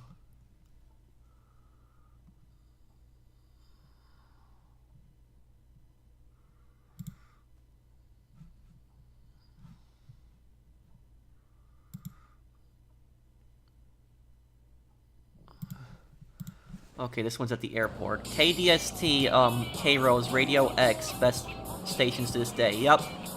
I love a lot of these music stations. Unfortunately, though, I can't play them because it gets copyrighted like crazy. GTA 3, I can actually play head radio and lips, which is nice.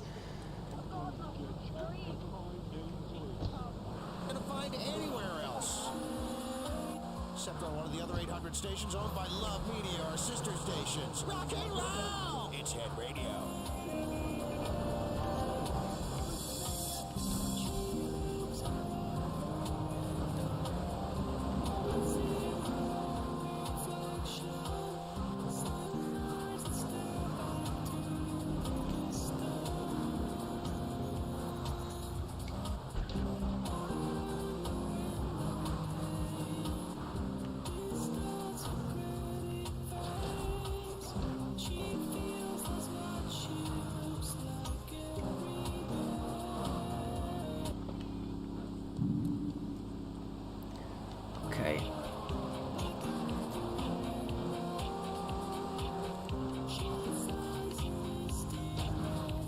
To run over 20 Colombian cartel.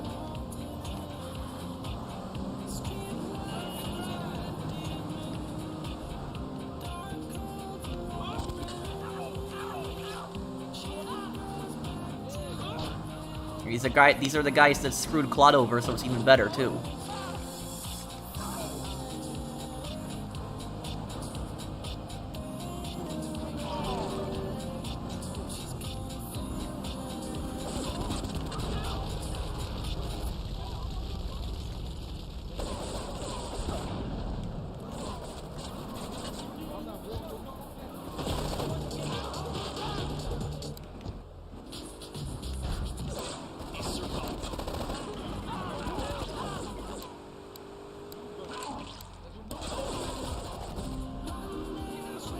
rampage completed.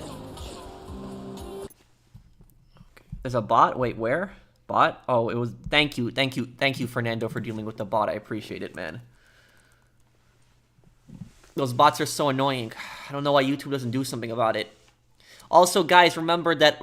I don't know if anybody's here seen my video on the bots, but basically, there are bots who impersonate me. Yeah, there's bots who impersonate me. So if you ever see like an account that says The Professional, and then it says like well that like you won like a giveaway or something like that, don't listen to that. That is not me. That's just that's a lie. See here. Best way to check if it's really me is to just click on the profile. If you see there's no subs, no videos, it's not me.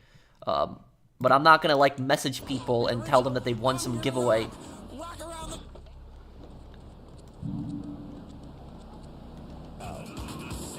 If I do a giveaway, guys, I haven't done one in a very long time, but if I do one, I will announce the rules and everything like that on my channel. It won't be like me just messaging people some Telegram crap or something like that. I don't even use Telegram, so it's just,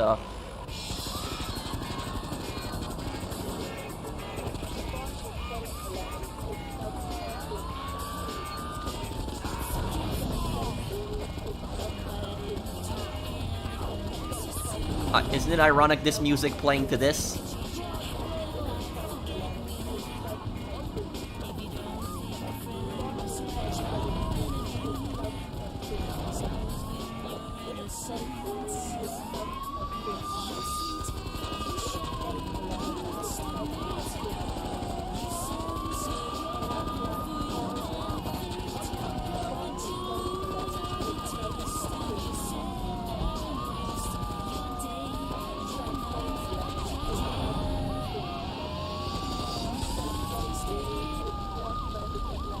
Great. No. Get. Okay, got it.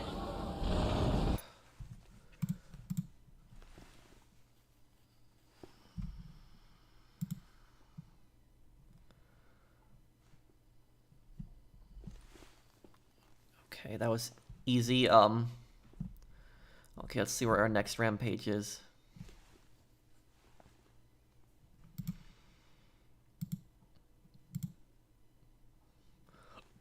Okay.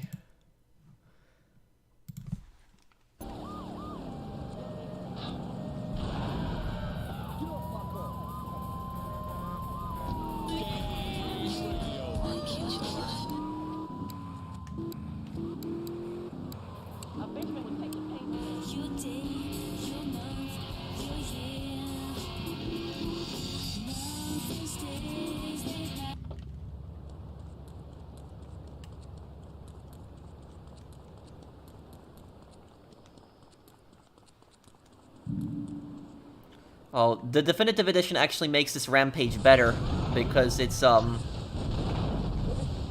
vehicles are more likely to spawn.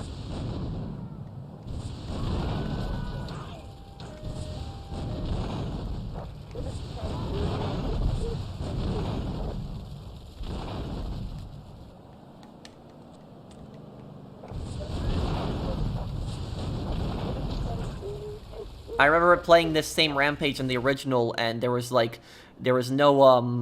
vehicles would spawn.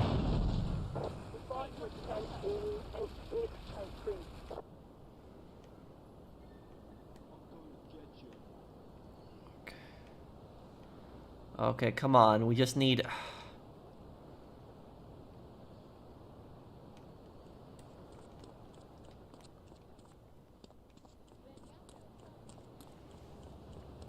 two more. Ow, okay. Do you play Warzone or Apex? I play Warzone sometimes, but I play, when I play Warzone, I play the, Plunder. I don't really do the Battle Royale.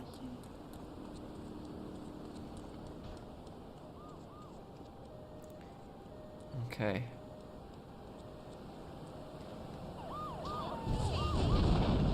There we go. That's done.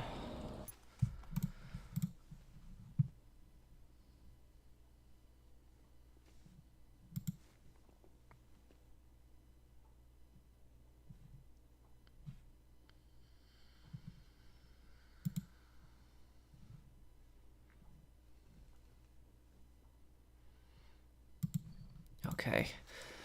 This next one is gonna be a pain. I remember this one. This next one is gonna be annoying.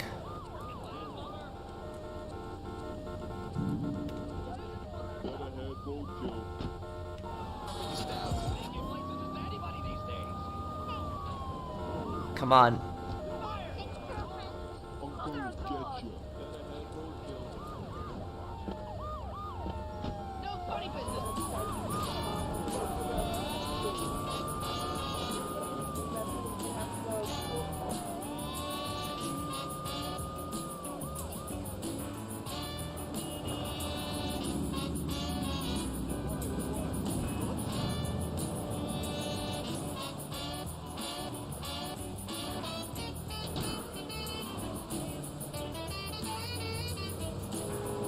Would you like to leave the Leonis an explosive pinata like Umbrella Rubino did for the Cholos out of spite for their shotguns? Yes. Honestly, like I would like a mission like something that Tony did in Staunton Island, but do that on St. Mark's.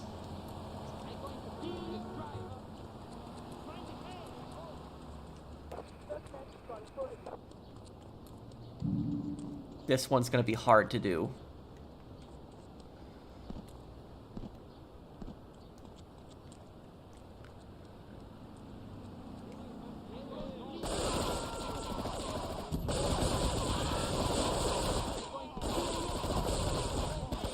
Yeah, see how hard this one is? It requires you to get close and these...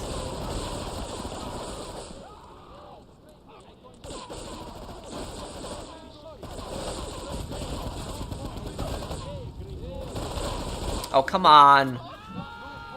Oh, yeah. I think that's the worst rampage in the game. I think is the Colombian Cartel Flamethrower one. I think is the worst one. Yeah, I would say so.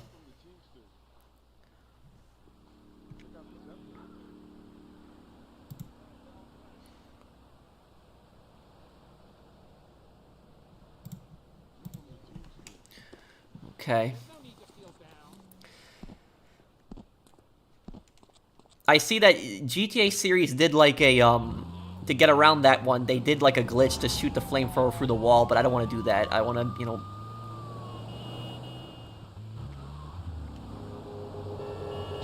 I want to kill them the hard way.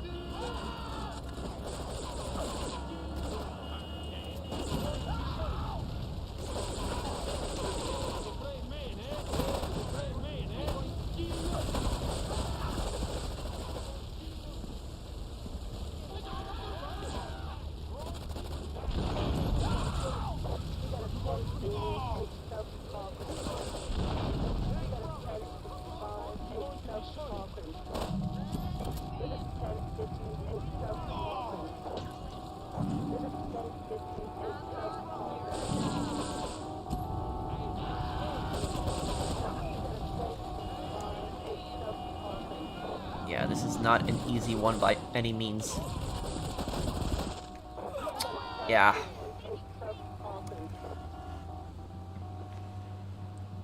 What is a better written character, CJ or Arthur Morgan? I think they're both pretty well written characters. They're both complex characters. I don't know if I would say one is better written than the other, but...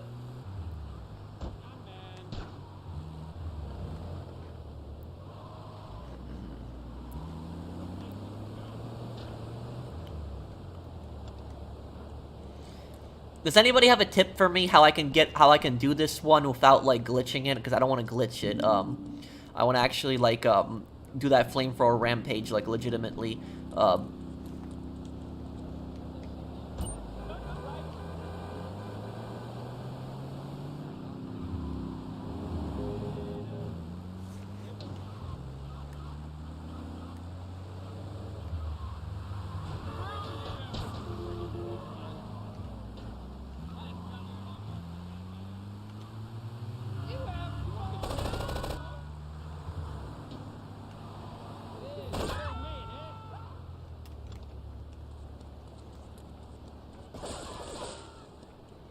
No, it has to be Colombian cartels, so it can't be cops that you kill.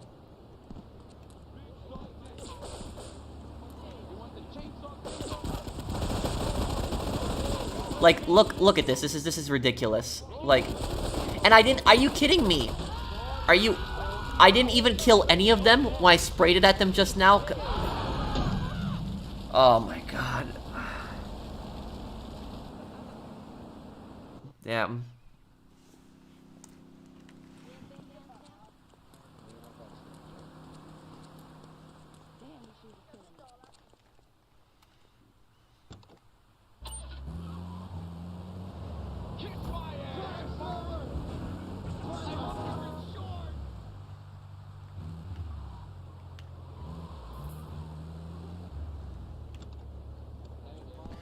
Get the armor again. I need the armor.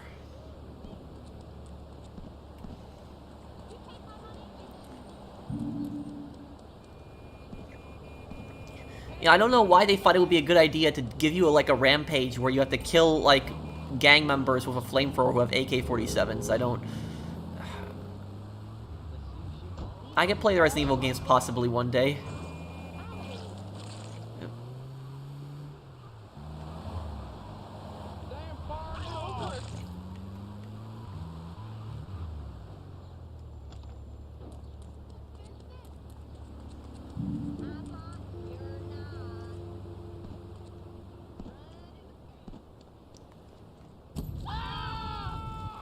Oh, these aren't cartel. I thought they were for a moment.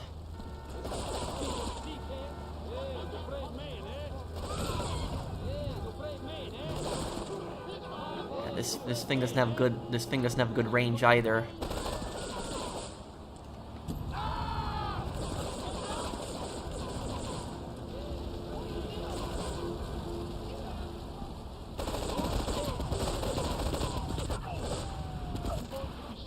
Oh, come on, he should be dead.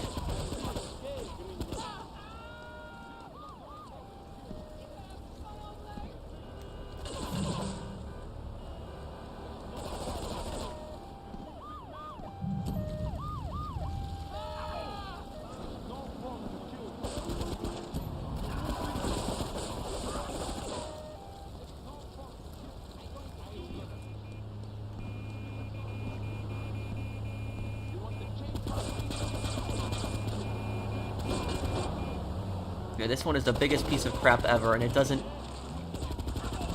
Yeah, and shooting them doesn't count. Oh, come on, no.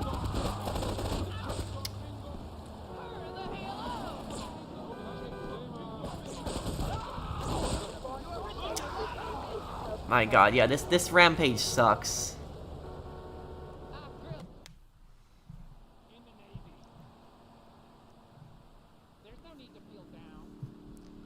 Yeah.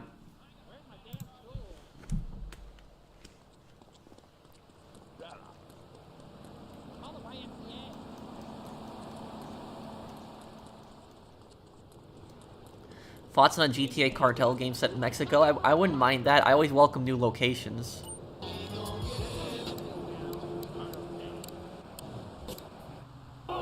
Okay, guys. I'll make one more attempt at this one, and then I might end the stream here. I'm a bit hungry. I gotta eat dinner. So,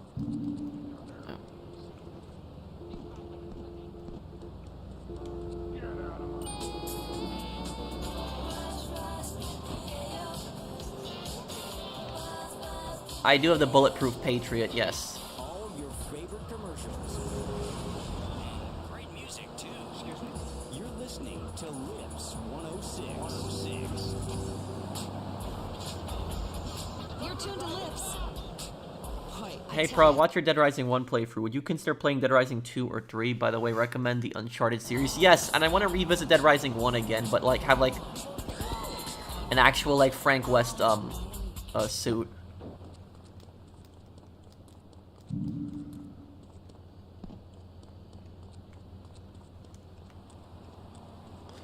I think maybe, hang on a second.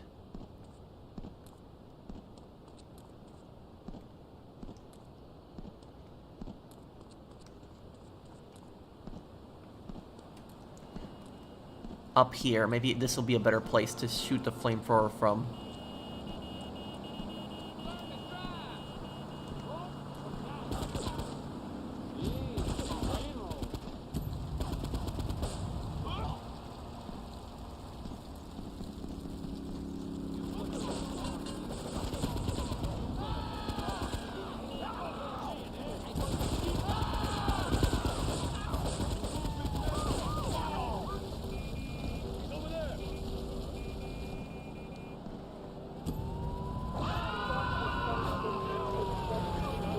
No! Fire truck. Oh, man. It's... Damn fire truck is what got me. Oh, man. Race over to the hospital where the health pickups spawn. That actually might be an idea, Nick. That might be a good idea. Do the health pickups respawn?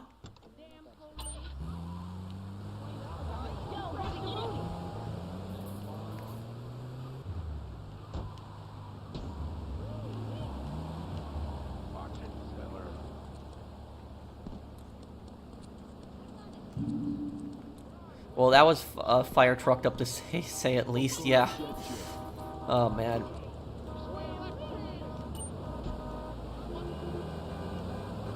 I'll try driving to the hospital, see if that does anything.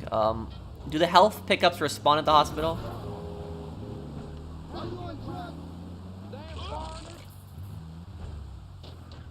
Yeah, did the fire truck, flamethrower rampage got killed by a fire truck.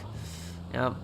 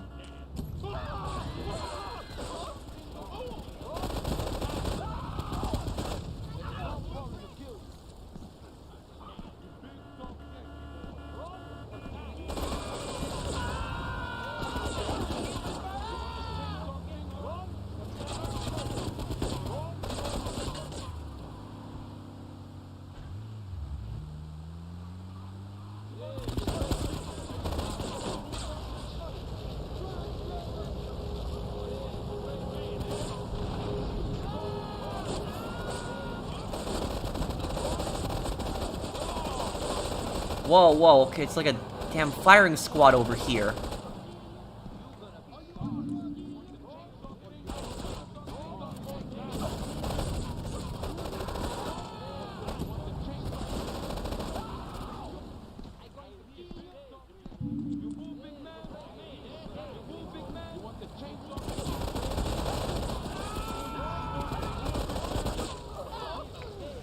Oh.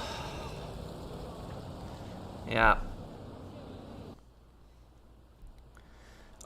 Yeah, I got what I needed there, Storm, but that rampage is a nightmare, that one, that I was just doing the flamethrower one. No, I don't want to glitch the flamethrower mission, that's where you shoot them through the wall. I don't want to do that. I want to,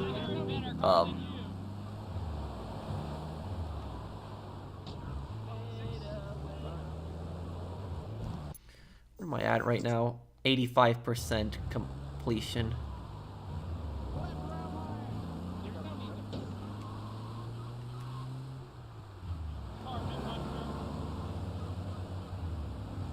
Get a wanted level? Why?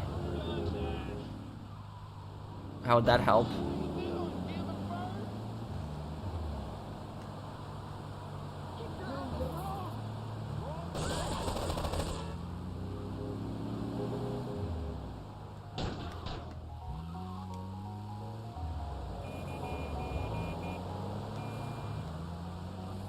Colombians don't shoot when you get a wanted level? Huh.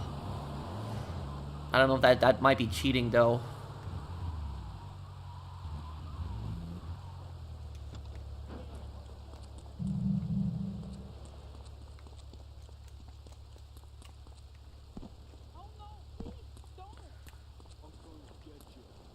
Does the health and the armor respawn at the,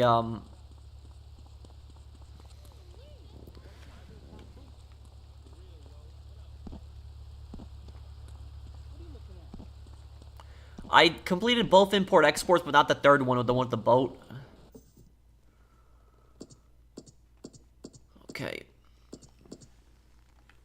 Okay, saving that just in case. Why do we keep jumping so much? Because it makes him go faster at times. Like, certain weapons, like when he has the flamethrower, and jumping makes him go faster, actually. What are your overall thoughts on the definitive trilogy? Waste of money or a good way to play the PS2 trilogy? Okay. Here's my thoughts as like an avid GTA fan.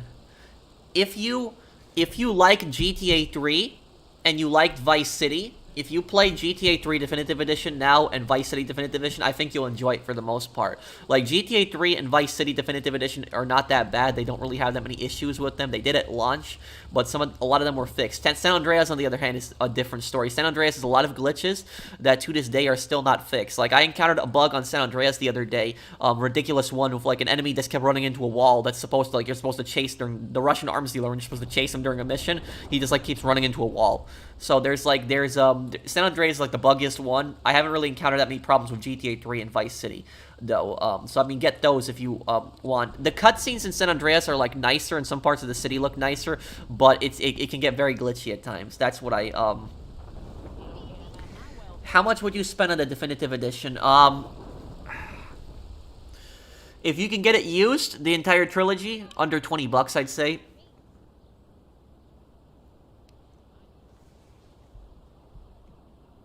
They fixed a lot of the bugs and glitches in San Andreas. The armor spawn would also work as you have more cover. Yeah, but the thing is about that is I would have to race down the hill really quickly though to get that. Thank you, Nick.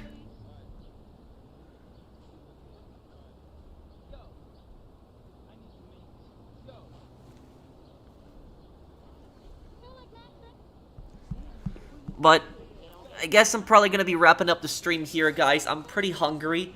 I haven't eaten dinner, so I'm starving, so I want to get something to eat. On the next time, the next stream, well, the next GTA 3 stream will be next week, and we'll finish this game 100%. We're really close to it. I hope you guys like my Claude jacket. Yeah. But yeah. Vice City and San Andreas do suffer from music cuts in Definitive Edition, so if you have issues with the cuts, get the originals. Yeah, you're right on that, Mario. They do suffer from music cuts. I forgot about that. Thank you, Mario, for the thank you, Mario, for the super chat.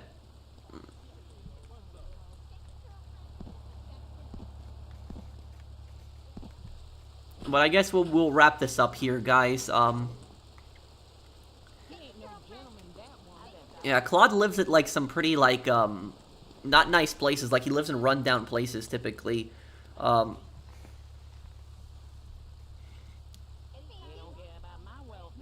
I'm not tired at all. I'm not going to bed. I'm gonna edit my GT Online video. I'm sorry I didn't release it today. I got a GT Online video coming out on the weekend, guys. On Saturday, I got a great GT Online video coming out. I think a lot of people are gonna really like it. But just wait. Saturday, it'll be out. And it's going to be a great one. I think people will really enjoy it.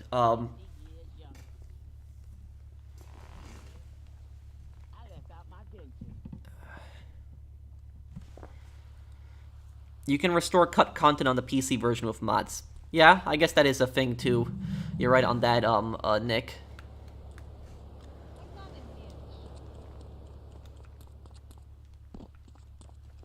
But, thank you, guys. Thank you, everybody who stopped by the stream today. I do really appreciate it. And, thank you, everybody who has super chatted. I'm exhausted. But I wouldn't say that, I'm not, like, tired where I'm gonna go to sleep. Just my eyes hurt a little bit because I've just been staring at the screen for, like, 4 hours. Yeah.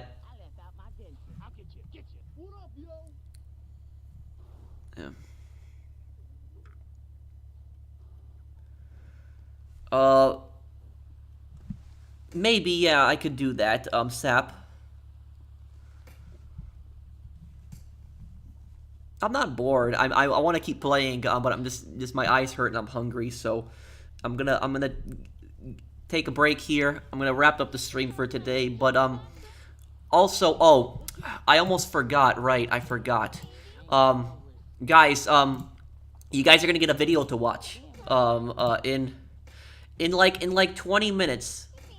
Like 20 minutes from now, there will be a what is this here? Hang on a second.